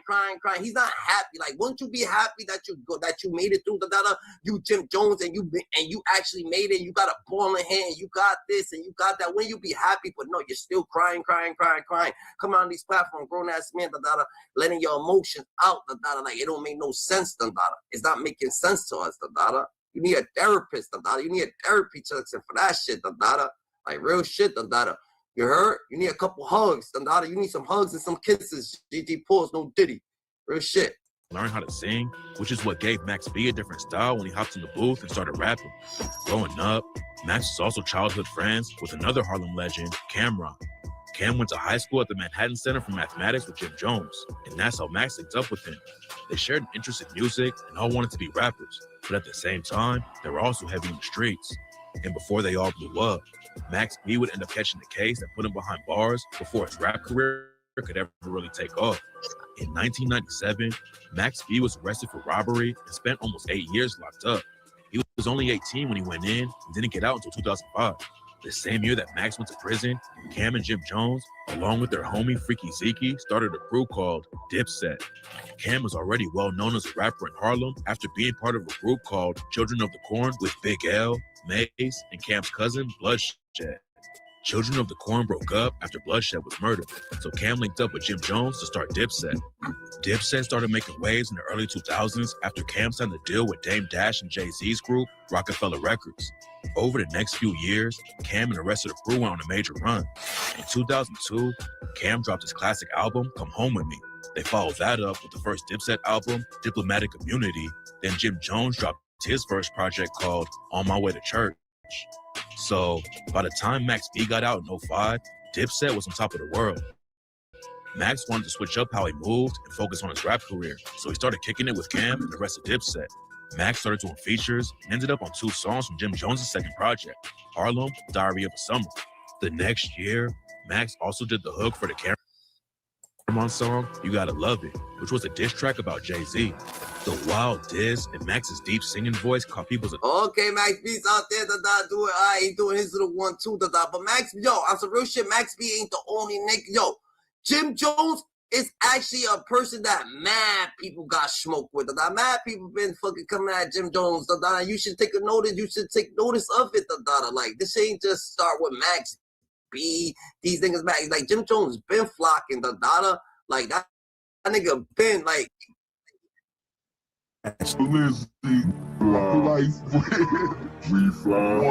To rappers disrespecting his woman. Jim Jones' wifey has been squeezed, the one he invested in and put all his money in, and the one he loves. Jim Jones beefs are more like embarrassing moments he wishes the world would forget. My head under his shirt and then like this. Nigga, they said True Life took his chain, like True Life had his chain, had the Birdman chain on right there, Wow. Whether it was claiming Nas isn't relevant, these kids love me. They don't really know who Nas is. Stealing hooks and verses. How you hate and sell 16,000? You can't hate and sell 16,000. If you gonna hate, move your numbers. Or burning every bridge in sight. Emotional, jealous, envious, mad I got talent. These beefs exposed Jim's true character and left him isolated in an industry built on loyalty. You make up with every that put hands on you. Oh, that's right. By the end of this video, one thing will be crystal clear. A lot of rappers really don't with Jim. Oh, that's why you said that he's cool with True Life again, Oh, every nigga who put hands on you get cool again, But you don't want to be cool with Max B, Look at he Max B. Look at the saga. Look at this Pokemon right here, Max B, Joel Santana mixed with Lil Wayne, mixed with fucking Cameron, mixed with this is what this become, mixed with a little bit of gang. Jones, Max B. That's my. He put me in the game. Him and Bruno put me in the game. So I'm obligated to shit get where it need to be. They're gonna put me where I need to be, and boom, then it's gonna be a goal. Jim started kid. We fly high, man. Yo, that shit hit fucking different, Yo, Jim Jones just a fucking Pokemon card, That nigga used to be holographic, but that nigga, you know how you turn to another Pokemon or whatever the case may be, you get to a bigger Pokemon, you know what I'm saying? He transforming down, nigga. This nigga's transforming down, nigga. This nigga on his Benjamin Button shit effect, This nigga's turning to a child. Niggas is coming out, they're about to sun this nigga, They about to be sunning Jimmy, Jimmy Jomo, I apologize, but damn, the niggas, that you wanted to hide the whole life, they're about to start coming out, putting out the music, and you gonna have to be there crying because you're a hater. That's some hating shit. Like, clap for him, nigga. The fuck, the nigga been knocked off, he, like, you know that he's nice, you actually been fucking using his lyrics, taking so much, not using his lyrics, but, you know what I'm saying, using his songs, you know what I'm saying, using his input, so why not? Why can't it be his turn? Or why can't he even have a shot? Like, let him take it, Like, you ain't gotta be on my, oh, I don't fuck with him. I don't wanna fuck with him. I don't wanna fuck with him. Nigga, shut your crying ass up. Look, we gonna put you on Ellen real quick. We gonna get you on Ellen real quick. So you can go cry to Ellen real quick. And you can let us know what we got going on. Cause this is hip hop, motherfucker. You know what I'm saying? Everybody ain't cut out for hip hop. You know what I'm saying? I don't think you cut out for hip hop. You over here crying, like, what kind of, you seen Biggie Smalls, crying? You seen Tupac crying, that he got popped, You seen Tupac crying that he was in a deal? You see Tupac, nah, Tupac was a nigga, this is hip hop, nigga. Somebody ain't saying that crying, like the K.A.R. may say best friends, why they best friends, and look at this, and look at that, like, what the fuck Jomo on, cry me a river. What's that? The beef between Jim Jones and Max B might be the most bitter in Jim's career. Max B was once Jim's ghostwriter and a member of Bird Gang before their relationship completely fell apart. Emotional. I never thought you was like that. Jealous. I know that's a fact, this nigga tells his story. That's how you know that he's a dick. This nigga's a dick eater, right? That this nigga Joe was a dick eater. Cause why wouldn't you tell your story like, yo, I'm from the Bronx, nigga, and one day I went to my grandma's house in Harlem, like real shit, like I'm from Brooklyn, nigga, right? So whenever I go to my cousin's house in the Bronx, nigga, I'm not from the Bronx, nigga. I don't give a fuck what I'm doing with them, nigga. I got we from Brooklyn, nigga. So we're not going to you from the Bronx, nigga. You went to Harlem, you met Cameron, all you gotta do, but you just claiming Harlem, you ain't even claiming the Bronx, you don't even give a fuck, like tell your story, like tell your story how it is, like, but when you fabricate your story, it make it seem like you wanna be something or someone, or you wanna follow suit. But hey, follow suit, but only real eyes gonna realize real lies is also gonna realize real truth, nigga. And you know what I'm saying? And the crazy part is you cry so much, that you kind of tell the truth sometimes. Like, nah, I did live in the Bronx, and I did, like why even lie, nigga? Like, stay on business, like you Jim Jones, like what the fuck, nigga? Niggas move around, it doesn't matter. Sometimes you gotta move over here, you gotta move over there, you gotta move over there, no matter where you are, you standing on business. That's what you should have said, but hey, I don't know, you wanna, I'm from this, and I'm from that, I bet. You know what I'm saying? Like, Grandma used to watch me, in Harlem, I gotta go back home. Bro, on the weekends, I chill in Harlem, but I gotta go back home. That means probably in the Bronx, nigga, you wasn't even standing on biz, probably. Envious, mad, I got talent ass. I mean, I can't help it. God blessed me with talent. God blessed you with a few other things and a little business savvy. That's what you got. You can't have what I got because you're not blessed in that way. You're not blessed with talent. Just goes to show you how deep these is obsessed with me, how much I love these is with me, trying to stop what I'm trying to do. When Max got locked up on murder charges, he felt Jim abandon him. So Max B, now you, my friend, you had a falling out with Jim Jones, right? Yeah, we had our mutual differences. Well, let me just ask you. I saw Max in the club about a couple months ago, and Max was like, yo, you want me to come up there and out, Jim? Now, I'm a resident of Jersey, and I know that you had a little arrest that went down. How's Max P doing? And you know why niggas be crying, Because niggas be crying because they know they train a thought, Like, Max B get knocked off, any nigga, you got beef with a nigga, you got think for a nigga, you got hostility with a nigga, you ain't happy. Yo, this nigga's knocked off, nigga. Like Max B, like Jim Jones was happy Max B got knocked off, and he knows he was happy, And that, you know, deep down inside you a bitch, nigga, because ain't no real niggas actually think like that. Why would you even care if niggas got knocked off and shit like this or that, Like, you know what I'm saying? You happy your man's in a situation, so you about to take advantage of the nigga. Like, yo, you're in a situation, nigga, so let me get all that shit for cheap, I'll pay you, but give me everything that you got for cheap, whatever the case may be. I'm taking it, I'm taking all the music, taking everything, like, that's fucked up, Take a big advantage, left them for the but guess what, God gave him a second chance, now you're about to prevail, And when he puts these stories together, he pinpoint certain shit, you're gonna be looking dumb as hell, all these songs, all these melodies, all the you have people on your label trying to sound like Max, trying to like, nigga, that shit ain't working, nigga. Like, that's how you know that you think that you could imitate something and become it. Nah, you could imitate it, but you will never be it, And that person ever gets the chance to show his face, show his thing, is gonna be a problem. Like, come on now, like True Life had you, True Life that whoo. Next is Max B's currently incarcerated. I mean, we got a $2 million bail. You dig? They don't want to give him a bond, so the music's a little tough right now. Explain the night. Huh? I wasn't there. Oh, you weren't there, but you did get arrested. Explain what happened that night. I can't. Okay. Did Jim Jones bail you out? No. Let y'all know I wasn't f***ing with that dick in the mouth, Milli Vanilli ass Jim. Man, I don't know what the fuck Mano be on with Jim Jones over there. It's like Mano be trying to hold Jim Jones' hand and shit like that. Like, man, that's whatever they got going on. That's on dumb. I don't even acknowledge this shit. Like, you know what I'm saying? That's like Mano, like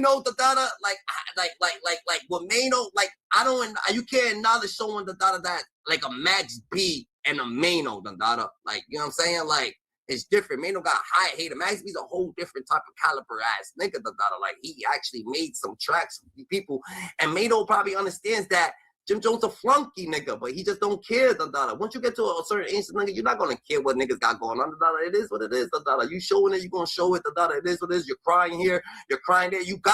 Mano gotta know that this nigga's a flunk. He's over here crying on interviews, doing this, probably talking to him, say these niggas did me dirty. They just cheering, nigga, playing, cheering, nigga. And he just feels sorry for him. Oh, give me a hug. It is what it is, As far as that paperwork goes, we don't do paperwork no more. There's no such thing as paperwork. Max, I never have another project. There's no negotiation. I don't want to be friends. I don't care about no negotiation because I'm doing well. Fuck a negotiation, Jim. You know, a lot of people took the perception as you talking about Max on it. Why would they do that? Because you said at the end, I shouldn't have bailed your bum ass out of the gym. When I look at you, I think about not only Dipset, K.A.R, Jewel, I think about Max B. Nah. No Max B. The beef turned personal when Max B, nigga, he trying to end up. But we see Max B. You can't tarnish Max B. You keep ending. That's your problem, It's like what Irv Gotti was trying to do for 50 Cent. Silence him. You should have brought him, You wouldn't fucking think You should have silenced him. There ain't no silence in this man, That's a fact. You gave him his publishing, nigga, because he was doing 75 years, nigga. You thought that nigga was never going to see the day of light. Shit got transferred. Now he got his published. Now he's about to come home, Now you're about to now you're going to be like, yo, who the fuck is a Jim Jones, Max B right now is going uphill in his career. He's about to start going uphill in his career, His career is just starting, Jim Jones' career's been declining, Like, you know what I'm saying? Jim Jones got to do other things. Jim Jones been on Love and Hip Hop, doing his Love and Hip Hop thing. And let's clap for Jim Jones, because we're not hating. Clap for Jim Jones, nigga. Ain't nothing. The nigga, like, this is what it is. We ain't hating on nobody, bro. We're not trying to hate on you. Like, we gonna clap for you, but nigga, reality is, nigga, logic is, that this nigga Max B, it's like you trying to end up, like, you trying to act like this, like, you trying to hide him from us, but we know that's where you getting your music from. Like, fuck that. We want to know where you get that. You're hiding the plug from the nigga. You trying to hide the plug? Nah, you ain't hiding the plug, Dundada. We know the plug too, Dundada. And the plug say that he don't fuck with you, that he want other people to start fucking with Dundada. And that's a fact, Dundada. So you got niggas like Wiz Khalifa bigging him up, Dundada, saying there was be no Wiz Khalifa. Wiz Khalifa said there'll be no Wiz Khalifa. It wasn't for Max B. What? You got Kanye West, Dundada, letting him fucking putting his name on certain shit, Dundada. What? Like, these niggas is actually doing it. Max B released a mixtape with tombstones on the cover saying, "Here lies Millie Jim Jones," and even made a song called "She Touched It in Miami," claiming he hooked up with Jim's girl, Chrissy Lampkin. Shout out to Jim, he showed 17,000 this week. What a disgusting number. What a flop. Okay, Chrissy, no new teeth with them numbers. Even Chrissy loved Max. She touched it in Miami. She touched it in Miami. She touched it in Miami. Told me an opium. She loved it in her family. The conflict escalated to physical confrontations, with Max claiming Jim tried to box his car in when he spotted him in the street. Max says he rammed. Nah, but you could join up, yeah. You could join up, right here, You could join up, you know what I'm saying? You could slide up, give your acknowledgement, GG. It is what it is, We on all business over here, you heard? Jim's Bentley and punched him in the face. That's where the Bentley pulled up at, right where the green car was at. So I had about that much room to back up. So, I took my time. Obviously, I wasn't scared because I didn't really bang my shit that hard, right? I banged it just enough to get my room so I could ram this shit up, ram it up his ass. Pause. And ram the mother. Boom, I hit his shit. So he did all shit. My car, he running around, trying to grab me. He come right here and grab me, right? My window was there, he tried to grab me. So when he came in the window, I punched him in his face. The guy died was trying to grab him in the He ran up. Ran back to his car to see me rubbing. Let's pop it, Dada. Yo. Prince.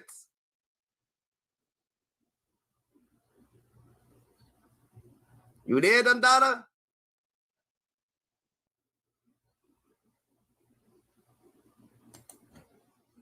Up with one more wine. That's when this guy, look, I'm not gonna say his name. Guy kicked my shit right here. Man, he couldn't get in. All right, it's doom shit, you know? No doubt, Dada, come back, Dada, slide back up. Y'all want to say something? Y'all got something to say, Dada, have your acknowledgement pop. It doesn't matter, Dada. Your thoughts is your thoughts. Slide up in, Dada. It is what it is, Chichi. Pika camped up, Dada, like, just stand on business. It is what it is, bro. Hit him one more time. Boom, damn. Despite serving a lengthy prison sentence, Max B did indicate he's ready to squash the beef. Jim, on the other hand, tries to downplay the situation and act like he don't even remember Max's name, but he finally admitted to doing him dirty in a recent interview. Any artist that I ever had, I always put them in the best position they could be. Even with the dude that was locked up and shit like that, yeah. In the beginning, I took advantage of the only thing I knew because that's what I learned from the leader that I had. Who was locked up? I don't say, you know who's locked up. You see, Max B, so you saying that you actually took advantage of Max B because that's what you was taught by Cameron? Trying to put it on Cam? This nigga trying to put it on Cam. Yo, this dude's a wild. Cam don't want you to be putting shit like that on him, Dada. Why you putting that on his jacket, Dada? Cameron made you, Dada. Like, you part of Cameron, Dada. Like, what you talking about? Like, Cameron fucks with you, fuck with your wild, Dada. Like, what you talking about? You gonna say, oh, yeah, he took advantage. This dude's different, Dada.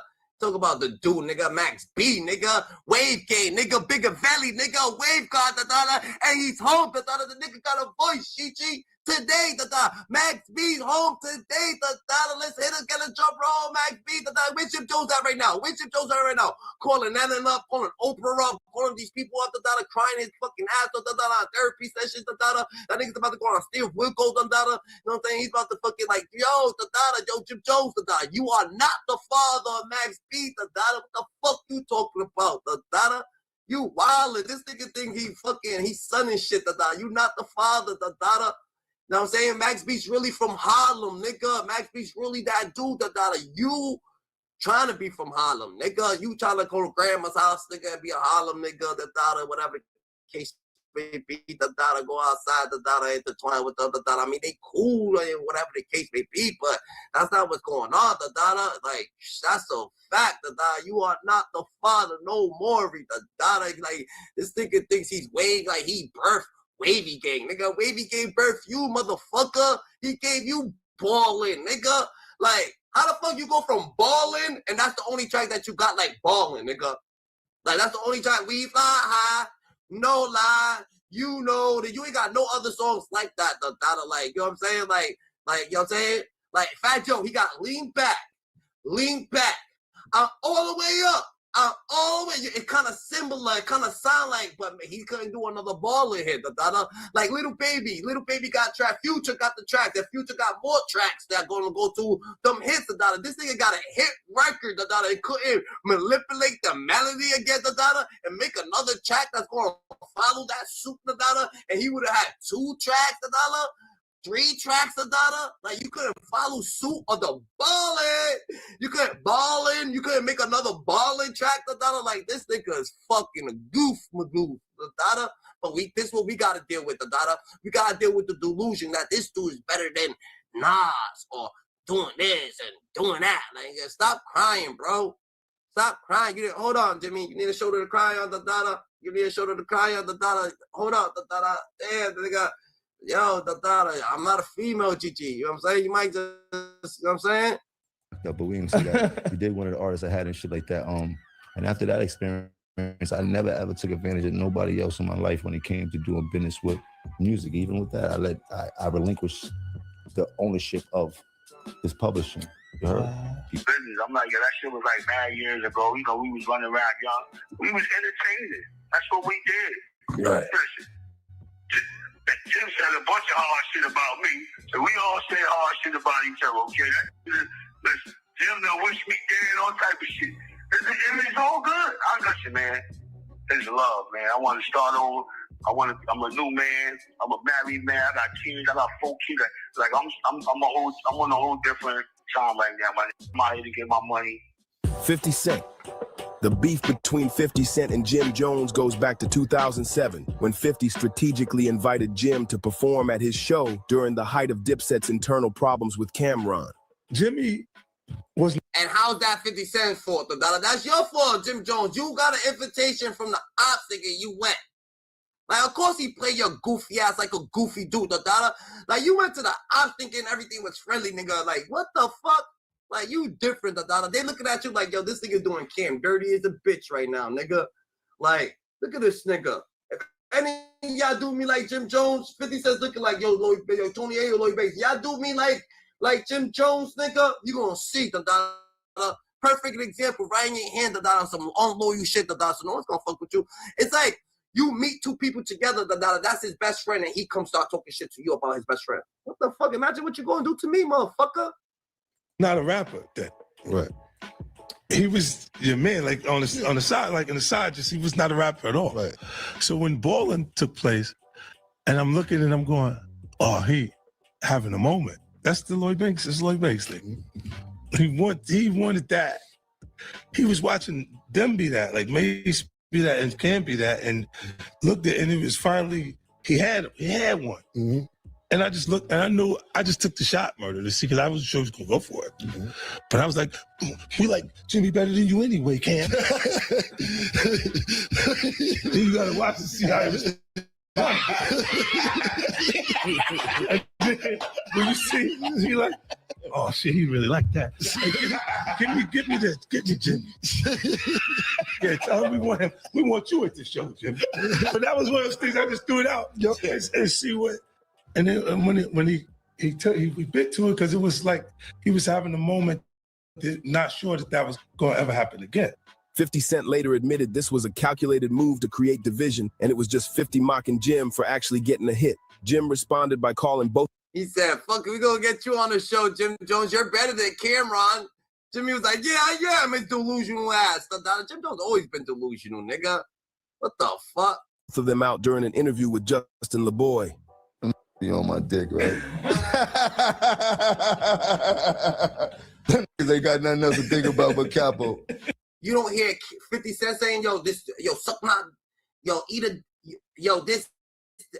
You don't see Jim Jones saying that. You don't hear Fat Joe saying that. You don't hear it, but you hear this dude. Like, you don't hear these other, but you hear this nigga trying to be a YN. Mr. Jimmy YN. All he says, eat a dick, suck a dick, dick. Like, yo, nigga, you fruitcake ass, like, relax, don't diddy. I did a lot for them in their life, you heard? Both of them. Pause, though. Get off my dirt. There's only space on there for baby girl, man. 50 Cent escalated things by bringing up court transcripts from 6ix9ine's trial, where Jim was referenced as Individual One, implying he was an informant. When asked about potentially facing 50 in a versus battle, Jim dismissed the idea completely, saying, I don't want to do nothing with that sucker. I got more solo records than most of them that really hit. Remember that. Mm-hmm. You did? Like, I got a lot of gold singles and I got some action with me. Mm-hmm. It's gonna be hard for a lot of people from New York. Yeah, right, nigga. New York, nigga, 50 Cent with your thraw shoot, nigga. What the fuck you talking about? To win with Capo. And I got freestyles I could do all. I have in New York City, it's gonna be hard. Mm. I would say that for any.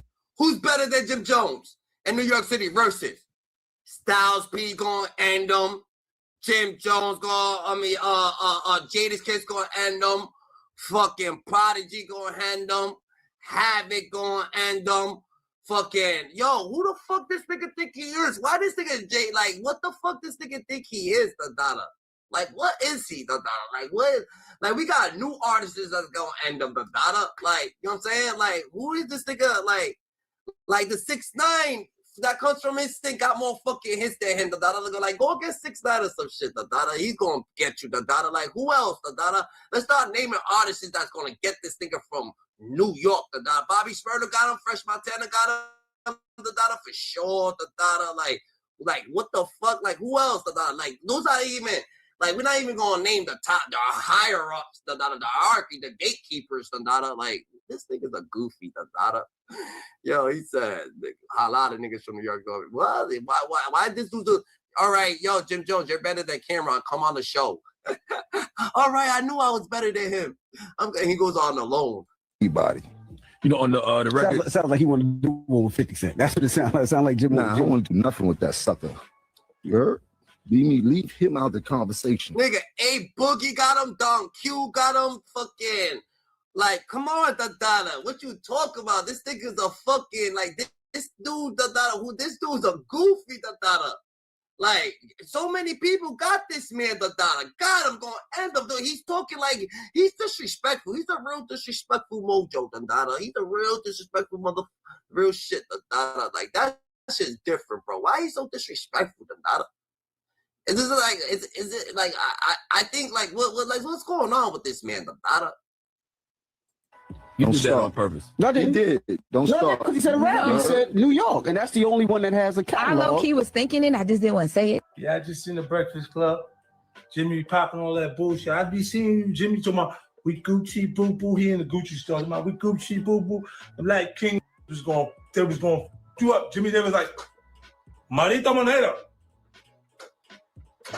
Coca-Cola. Pedro. How you doing? It be money in case they wanted to know. Tell them we Gucci. we Gucci, boo-boo. The beef is still ongoing, and 50 sent out some other posts clowning Jim. True Life. The beef between Jim Jones and True Life represents one of the most physical and dangerous conflicts in Jim's career, with real street consequences that went beyond music. It is what it is, though, man. Fraud ass, man. Talking about they don't know who True Life is, right? Y'all don't know who True Life is. Okay. Well, go to your first mixtape. If you're going to do an interview and say, who? Go to your first mixtape. Yeah, your answer. This is that True Life shit right here, the Dada. This is that True Life shit right here, the Dada. This is Mr. Jomo, the Dada. Give me your change, GG. This is that True Life shit, the Dada. Who? Same, you on there praising, talking about, I done hooked up with my Lizzie and them from the Rider Clique. Y'all done f***ed up now. This is destiny, motherfucker. You know what I'm saying? That's you praising me. I ain't even say your name on the track, you hoe ass. According to multiple sources, Jim Jones and True Life were initially cool, with True Life and his associate JoJo Capone providing protection for Jim and Dipset during various beefs in New York. I was holding you down when motherfuckers in New York wanted to kill you. You came to my cousin JoJo. He introduced me to you because you was going to pay me to hold you down. That's how I know you. Let's keep it real. A lot of don't know this. They think like I'm saying metaphors and shit. Let me tone this shit down and see the feel what's going on. I don't want these think I'm posing for the camera, trying to get hot, or none of that to make little disses. Don't I know this? Like, we got history. Like, I ain't rapping about it. I ain't talking about it. I don't know. I know this whole ass. You a girl. I don't put vessels on your back. How dare you disrespect me like this? I'm Kevin Costner, man. The relationship soured when True Life and JoJo felt they weren't being properly compensated for putting their lives on the line. When them Rip wanted to ride on you, I had them ride with your bitch ass. And if you saw much of blood, you always talking about the rucker. Yo, when the rucker pop, when that shit pop, you called me talking about, yo, come uptown. What are you around Puerto Ricans, please? I'm trapped in the building. I can't get out. They should have never fronted on Cam. They should have never fronted on Cam. They should have. Come on, you begged me. Told me you put your house up and all that. I came uptown with the Lex with 5 of my, with the K in the trunk. And that's on everything. You know that, and I know that. You's a straight certified motherfucker, broad. The situation escalated dramatically when True Life snatched Jim Jones's Bird Gang chain. He started flaunting it in different interviews at the time. This public humiliation was a major blow to Jim's street credibility. Got a 45 slug to melt your ice cream. We fly. One Lizzie. My life real. Oh, man. I know there's police watching right now too, hip hop police and all that. What's up, y'all, and all that? But you know, I don't know these man. Who is y'all, B? I don't know these man. I'm gonna keep it real. So listen, I know my PO won't talk to me later. No, I don't know these man. I don't know them. You know what I'm saying? Them say they want to come on the camera. I'm letting them get on the camera. True life, baby. You know what I'm saying? I don't know these. What's going on, man? I'm saying I don't be knowing too much. Nothing, man. I ain't got it all upstairs. You know what I'm saying? But I heard the boy didn't even Jimmy Neutron. What's up? What's up, Jimmy Neutron? Niggas really know you, nigga. You been a girl, the Dada. You been crying rivers, the Dada. You been crying oceans, the Dada. Like, come on, the Dada. Niggas putting True Life really applying pressure on this dude like it's supposed to be, the Dada. Pressure been applied, the Dada. We over here got the Dipset chain, the Dada. We Dipset. We made ourselves Dipset, nigga. We qualified to be Dipset because we, you know what I'm saying? You made us Dipset, nigga. We koofy your ass, the Dada. You heard one in your pocket, the Dada. Hold my pocket, yo, Jimmy. Yo, Jimmy, hold my pocket, Jimmy. Yo, Jimmy, True Life say, yo, hold my pocket, little nigga. Hold my pocket, son. You heard, son? So shame, son. Yo, True Life was on something different. It's me, nigga. Hold on, look. Jimmy Newt, this me, man. Look at this me. Same put bulletproof vests on your back. Come on, man. You let take this bullshit and all that. What that Jimmy Neutron? You try to say this piece don't exist? There's only one who do this bullshit with this. Step the diamond game up, man. You're not balling. It look better on cameras. I'm seeing this shit right there. Look, put it again. It look better on camera. This shit garbage. Jim also went on Hot 97 and told some stories. True Life didn't appreciate this, and the rest is history. I just heard the Hot 97 commercial that's running. It makes me laugh. You know what I'm saying? You threw out the rumor talking about I got robbed or something and all that line of misinfo and all that. You motherfuckers gonna call her up and talk about I got robbed. Where I got robbed at? Who robbed me? Huh? I got 100,000 for any that robbed me, man. If a nigga prove he robbed me, know what I mean? Prove that you robbed me. I'll buy you a motherfucking car tomorrow. Hear me? True York. You're not New York, True York, and it's true talk. We run Harlem. You know what it is. Rock Life Familiar is Harlem. You got beat up by True Life, just like Cam got beat up by True Life. You got robbed by True Life, just like Cam got robbed by True Life. You got beat up in the Ruckus Park in your neighborhood. Beat up by not by people inside your neighborhood. You got beat up in your hood from Brooklyn. Bad boy beat you up and they beat Cam up. What makes you so different, Jim Jones? Who are you fooling? The beef eventually cooled when True Life was sentenced to prison for an unrelated incident, but it remains one of the most serious confrontations in Jim Jones's career. You don't hear Jim speaking on the situation much. You see, Jim Jones, honestly, the Dada, Jim Jones love when niggas go to jail, the Dada. Jim Jones love when niggas go to jail, nigga, for unrelated situations, the Dada, because it get them out the limelight. Real niggas on his heels, the Dada, but these niggas got caught up, the Dada, because they was living a real life. And this nigga's over here, the Dada, like, niggas on this thing. True Life was about to be the end of this man, the Dada. I don't even know how he even came back from that right there, the Dada. I don't even know how Jumbo came back from that right there. Maybe because he was warned what would happen. There's been certain individuals, man, who's, gone out here, man, and told stories the wrong way. Went out there and said lies on cameras. And, I've allowed them to slide because I'm like, my God, don't make me hop out of retirement, bro. Really take the belt off my and spank your ass live on IG. This shit is real different right now with all these cameras. So if you start to get me to go crazy out here, you're not gonna be able to go outside no more, bro. Because I won't even stop. I really would smash your career. I'm gonna smash your confidence into the motherfucking ground.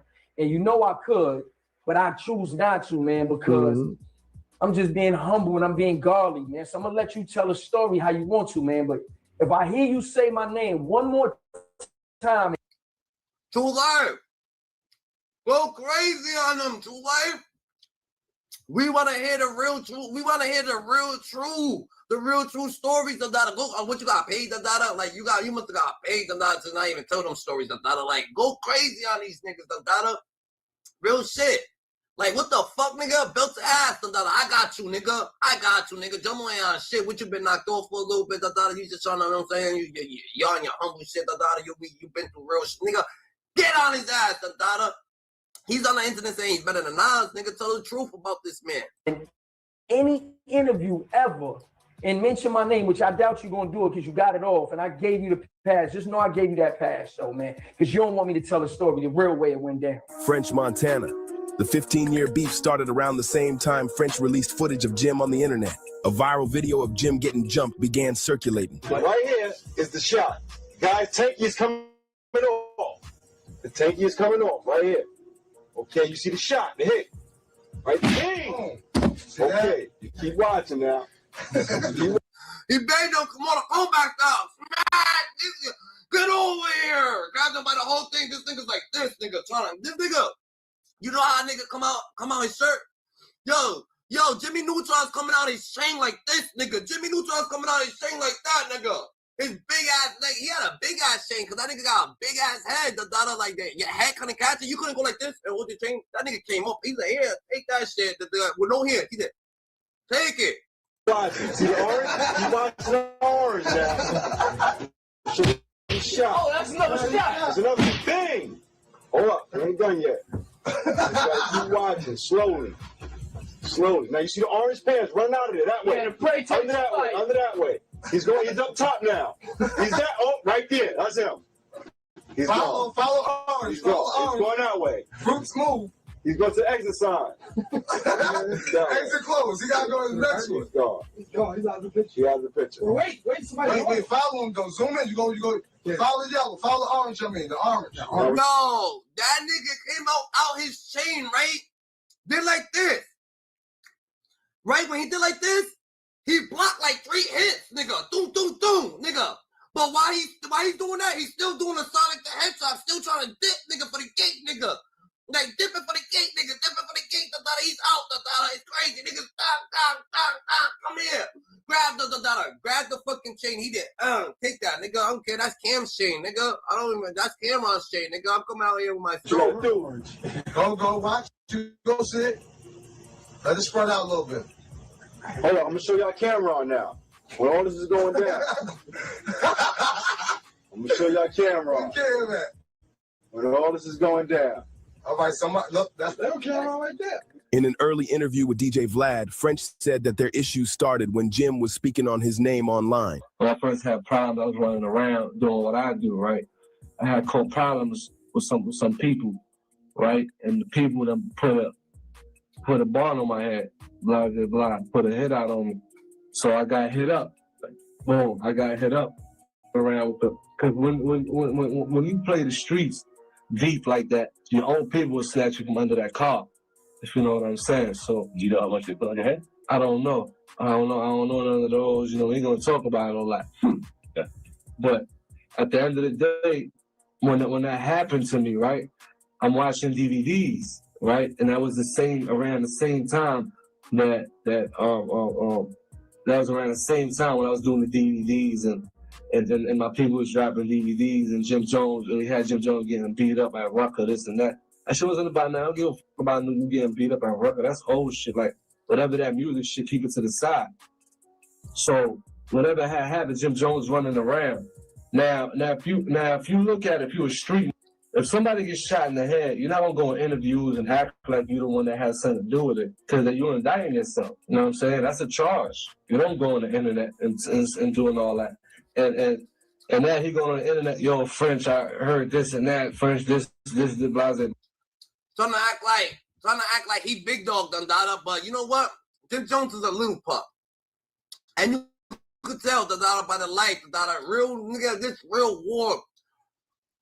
This real niggas got real war scars, Dundada. If Jim Jones would have stood in that park, he probably would have got beat, Dundada. He probably would have had some scars on his head, Dundada. But guess what? There would have been real war scars, Dundada, from standing down to being a fucking man, Dundada. Jim Jones ain't got no fucking scars because he's good on, he's a track star. He's a runner. He's a track star. Oh, he's gonna run anyway. He gets like, you know what I'm saying?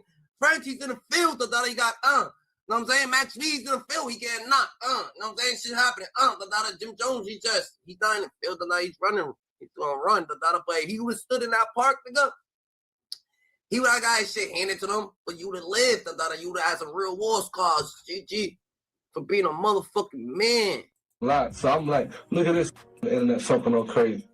You know what I'm saying? That's why my problem started with him, because I didn't care about me pulling that footage out of him saying whatever he had to say. But when he stepped in and just started doing all that dumb shit, by you going on the internet and doing all that don't make you a thug, because you're not built like that. You're not built like that. And you were the kind of that might go try to put some money up, but that wasn't nothing about you. So Jim had nothing to do with it. Nothing to do with it. So you feel that you kind of try to take the credit for what someone else. Yeah, he was trying. Exactly. That's exactly what he did. The tension escalated when French Montana linked up with Max B. Together, they released multiple diss tracks and videos aimed at Jim Jones and Bird Gang. You're trying to blackball the internet world stars going on. You calling label something out the phone. This is why I don't understand. If you blackballing, right, you should be selling $1 million. Yeah, he's not even blackballing. He type to go to the label and hate. You don't fuck with the thing. That's not blackballing. That's dick sucking and hating. How you hate and sell 16,000? Yeah, you 16,000. You can't hate and sell 16,000. If you gonna hate, move. Look at Max B been calling this nigga a dick sucker. What does this nigga say every time? Oh, you this nigga's dick sucker. This nigga dick sucker. Like this nigga takes people's lingo, yo. Jim Jones so mediocre. It's fucking crazy, yo. Your number. You a dumb motherfucker if you don't got your own mind. Letting the next come and let you know. Don't f with him or f with him. You's a bird. Who's been blackballing you, daddy? And the next come and telling you, yo, don't put that on there. Nah, nigga, you gotta, if you know you in the field, you gotta stay ready, not get ready, real shit, so you gonna have to stay ready, you can back up some niggas, that's a fact, the door wasn't open, real shit. There was no swings, nigga, he just booked it, he ain't bang nobody, he ain't put no defense maneuvers, he ain't do nothing, you know what I'm saying? You can get a couple, you know what I'm saying? You know what's about to happen, you can back them up, someone sees blood, they gonna run, you know what I'm saying? Not that it's the righteous thing to do, but you gotta protect yourself. Bird, if you watching this. French and Max dropped multiple videos clowning Jim. Whether it was running up on him in New York or mocking his Broadway run, the disrespect didn't stop. What you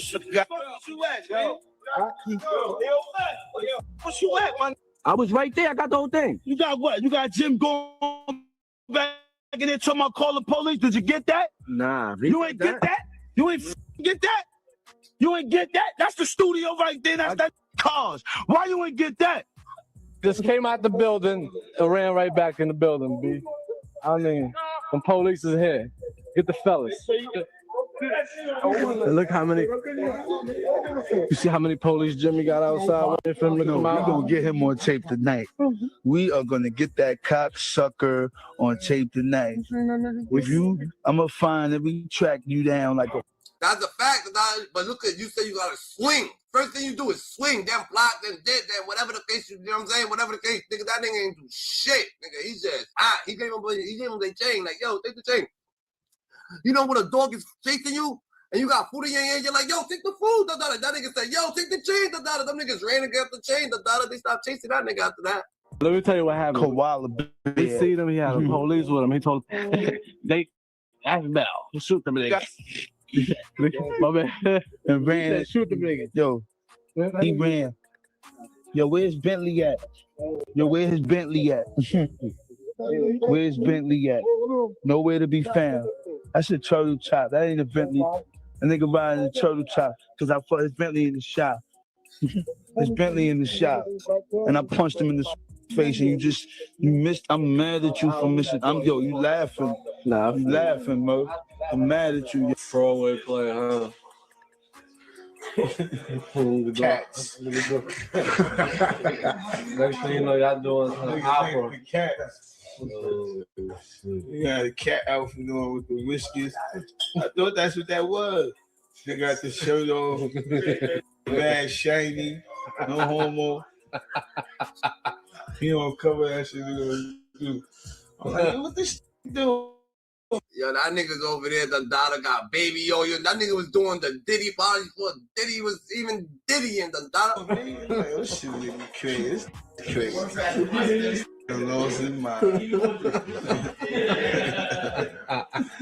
Somebody had to gas him up, though, Grease. Somebody had to sit down with him and say, "You'll be the first one to do a Broadway play." Trust me, Jimmy. You'll be the first one to do that. Why you think nobody did it before, dickhead? Hey, you got some intel on fucking Jomo, Jimmy Neutron, the wave is out, it's about to be a fucking tsunami over here. Hopefully Jimmy could fucking swim, he got his fucking, his crack in his boat, his yacht that he's about to fucking, you know what I'm saying? Pull out the port, cause shit's about to get real wavy out here, no lie, and if y'all want to talk, just come up here, y'all can hit the panel, we, y'all, you know what I'm saying? Y'all could elaborate on what y'all want to speak about, you heard, because we gotta understand everything that's criminated out there. That was smart. She said it'd be a real good look for you, Jim.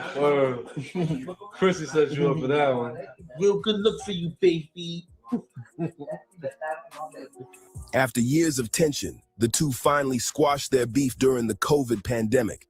Like Jimmy, you understand? Jimmy Neutron, Mr. Jomo, this nigga, he's crying because he did shit. He did niggas dirty, He went on with 50 Cent. He did something dirty with 50, He went on with these niggas. He went on with, that's what he did. He wanted to do K.A.R. He was better than K.A.R. 50 Cent played them. These niggas played them. This nigga, this nigga's just crying, bro. Cry me a fucking river, Jomo. Just cry me a river. You're sensitive. Mr. Sensitive, That nigga's an emotional wreck. Connecting on Instagram Live and later collaborating on French's track, Too Late. I'm a high-strung person, and emotional and aggressive. Bro, Jim Jones is coming at everybody in fucking New York, saying he's better than everybody in New York, saying he's better than all these people, he's better than Nas. If he say he's better than Nas, that means he's plainly saying that he's better than everybody, because Nas is actually top dog. You know what I'm saying? Everybody respect the Nas, So that means he's talking about he's better than the youngins, he's better than these. What the fuck? Why are you in competition with everybody? Go look in the mirror, be in competition with yourself. Why are you in competition with so many people, We don't even get it, GG. We gotta stay more aware than ever, can't put you on, I bet. What you want us to do? Max B's about to get out. It's about to be a situation, Max B gave you your hits. So you sad, you sad. He said, where you think Jomo's at right now at this moment? Told Jomo go live. Told Jomo go live right now. Told Jimmy Neutron go live right now. Look at this nigga face. I bet you this nigga ain't happy, nigga. Max B's out. The way I really had to sit back and look at all the variables in my life, and all the things I've been through, all the people that have been rooting for me, all the times that I've up for myself, where I could have been, or some say where I should have been. No, there's a lot to it. So to sit here with you on this FaceTime right now, it shows me a lot of growth from me getting a chance to sit back and really dig deep and know what I'm doing. And you know, the connection with French, the music, that was dope. That was a dope feeling. The bigger thing was that we were able to squash whatever beats we had, and to know that we were bigger than what we had going on, us things bigger than what we had going on. Not to mention, no real physical harm nobody got. Right. Nas. You want to talk about any beefs or anything, man? You want to put that out there a little bit? The beef thing, right? The beef thing is it ain't what it should be. You know what I'm saying? It should be really you should really want to hear it. Right. I'm not anxious to hear the Jim Jones diss record. I'm like, yo. I used to have a little nervous with B.I.G., Pac, right? Even Cannabis, Eminem. He'd have you if we go at it, dog, we gotta go hard. You know what I'm saying? But he's like a Jim Jones, I respect you getting your money. You're exactly, right? But let's see why you're not respecting his lyrical game right now. I respect his. Cause French and Jim Jones hashed it out. That's just for the public eye. Jim Jones, nigga, that nigga so sensitive, nigga. That nigga so feminine, nigga. That nigga so dick in the booty ass, nigga. No diddy, he won't really hash it out with nobody. He secretly hates, nigga. Look at what. Look at. He hates 50 Cent because 50 Cent gave him an opportunity and he took it. 50 Cent clowned him for taking the opportunity that he took. What the fuck? 50 Cent called him out on him being unloyal, and he hates 50 Cent for his own action. You can't hate 50 for giving you an opportunity. You taking it? Yo, here. Come get this $5,000 and you take it. Yo, Cam, your boy took $5,000 from me. The Dada is sorry ass. Like, what the fuck, nigga? That don't even make sense. Hustle. I respect this hustle. That's about it. The conflict with Jim Jones and Nas goes way back. Aside from the recent dismissal of the legend's greatness in hip-hop, the two had smoke from back in the day. During the feud, Nas told a story about Jim ducking him in public. He let everyone know Jim was beneath him in every way. Hey, man, you know what? You gotta remind me about this shit, because I don't really know.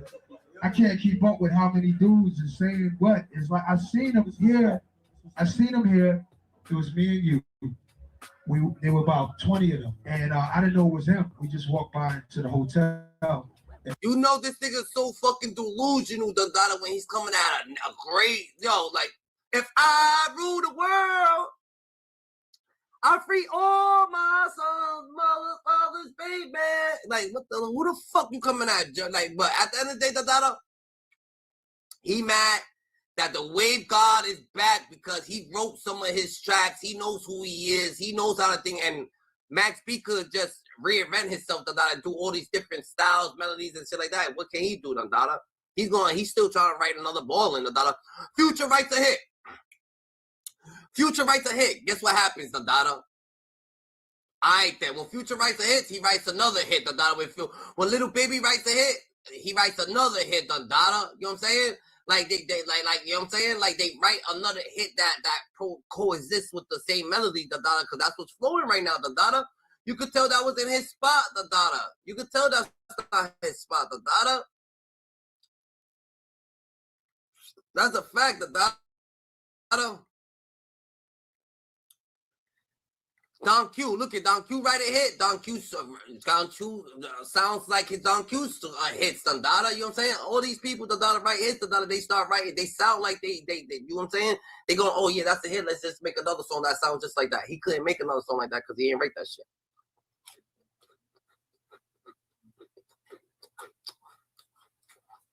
Jake would never be around Max. That's crazy, the Dada. Wiz Khalifa said that though. Mike started laughing. I said, why? He said, singing man put his head down. I said, who? He said, Jim Jones. I said, no. So he's like, yeah. I said, oh, whatever. So it's just me and him, you know, no security, nothing. Just so, and on a DVD a few months later, I heard that he said, maybe this nigga Nas was fucking with Chrissy or some shit like that, man. Who knows, Dada? Maybe he had a, like that. Maybe that's what's going on, Dada. He saw me and said, Nasir Jones, what up? And he said, I had a bunch of bodyguards and I had my head down. I said, why even acknowledge that you saw me? It don't even make no damn sense. Like, if you put your head down or you didn't see me, you don't want, why even say it on a DVD? So we dealing with a lot of, you know, I don't want to disrespect them because they get their money and it brings me lower when I talk about them. That's cool. I think personally, all you need to do is just either one more MC, and I don't think no MCs will step to you after that anymore, period. When it got, yo, honestly, I can't, like, if it was like Jim Jones, imagine putting a pen to paper to write about him.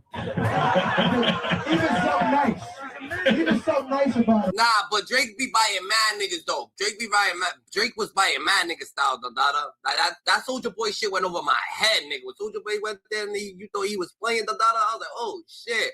And then he was started copying some the Chicago dances and shit. Then he started shit that I'm saying. So yeah. But yeah, Max B's out, the Dada. Max B's out, the Dada. But he was definitely, you know what I'm saying? Max B's out, the Dada. It's a rap now, the Dada. Let's go, the Dada. The Wave God, the Dada is about to be a tsunami in New York, the Dada.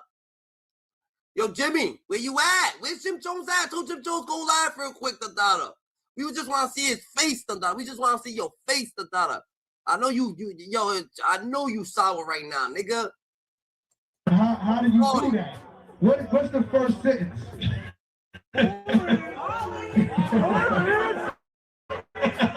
What the f you write about them? You know what I'm saying? At the time, Nas called out Cameron and the Diplomats during an interview saying his album was whack. Jim, being loyal to Dipset, inherited the beef. It will be obviously. Sour Patch Jones is crazy. Sour Patch Jones is wild crazy. You know, to talk about people's moms and daughters, and that's how you reach down and really try to hurt somebody's feelings.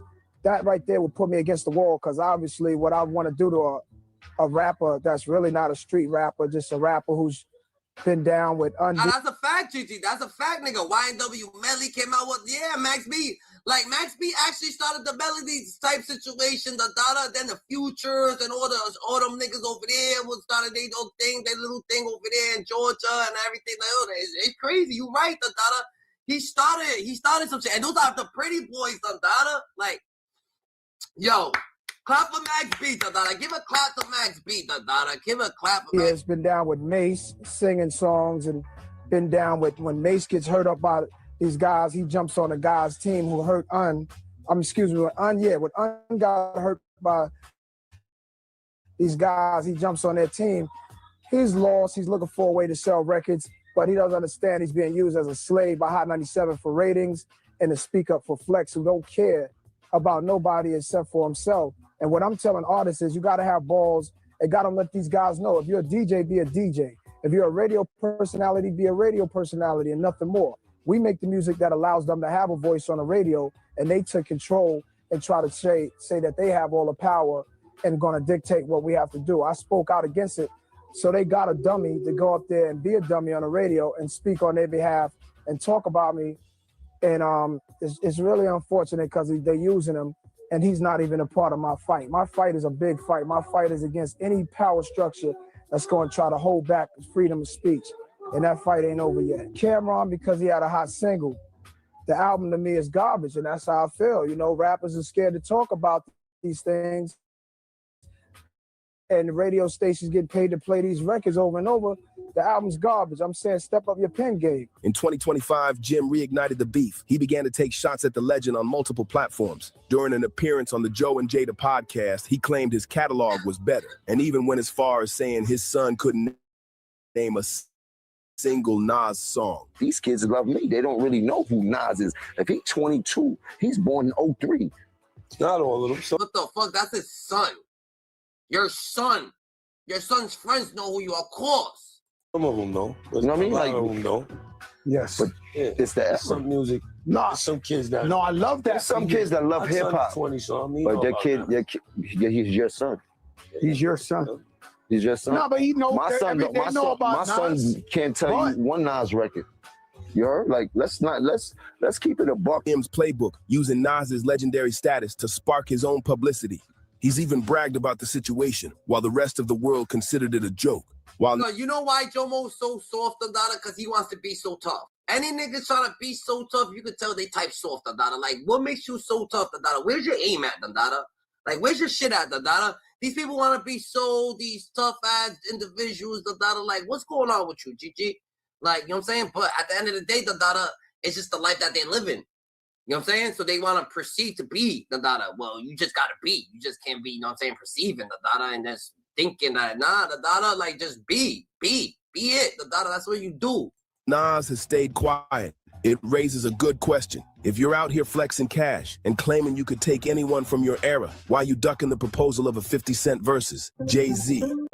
The beef between Jim Jones and Jay-Z dates back to the Rockefeller breakup, with Jim showing loyalty to Dame Dash while Jay took control of the label. Is there any conflict, or do you think there would be any conflict with the fact that he goes at Jay-Z sometimes, and you feel like that's whatever, or what does that mean, or does it mean nothing, or does it mean something, or, you know, business, never personal? I mean, you know, I'm quite sure it can be perceived as some kind of a conflict, but, you know, Jay's done a lot for rap and a lot for hip-hop, and in hip-hop, you know, you go with people lyrically, you know what I'm saying? And as of yet, that's all it's been. And it's very convenient because, you know, Jay put me in a position where I can't protect him no more. Mm-hmm. You know what I mean? Like, you know, what he did to me publicly could be perceived as so heinous and foul that how could I ever tell somebody don't do nothing? He really kind of made it where he made things just business. So for me, I just don't get involved. You know what I'm saying? Like, that's for me. Like, where before I would, like, you know, I might have took a bullet for Jay. Mm-hmm. I might have took a punch in the face for him. Mm-hmm. But now I just totally just don't get involved. So anybody has any issues with him, and it ain't too much I could do. And the only reason why is because that's the way he chose it to be. You know what I'm saying? Like, you know, I wouldn't like that, but being that it is. Hell no, the Dada Max B right now, the Dada Max B, the Dada to the YS, the Dada. They might know who he is. They might know who he is. Niggas still, you know what I'm saying? They ain't bumping him right now, the Dada. But let him come out, the Dada. They gonna, you know what I'm saying? He's gonna go, the Dada. But he gotta make a track right now. First day out. Where's the first day out shit? Let's go. What it is. You won't hear me saying nothing about Jay. I'm not gonna be battling him. You know what I mean? But I'm not gonna be jumping in a fight for him, regardless of who it's with. You know what I mean? And that's just where he put things. The conflict escalated in 2006 when Jay-Z dropped Brooklyn High. In the track, Jay rapped about owning the game, and Jim was just pump faking. A little punk ass buck. That's it. That's balling. All right. I guess men lie, women lie. The numbers don't. It's over for that balling. It's my turn. Brooklyn! I wear a mean dark pair of shades, and you can't see my eyes unless my head is bent. My Brooklyn get paper, tote big things, you chase around their own ball game. Ball game, it's over for you lanes. Give me back the chain, it's over for you dames. Y'all broads, didn't they ever tell you don't f with a man's family? With Charles, you kidnap mine. I will click clack, push your wig back further than Tyra Banks' headline. Your bank first mine. If you ballin', what I'm doing can't beat the fine. The Joneses can't keep up. Maybe my nice, but I got strong after ether. Wow. In an interview, Jim stated that Jay's diss track actually brought him a lot more wealth, which was a sly way of taking a shot all these years later. What was your reaction when he remixed Ballin'? It was incredible. I used it as my remix, bro. I packaged it up and used it as the remix, and he couldn't do nothing about it because he jumped on my record. So I got a free Jay verse, and that helped take Ballin' to a whole nother place after it was already on top of the map. Jay just did the remix. No matter if it was a diss or not, it didn't matter. All that still counted as all my spins. There wasn't streams back then. There was a radio spin. So all Crying. Look at he was crying. Look at crying, the Dada. Every radio station that played his verse counted as my spins. I couldn't lose. I didn't know that. So you was getting paid for the Virgin J did. That's my beat. You know how radio works? You know how spins works? Anybody that if somebody raps on somebody else's beat and they plays on the radio for a certain amount of time, that's considered a spin to the person's beat it is. But Jay's response was similar to Nas's. Jim's attempts at getting a rise from Jay didn't even register on the spectrum. In this interview, he shut down Jim and never needed to respond again. What's up with that Jim Jones shit, man? I mean, I believe in hip hop. You know, this is. I feel different ways about it. Hip hop, of course, you know, it's a competitive sport. But on the other end of it, it's like certain people shouldn't be able to say your name until they done something in the genre of music. I've done too much in this music to even have to answer that question. Like Jim Jones, who is Jim Jones? Like, he's not on anyone's top 10 list. He's like no one's top 10 list, maybe not even his family. He has no hardware on his wall. No classic album. So from a creative standpoint and the economic standpoint, he doesn't even register. So why do I have to answer that question? You know what I'm saying? Because it is on the radar. People are talking about it. And Dame Dash is screaming all on the track. Have you spoke to Dame? No, of course not. But I'm just like my radar, like for what I've done, hip hop, and what I've done in this. I'm just talking about. Forget it couldn't be Jim Jones or it could be Jenny Jones, whatever, right, whoever. You know, for people, that's like I was saying last night. It's like the 8th guy on the bench just screaming at Jordan, like, you a bum. Like, you want to be like the 9th guy on the bench. I'm not even worried about you.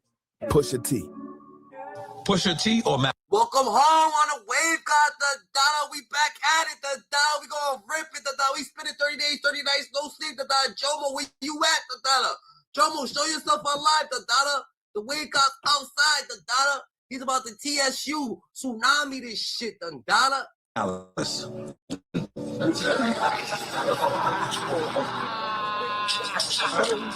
The beef between Pusha T and Jim Jones. Let's get some likes up on here, the Dada. Let's hit the like button, the Dada. Like, comment, subscribe, the Dada. Let's get right, the Dada. Let's do this for Max B, legendary, the Dada. You heard, the Dada. Mr. Biggaveli, the Dada. Yo, it's about to get heated, the Dada. What you think Jomo's gonna do, the Dada? You think he's gonna come out or he's gonna be in the closet now, the Dada? You think he's gonna it's a wrap for him, the Dada? It's gonna be already. In 2023, Jim Jones questioned Pusha's placement on Billboard's top 50 greatest rappers list. That was not a top 50 verse. Not at all. He was traveling. He just came back last night. Still not in my top 50. Can you sing along the 5 Pusha T records right now? His records. Yes. His records? Yeah. Name I them. love Pusha. Nostalgia.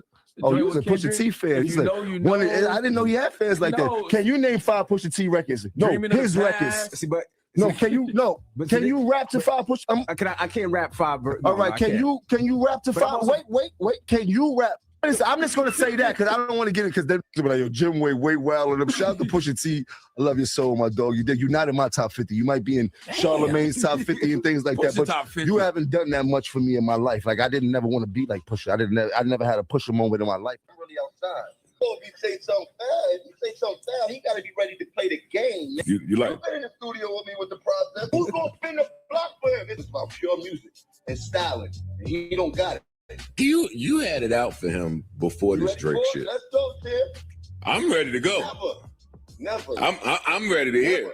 All right. You know what happened? They asked me a question, and as a rapper, I wasn't thinking about how it would affect another rapper. If I was a blogger, my opinion would have been held a little bit different. Mm. You heard? But they asked me my opinion as if I was a journalist, which I am. And I can't lie on what I do. Capo, you a journalist now? Capo, stop it, man.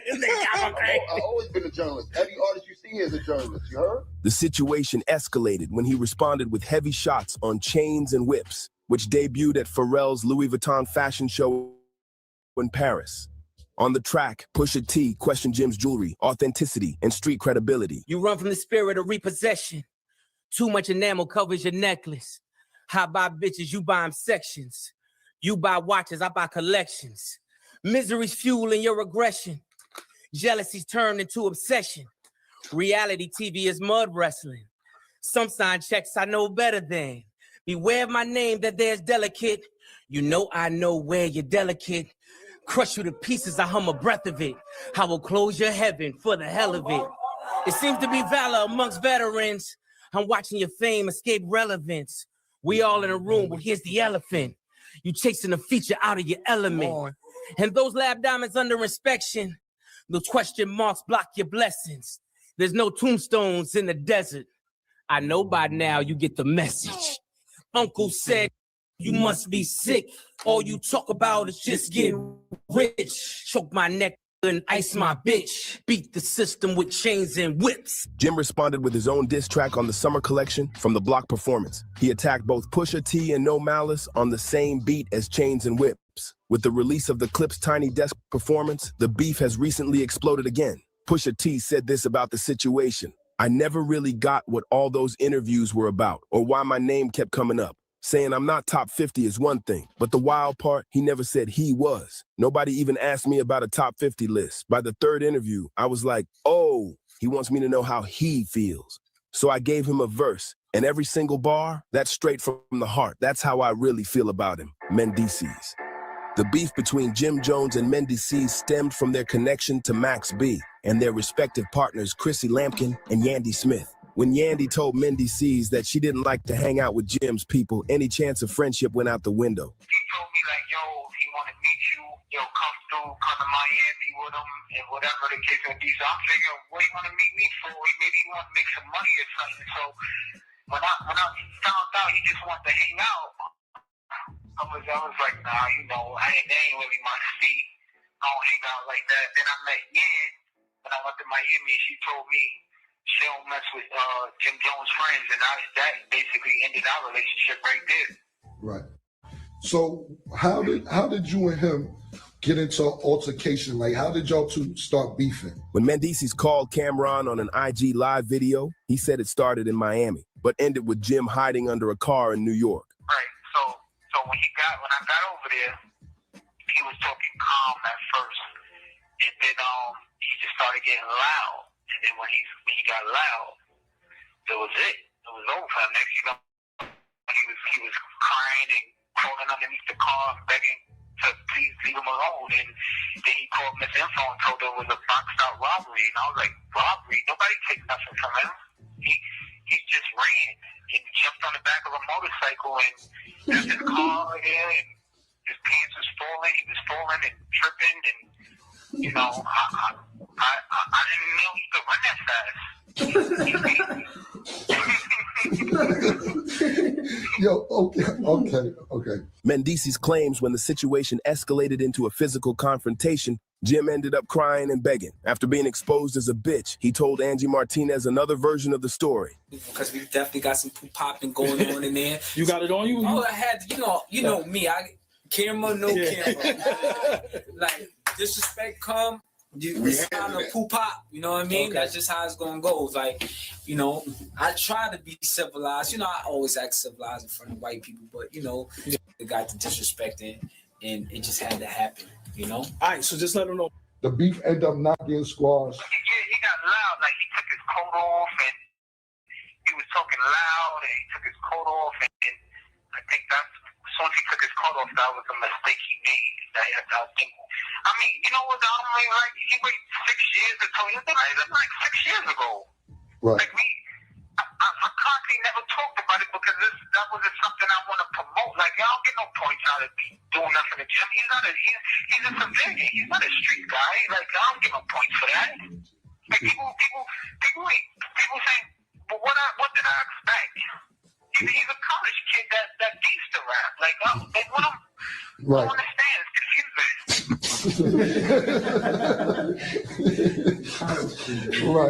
Right. So, okay, so look. He said Jim was just a civilian, a college kid who gangsta raps. The conflicting accounts of this incident have never been fully resolved, with both men maintaining their versions of events. But I think we all know what really went down that day. Cameron. Of course, we couldn't leave you without discussing the beef between Jim and Cam. What started as the hottest crew in Harlem eventually crumbled from the inside out. A lot of people had a lot of things to say. Could start football, or we could start there. Where do y'all want to start?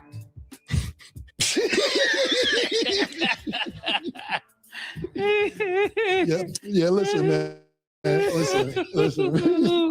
Listen, I'm gonna address a couple things because we've been on vacation. And a lot of been talking since I was on vacation. We're gonna start with Jomo. We'll start with Jomo. And you're a guardian angel and designer. What you talking about, man? You are from the Bronx, bro. You are not from Harlem. Why do you keep thinking that you are from Harlem, bro? You are not from Harlem. I did not grow up with you, man. I did not grow up with you. Contrary to what you believe, I did not grow up with you. You are from the Bronx. Did your grandmother live? Did your grandmother live in Harlem? Yes. Did you come see her? Yes. Did I see you time to time? Yes. I did not grow up with you. You talk about dick ride now. That's where this old shit. I would have left the old shit alone. But listen, dick ride. Do you remember how we met?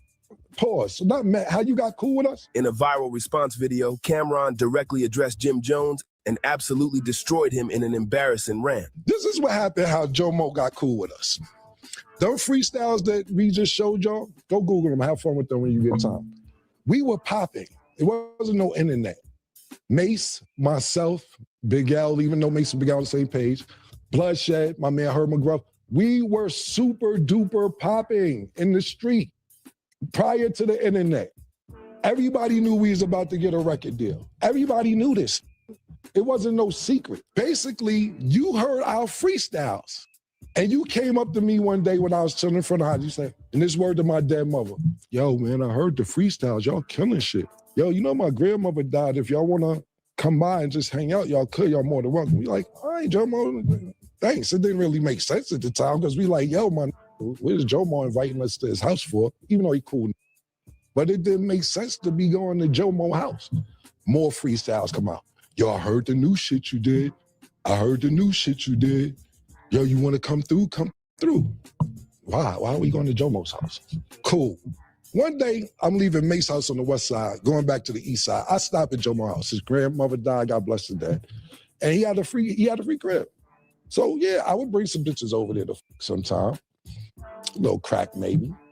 I'd be at everybody's house though. I love my grandparents. My grandparents were strict. I stayed at Duke the God house. I stayed at Mace with Kuda. I stayed at her. I stayed a bunch of times. I never needed nowhere to stay.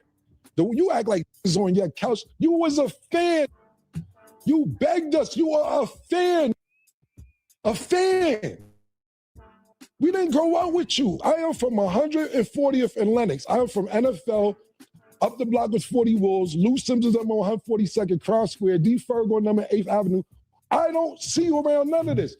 Cameron completely shattered Jim's Harlem origin story, revealing that Jim actually grew up in the Bronx and only visited Harlem to see his grandmother. All this, yo, you were fanned out and you begged to come to your house after you heard all these mixtapes. That's how you got in. You was so cool. And we was like, yo, Jomo's a nice guy. Mace like, yo, I think I'll teach him how to rap. Mace actually taught you how to rap. Literally. He taught you how to rap. You say it. Matter of fact, bring up the clip. Mace helped me learn how to rap. Mace taught me how to rap. Mace actually showed me, he was the first person to show me how to rap. Mace actually sat me down and showed me the magic to rap. We taught you how to rap. How you ran the whole organization. How you ain't make none of this stuff. You was a fan. I put you down because you had a free crib and you was a nice guy. That's how you got down originally. Period. Cam even exposed Jim's pattern of reconciling with everyone who physically confronted him, basically called him a bitch, listing several former enemies Jim later befriended. This all started because I asked 50 Cent a question. Cool. I thought it was cool to ask 50. The shit happened 20 years ago, however many years ago. I thought it was all good. I got no problem thinking, okay. He tricked me out their spot, came to the spot. I know 50 said it. And they went under, he was funny. I thought it was funny when he said the shit. But I didn't think it'd be a big deal because you make up with every that put hands on you. But I see the pattern now. If you don't agree to disagree with you and don't want to take it that route because they got some genuine love for you, you keep going on and on and on. Every that put hands on you and you get to take you cool with them. I see you with C Gutter, Junior Mafia, cool. I see you taking pictures with True Life. It's cool. Man, DC, y'all having sit-downs to work out. Gunshots was let off with that. Y'all having sit-downs to work it out. You tried to chase French Montana out the game. That ain't work out. Y'all got cool. So cool that you go to his video shoot, pardon me, not his video shoot, his movie. You're sitting in the crowd watching the premiere, and they dissing you in the movie. You in the movie getting dissing. You got to eat it just sitting in the crowd. Nah, they dissing you in the movie that you went to go see, bro. You ever wonder how you met Mano? Ask him how you met Mano. Mano gonna downplay because they cool now. He tried to press Mano one day because Mano first came out. He had a little record where he was saying, dissing the rappers. I don't know, he's dissing. He said his name. So Jim plus see Mano one day and was like, yo, what's up with all that saying my name? Man, he said, who the f you talking to? Oh, you think I'm one of them? You out your motherfucking mind? Now they the lobby boys. Every that do something to put pressure on you, you sit there and work it out. But when they got a little genuine heart for you and all that, cool, that's the pattern. If they don't put hands on you, then you can keep going on and on and on. And I ain't promoting none of this. I think it's cool that you cool with everybody I name. You're going to be 50 next year. I'm happy that you cool. I'm not saying this to stir up no feathers. I'm not saying that to backtrack on any beef or go anything like. I think it's really cool. But to do this, you cool with, and then you try to handle it sophisticatedly, you keep going on and on like, give a fuck about all that shit, bro. The beef reignited in 2025 when Jim challenged Cam to a $10 million boxing match. Cam responded by leaking private text messages showing Jim begging to do a versus battle for free, further embarrassing his former friend. What I'll finish with is this, man. I'm never here to damn play your character. As much as you try to degrade my character for years and push me under the bus and say, I ain't start this and I ain't do that. Yeah, lobby boys wild crazy, Dada. They the lobby boys now, GG. Them niggas the lobby boys, GG. And you already know Jim Jones know that he did these people wrong. Why you think he's so sad, Dada? Like, Jim Jones want people to have sympathy for him. That's what he wants. Like, he's trying to play the victim, Dada, but he's the one that actually did these niggas wrong. Dada's trying to play victim. That's how it works. Attention immediately. That's suddenly everyone was talking about Max B. The same year, Max also dropped his first mixtape, $1 Million Baby. Around that time, Jim Jones also started his own label and spin-off group called Bird Gang. Jim Jones invited Max B to be a member, along with another Dipset affiliate named Stack Bundles. Max worked on Bird Gang's first mixtape, M.O.B., and also appeared on Jim Jones' next mixtape, The 7 Day Theory. Max B not only had the musical talent, but he also had the street cred after serving close to 8 years in prison. So it seemed like Max B was about to be the next Dipset member to blow up. But just when he was starting to gain momentum, Max caught another case that would eventually take him off the streets for good. On September 29th, 2006, Max was arrested and charged with murder and conspiracy to commit robbery after police accused him of being... And it's true that Jim Jones over here, he talk shit about Max B, he talk shit about K.A.R, he talk shit about Mace, but he's gonna say, oh yeah, these people showed me how to rap, these people did this for me, these people like, what the fuck they did shit for you, you're talking shit about them. Mastermind in a wild heist gone wrong. In 2005, Max met a woman named Gina Conway at a Jim Jones show in Myrtle Beach. Gina was a huge Dipset fan and wanted to get backstage to meet Juelz and Cameron. But when she found out they weren't there, Gina started kicking it with Max B instead. They ended up dating, and Gina moved in with Max in the Bronx, where she worked at a strip club while Max was grinding with his rap. Nah, real shit. But Jim Jones trying to do, he can't drop the beef with the Wave Gang because he been, oh yeah, don't talk about him, don't talk about him, don't talk about him, don't talk about him. Like, he can't drop it. He don't want him to get talked about, Like, you know what I'm saying? He's on his fucking sensitive shit. Career. But the relationship was pretty toxic. Gina was a prostitute, and Max was hooking up with multiple women at the same time. They kept breaking up, and Gina eventually moved back down south, only for Max to convince her to come back to New York. One time, Gina came back and found Max living with another woman who was pregnant with his baby. Somehow, Gina ended up moving in with Max's brother, Mike, and went back to stripping. The whole story was pretty messed up, but things were about to get even crazy. While Gina was stripping in the club, she met a dude named Alan J. Plowden. Jay would always pull up to the club in a brand new white Mercedes with tons of money in the back. One night, Jay started talking to Gina after Max blew her off, and they started hanging out. Jay would always take Gina on shopping sprees and spoil her with champagne and new clothes. Gina ended up going with Jay to a Holiday Inn. He was staying with his partner, David Taylor. It turns out that David Taylor and Jay Plowden were running a mortgage and mail fraud scheme, which is why they had so much cash. Gina Conway saw... Shit, it's roll-up time. I'm about to blow me a dumb. Yo, your boy's out. Your boy Wave Gang, Max B. all the cash Jay had in his hotel room. So she stole his key card on the way out and decided to call Max B to plan a robbery. According to Gina, she met up with Max back at the Lincoln Projects in Harlem. Max was mad that she'd been gone, so Gina decided to make him jealous by telling him all about Jay Plowden and all the money he had back at the hotel room. Jay told Gina he was going to the club, so she thought it would give her the perfect opportunity to rob the hotel room while he was gone. According to Gina, Max B called his cousin, Kelvin Leardham. Max told Gina that if she took Kelvin to the hotel room to take the money, he'd love her forever. So Gina and Kelvin went back to the Holiday Inn, but when they got there, they found Jay in the room with another woman named Giselle Neves. In another wild twist, Giselle Neves was also there to rob Jay Plowden. Giselle saw Jay in his new Mercedes and planned to go back to his hotel room and steal the keys.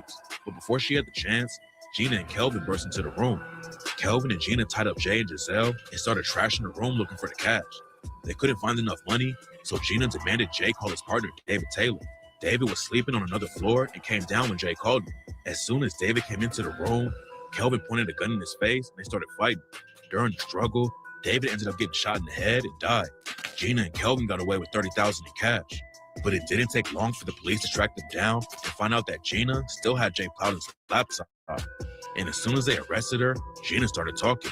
She claimed Kelvin was the one who shot David Taylor and that Max B was the one who set it all up. Max was immediately arrested for murder and robbery charges and held on a $2 million bail. But Max couldn't afford to pay the bail, so he was forced to sit in jail. While he was behind bars, Max's music career continued to go up. Before he went in, he recorded a few tracks for Jim Jones' third album, Hustler's Poem, which dropped in November of '06. Along with his own features, Max also wrote a lot of Jim's verses and hooks, including the lead single, We Fly High.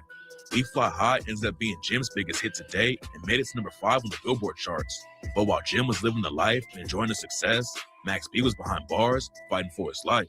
That's where the beef between Max B and Jim Jones really began. Max started doing interviews from jail where he dissed Jim for letting him sit in jail. Max claimed that he not only wrote We Fly High, but that he also wrote all of Jim's most popular songs since they first met. Max B also said that Jim Jones owed him credit for all his success, but wouldn't even help pay his bail. Jim later brushed it off in interviews and claimed that Max was over-exaggerating about how much he wrote. While he was locked up, Max B kept feeding the streets and dropped 2 more mixtapes, Public Domain, $1 Million Baby Radio, and Public Domain 2, The Rise of the Silver Surfer. A few months went by, and Max's bail ended up getting dropped to $90,000. That's when Jim Jones came to Max B and offered him a new record deal where Max could use the advance to pay his bail and get out. But the new deal was pretty bad for Max and required him to sign over all his publishing to Jim. Max didn't want to sign the deal, but he also didn't have much of a choice if he wanted to post bail. So Max took the deal and ended up getting out after spending 10 months locked up. But when Max B got out, his relationship with Jim didn't get any better. Max was still mad that he was forced into signing a bad deal just to get his freedom back and blamed Jim Jones for taking advantage of him when he was at his lowest point. Not only was he fighting for his life, but about a month before his release, Max B lost his close homie and fellow Bird Gang member, Stack Bundles. On June 11, 2007, Stack Bundles was shot and killed in the lobby of the Redfern houses in Far Rockaway, Queens. Max B and Stack Bundles were close right up to his death, and it really affected Max. Jim Jones was working on a new album and wanted Max B to write for him again so he could get another hit, but Max wasn't feeling it and refused to work with Jim, even though he was signed to him. There were also rumors that Jim had a falling out with Cameron and Dipset had broken up, so Max had no reason to be cool with Jim anymore. So Max B distanced himself from Dipset and started his own crew called Gang Green.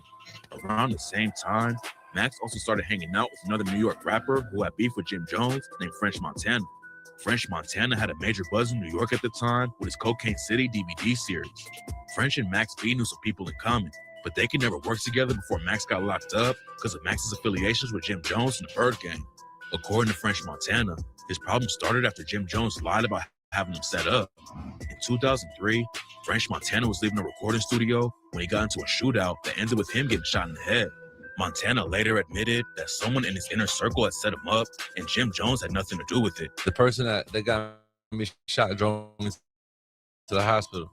So the greatest threat is always from the inside. But French Montana claims that Jim started going around telling everyone he was involved in a situation just to help his street cred.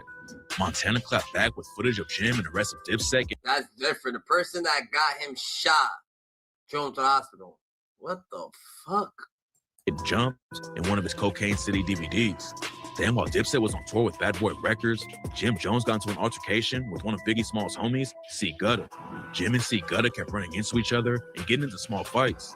But eventually, it led to a massive brawl at Rucker Park in Harlem between Dipset and Junior Mafia. There was footage of Jim Jones and the rest of Dipset getting beat up and run out of Rucker Park. So French Montana used the footage in Cocaine City, Volume 4, to get back at Jim, which is what first started their beef. When Max B officially left Bird Gang and linked up with French Montana, they both started taking shots at Jim Jones together.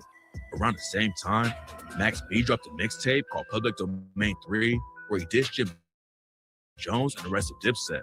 The cover showed Max B in the graveyard, surrounded by tombstones that said, "Here lies Millie Jim Jones," and "Here lies Vanilli Joel Santana." Milli Vanilli was a pop group from the 90s who got exposed for lip-syncing other people's music.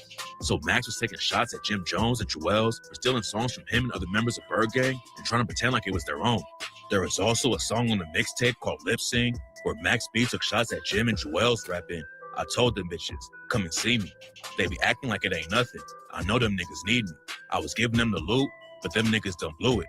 Max B and French Montana would also go back and forth with Jim in interviews and videos uploaded to World Star. But Jim wasn't the only target. Max also started going after Jim's wife, Chrissy Lampkin, and claimed that she gave him head by the pool in Miami.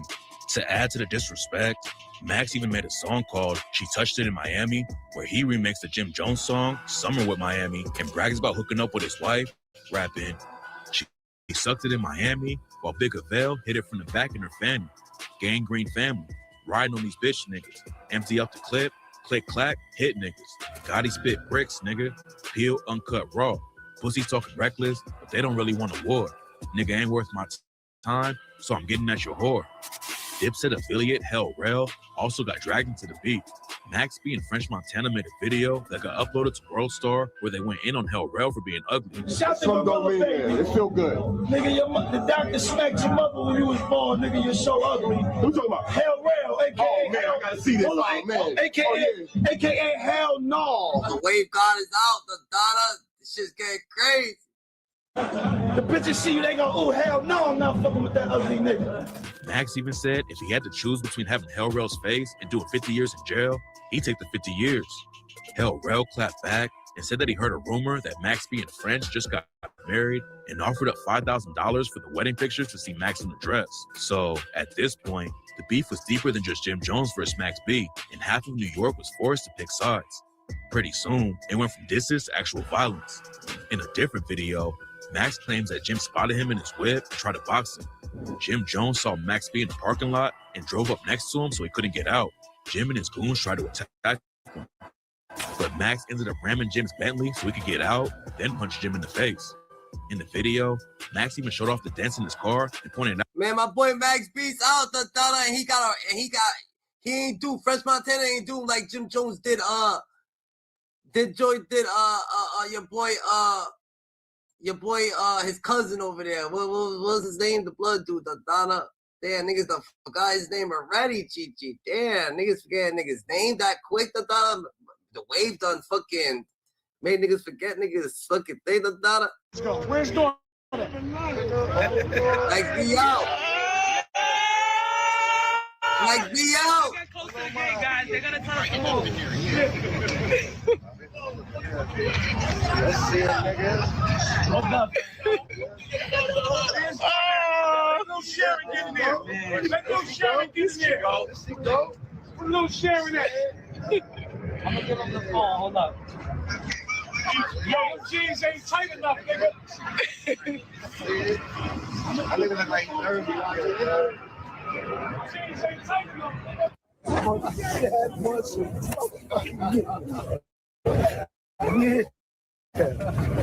fucking brothers is back together.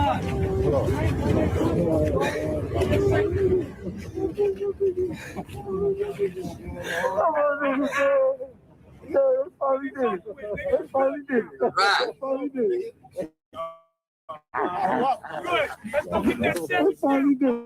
We going to Morocco. We going to Morocco. We going straight to Arabic Kingdom. Yes, sir.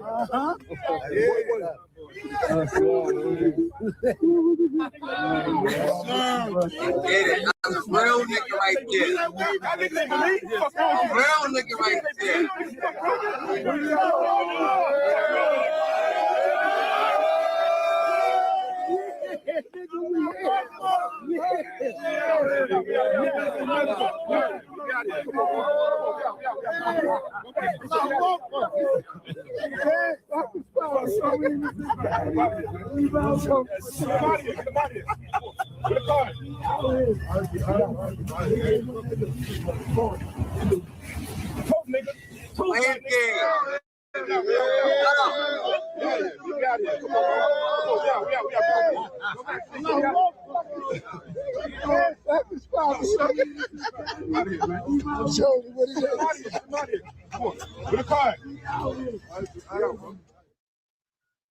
The way out the collar.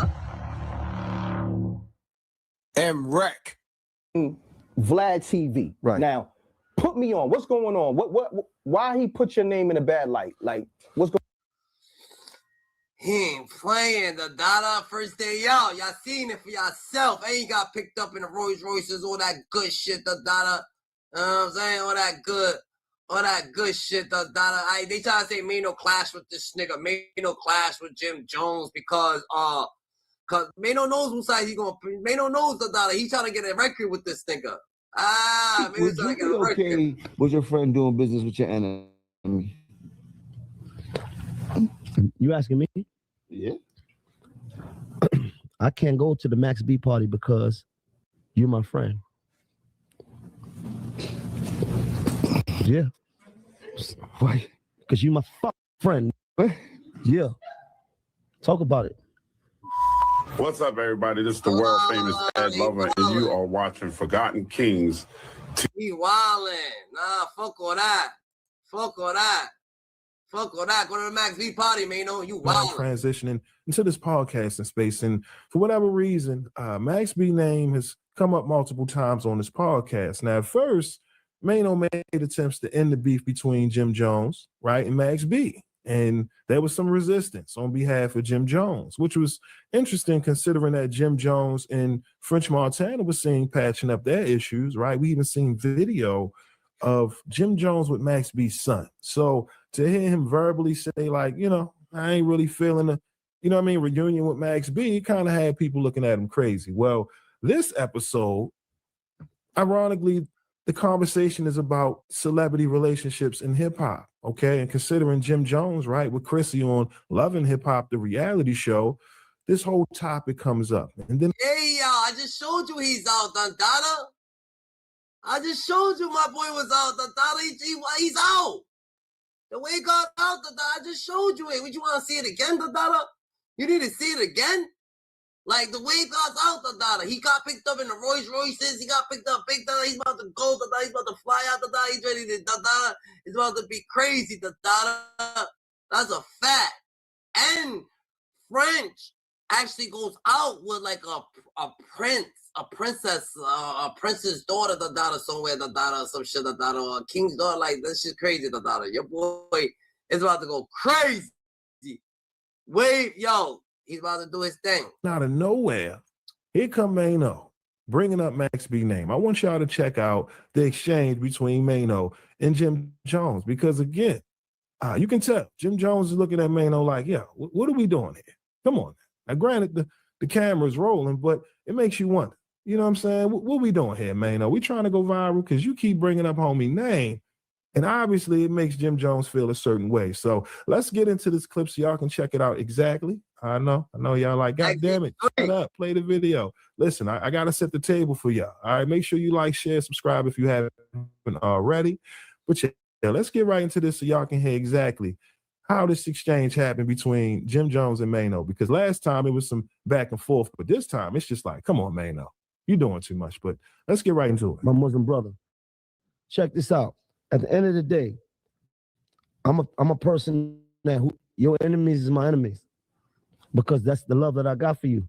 If we like that, then I'm going to take on whatever it is that you got going on. And let's go to the next one. Would you be okay with your friend doing business with your enemy? You asking me? Yeah. I can't go to the Max B party because you're my friend. I'm at the Max B party. Yeah. Why? Because you my friend. Yeah. Wait. But didn't this nigga do business with 50 Cent and he was Cameron's friend? Like, stop contradicting yourself, Dada. That's contradicting. Like, how the fuck do you want people to have your side, but you don't got your friend's side? Like, fuck out of here, nigga. Niggas at the fucking, like, nigga, you're from Brooklyn, nigga. Fuck you talking about? Talk about it. Because let me explain something to you. I'm a loyal at the end of the day. Before music, let me tell you something. Let me explain something to you, David. Mr. David. Dawood. I'm Dawood on this podcast. I like that. Crazy. My Muslim brother. Check this out. At the end of the day, I'm a person that your enemies is my enemies, because that's the love that I got for you. If we like that, then I'm going to take on whatever it is that you got going on, and it's dumb. Then I got to feel the same way. If everybody don't come from that world, that's the world I come from. So what I'm saying is, I wouldn't be okay if it was congregating with my enemies. Right. I would not be okay, because you know why? I wouldn't do the same. I would not do the same. I respect you for that. Yeah, I respect that. If that's your friend, why would you want to be with your friend's enemy? It just really don't add up, to be honest. Now, this is a general question. I don't want people to be thinking this is about. Shut your little mark ass up. You trying to get fabulous. You're trying to get everybody inside, nigga. Nigga, I would have been like, yo, if I was whatever Dawood or Dave, whatever the fuck Dave East, like real shit, you gonna get it right, real shit, you ain't gonna act like real shit, you gonna get shit right, so if I was any of these, I'm like, yo, I'm gonna Max B's fucking thing, what the fuck you talking about? Like, what you saying, like you went to 50 Cent's thing, nigga, like, what the fuck that got to do with me, What the, just another ass. I'm just saying, at the end of the day. Fuck out of here. All right, y'all, as you can see, Mano once again brings up Max B name.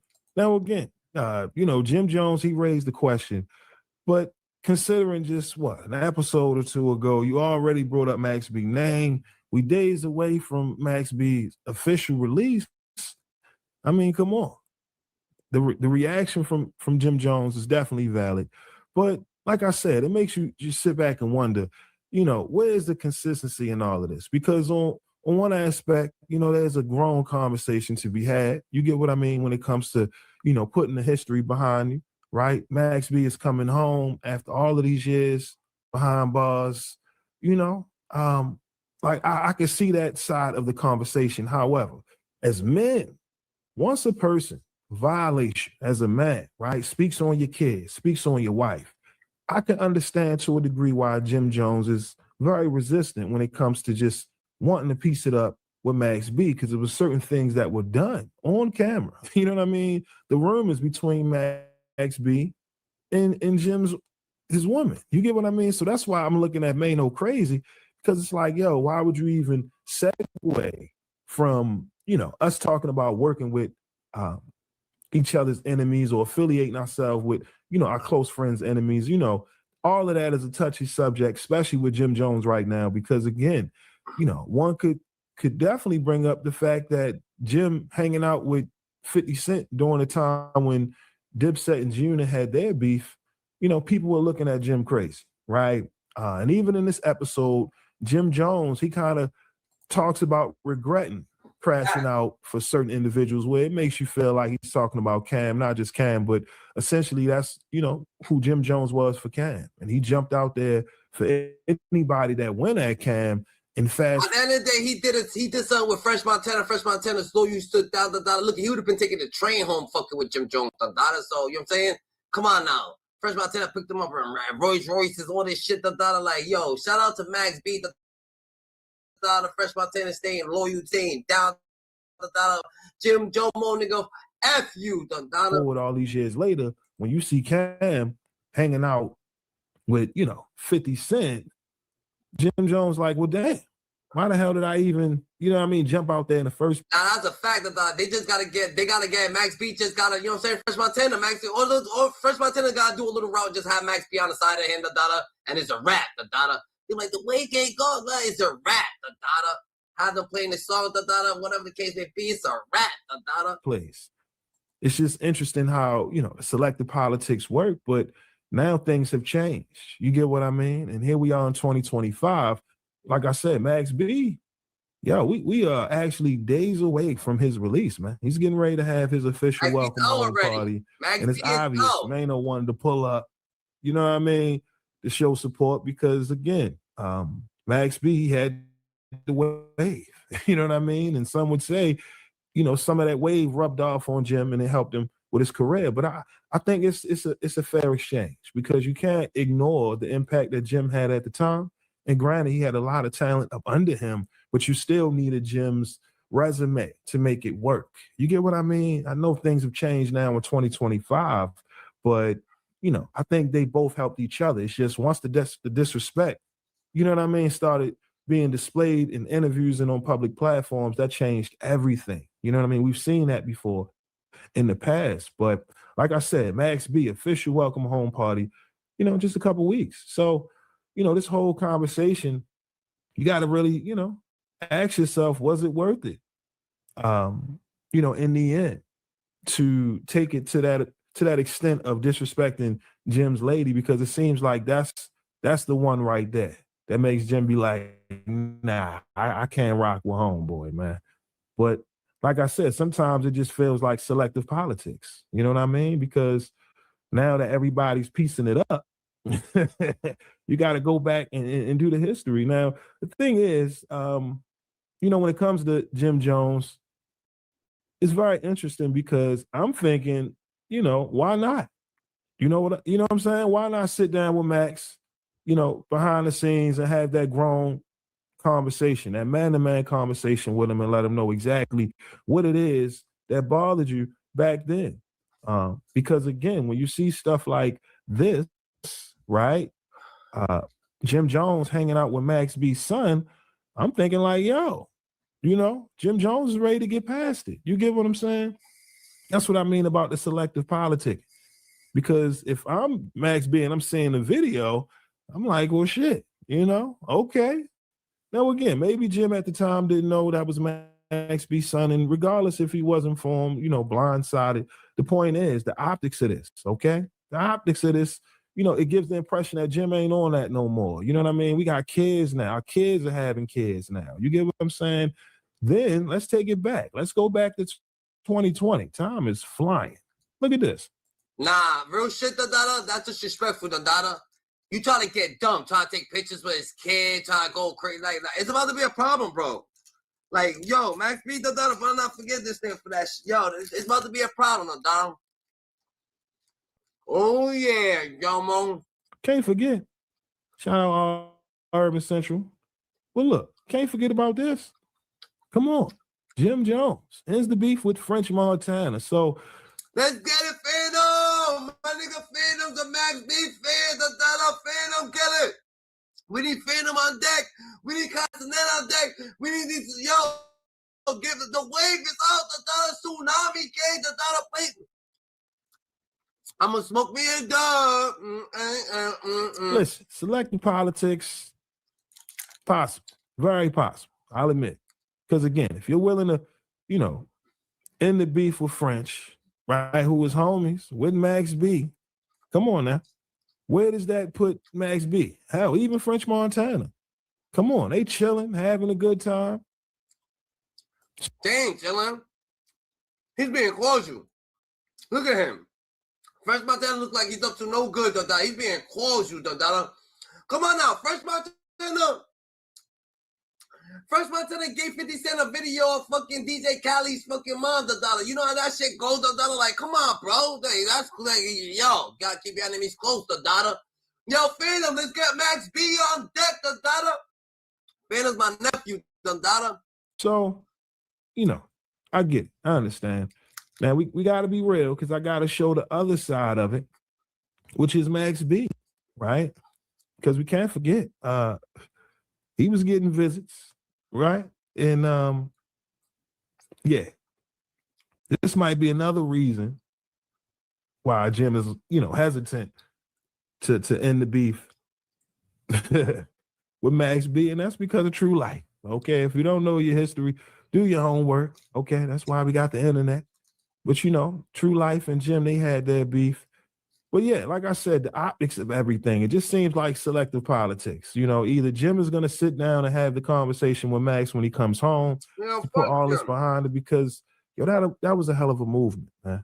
And if there's any way to just bring it together, why not? And that goes for Jim and Cam as well. Y'all need to end all of that. It's too many artists up under that flag that, could utilize these platforms. I'm seeing podcast show, all the people that was a part of Dipset, whether you want to call them first gen, second gen, it don't matter. They all made contributions to keep that Dipset wave alive. You know what I mean? Including Max. Jim Jones too grown, too disrespectful, suck this, suck that, suck that, suck that.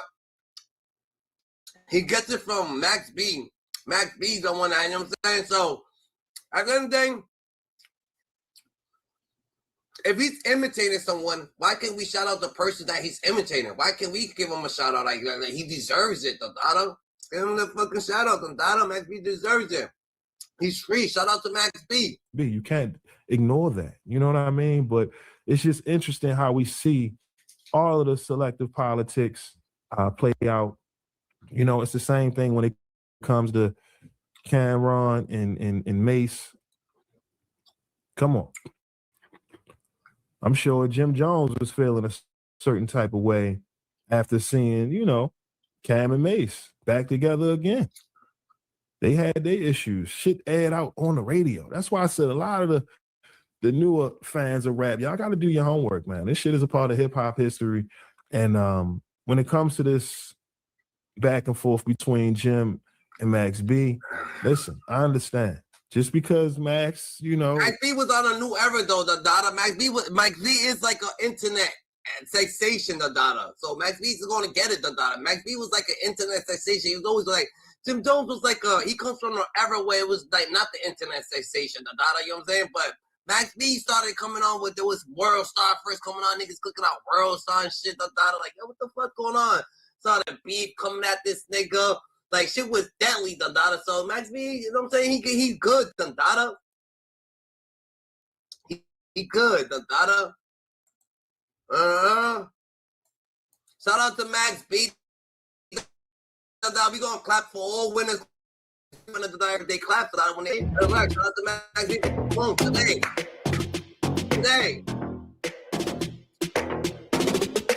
French Montana greets Max B upon his release from prison after serving 16 years.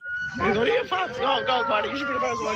this is how you supposed to get picked up, Mel Murder. Mel Murder.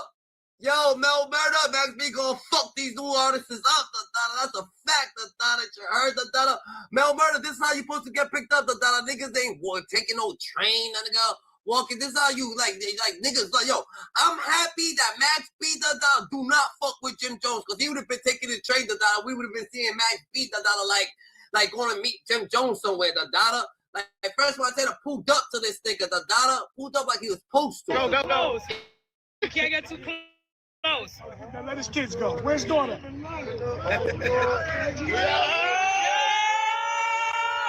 Let's not get close to the gate, guys. They're gonna tell us to move.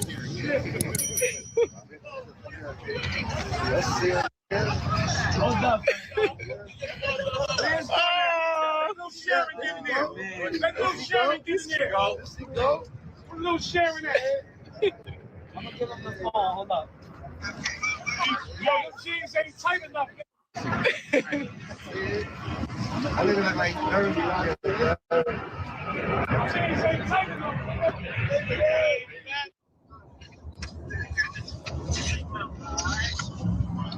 Nobody go to the studio. Be sure to like, comment, and subscribe. Damn. Really out. This is crazy. Yo, if I'm 5 minutes away, don't let him leave. How we telling him to stay at the prison? How far away? 8? 7? Okay, good. 7 minutes? Good. Sounds good to me. Keep it going. Yeah, I'm 5 minutes away.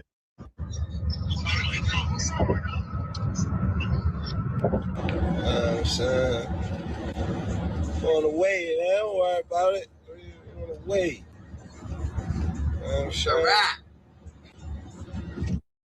Early, my dog hole, man.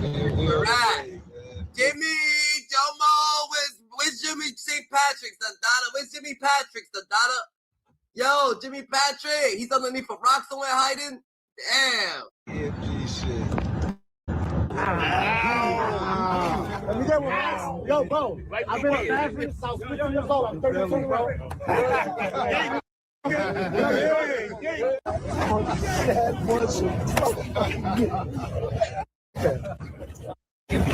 Back together.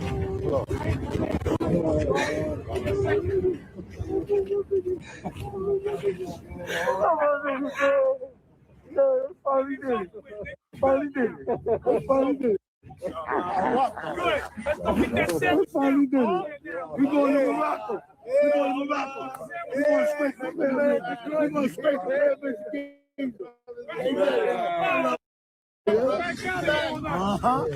Yes, sir.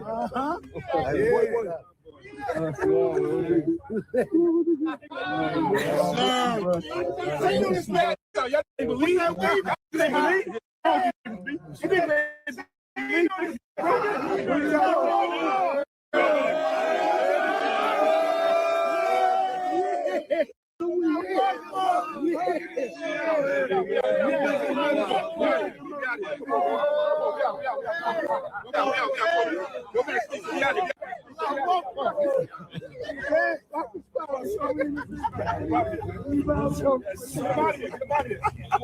The fucking wave god, the wave god, the wave god's home. This shit crazy, nigga.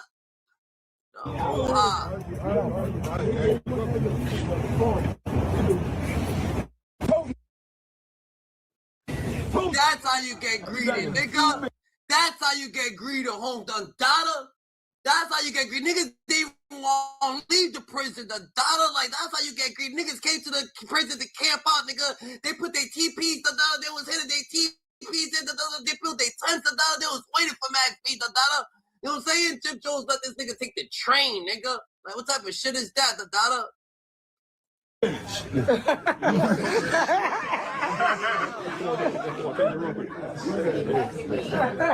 Apex. You're live. She alive, bitch. That's alive? Yeah. We on real time. Level up. We leveling up in real time. Boss our home. Al, your boy. Hi, what's your name? Okay, this is the I'll follow you. You want to come with us? We're going to call her after you finish up with. We're going to call her and brother. I'm too excited. You said what? You just got to... We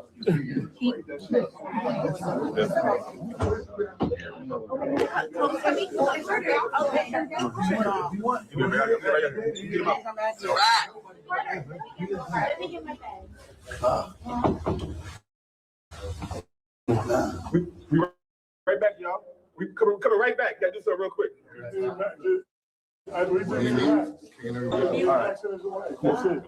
Come on, brother. It's that real love, the dollar. It's that real love, GG. You gotta get him freshy, the dollar. Gotta get him right, the dollar wavy. Gotta get him wavy again, nigga. He needs to start a very cruisy. Gotta get him right. I need the jeans off. It feel like a rash.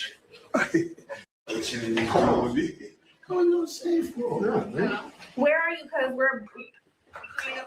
It's live. Okay, so we'll wait right here. We're at the elevator. Ain't do it like the dawn. Okay. You see all the people, all the love.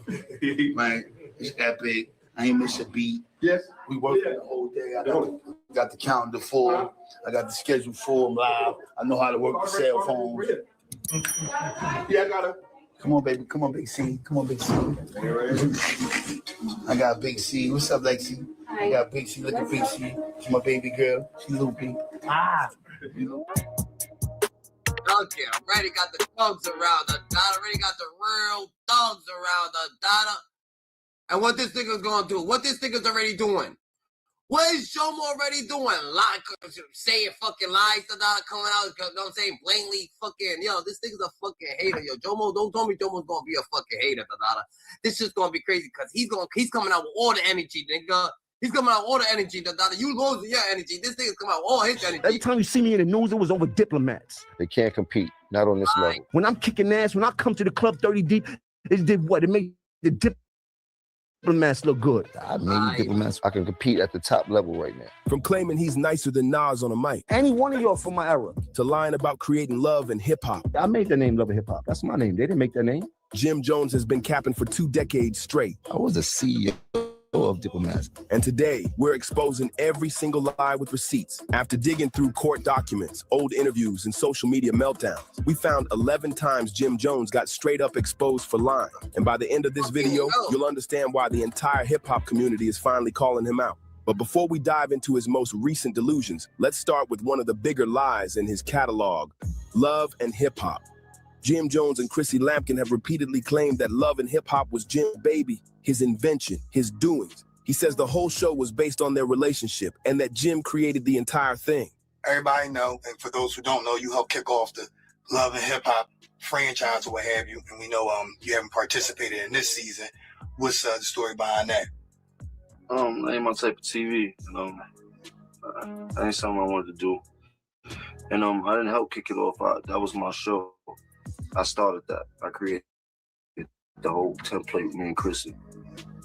So that's how that goes. You see, so he could actually lie about that. So you know he's lying that he created Ballin'. You know he's lying about his albums. You know he's lying about his things. You know, nigga, this motherfucker a pathological liar. He's a made-up fucking Pokemon character. Yeah, my nigga Big Ol' Bells back out. Wave got waving through the city. But industry coverage tells a completely different story. Mona Scott Young is widely recognized as the show's creator and executive producer in all official credits and trade publications. Jim and Chrissy were basically just participants. Oh God, I'm trying to move beyond all of that. The drama is what it is. It just came part and parcel with the whole thing. And I trust the fact that she knows that, I really care about her, care about Jim, their engagement. This motherfucker's a holographic Pokemon card, the dollar. Like, what the fuck, the dollar? Nigga, he's gonna put out, GG. He's getting fucking put out. Was one of the highlights of my producing this show. I never get my credit for a bunch of shit I do in this industry. When they Jomo say love, how too. they supposed to say, man, the creator and founder, Jim Jones. You was on it early. You was on it early. I wasn't on an order. I created it. It wasn't about nobody. It was, Hey, yo. You know how your kid lies? They start lying because they start crying. Look at Jomo. Yeah, I created it. What's that? I did it. Like, shut the fuck up, Jomo. There's a man named Jim Acumen that been following me on the internet for years. Chrissy was supposed to do a show. It didn't go through for her. I called Jim Acumen like, yo, I'm ready to do reality TV. If you do a show around Chrissy, and I'll be a part of the show for the whole thing, right? At that time, I wasn't doing no shows. So Yandy went on the road with Missy Elliott so she could get her money. And she told Mona, yo, hold Jim down while I'm gone, play the management. I had a couple more meetings at VH1. Took Mona with me to the meeting. She went in there as my manager. Jomo Chu's over here trying to fucking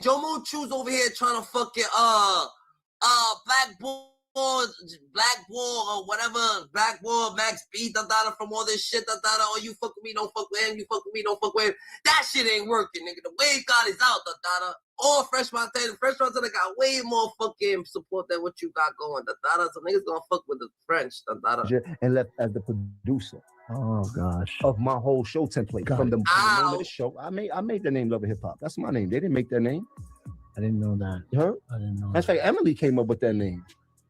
You heard? Like that was our whole template. It was supposed to be about the wives and the girlfriends of hip hop stars, starting with Chrissy, and Chrissy's friend was Emily, and it was built around that. Even though we know Fab wasn't going to be on television, which it was supposed the to heart be of the first one. Yes. Pitching an idea to someone and creating a show are two completely different things. This is wild. Claiming you created one of the biggest reality franchises in TV history when your name ain't on the credits, that's next level delusion. Harlem Ninja. Jim Jones and Cameron have had multiple beefs, followed by public reconciliations, but it never lasts long. After claiming he made diplomats, the tension between the two has exploded, and Cam has exposed multiple lies that came out of Jim Jones's mouth. Listen, I'm gonna address a couple of things because we've been on vacation, and a lot of people been talking since I was on vacation. You are a guardian angel and designer. What the fuck is you talking about, man? You are from the Bronx, bro.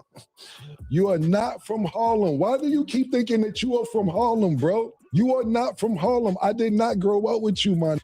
I did not grow up with you. Contrary to what you believe, I did not grow up with you. You are from the Bronx. Did your grandmother live in Harlem? Yes. Did you come see her?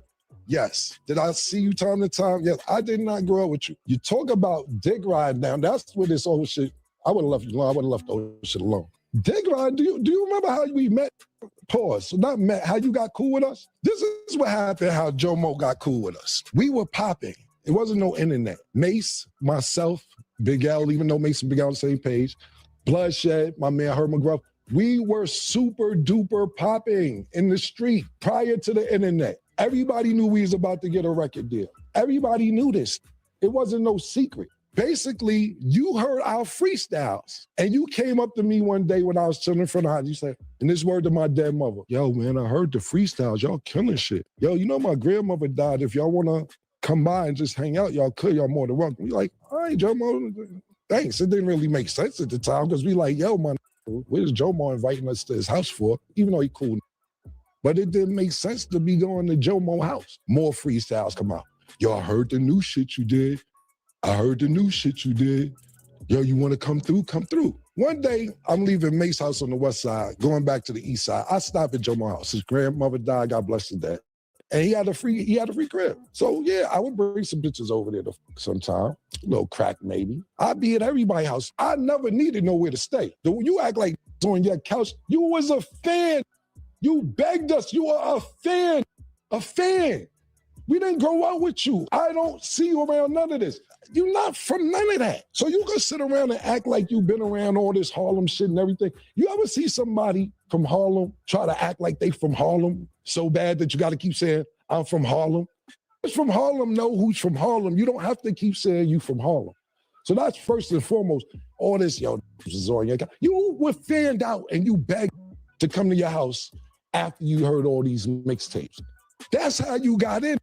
You was so cool. And we was like, yo, Jomo's a nice guy. Mace like, yo, I think I'll teach him how to rap. Mace actually taught you how to rap. Literally. He taught you how to rap. You say it. Start this, and I ain't do that. And you started Pink, and you made the Diplomats, which is just, if people choose to believe that, then look, I got a Brooklyn bridge in Brooklyn I could sell you to, my nigga. Apparently, Jim wanted to flex finances with Cam and got burned again. They legends, they doing podcasts. They said, we make more money than you. We sit here and make more money than you. I know you don't want to play the Cash App, open your bank account game on the phone when we see each other. You don't want to open the phones up and see how much he has got in the account. You make $2 million. I know you don't want no ATM battle. We make more money than you. You talking about, oh, they podcast. Because we getting chicken. We make more money than you. You better come when you want a job. We might got a job for you. I try to take it easy on you, nigga. But his lies about New York dominance were even. Yeah, Max B ain't got a fucking. Max B ain't got to distance himself for nobody. He done gotta. Freshman standing stood down the dollar. He's about to put him up the dollar. This is what he wants the dollar. He's going all the way up the dollar. He's fucking with Fresh all the way to the top. Fuck you talking about, niggas. Niggas don't give a fuck the dollar. Fresh went to the Diddy part. That's why he's on the dollar. Hey, that's what you want the dollar. What's goody, Frenchie? The dollar. We going up the dollar. Fuck you talking about the dollar. Fuck you mean the dollar. No, the fuck he don't, nigga. He's standing on business, nigga. Max B's gonna stand on business. Fresh pulled up. Fresh, nigga. Mel Matrix, the dollar took the train, the dollar. Fresh pulled up in the Rolls Royces. He ain't fucking this to this shit, the dollar. You know what I'm saying? He's about to get on the dollar. He's over here doing his thing, the dollar. What the fuck you talking about, the dollar? He held him down, the dollar. He's standing all the way, the dollar. He don't give a fuck about shit, the dollar. Ain't nobody saying that, the dollar. We ain't on no Diddy time, nigga. No Diddy, the dollar. You more like, come on, bro. You fabricated, the dollar. Cause if you a PI, the dollar, and your hoe's going to go, and your hoe goes in and fuck with a trick, the dollar, right, and get the money from the trick and brings you back the money, that means you fucked up. What the fuck you talking about, nigga? You gotta make no sense, the dollar. You contradicting yourself, the dollar. You just a hate-ass motherfucker, the dollar. Don't worry about what the fuck them niggas doing. We don't give a fuck what the fuck. He ain't going behind closed doors. We ain't worried about shit, the dollar. Whatever they got going on, That's on dumb, the dollar. What the fuck you talking about, the dollar? We ain't this to this shit, the dollar. You bugging, nigga.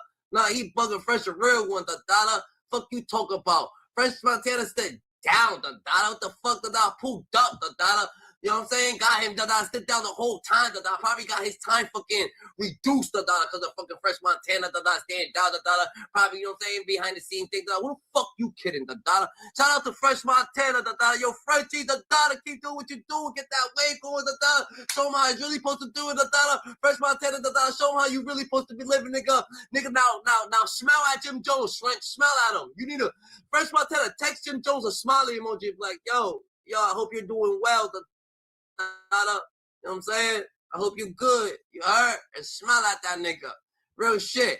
And Max B, you go all the way up, nigga. Real shit, the dollar. That's a fact. Fuck you talking about? Fresh Montana stood down. More embarrassing, the Nas delusion. I'm not one to play with when it comes to doing music at all. Most people have been in this game as long as I've been in the game and not here anymore. At all. They way gone. They can't compete. Not on this level. At all. I can compete at the top level right now. Period. Against anybody. Yeah, the dollar. Text him a smiley face emoji, the dollar, and like the dollar. Like if you need anybody to talk to, I got you, GG. You know what I'm saying? You know what I'm saying? Bang, keep it at that. See, you know what I'm saying? See you on platforms crying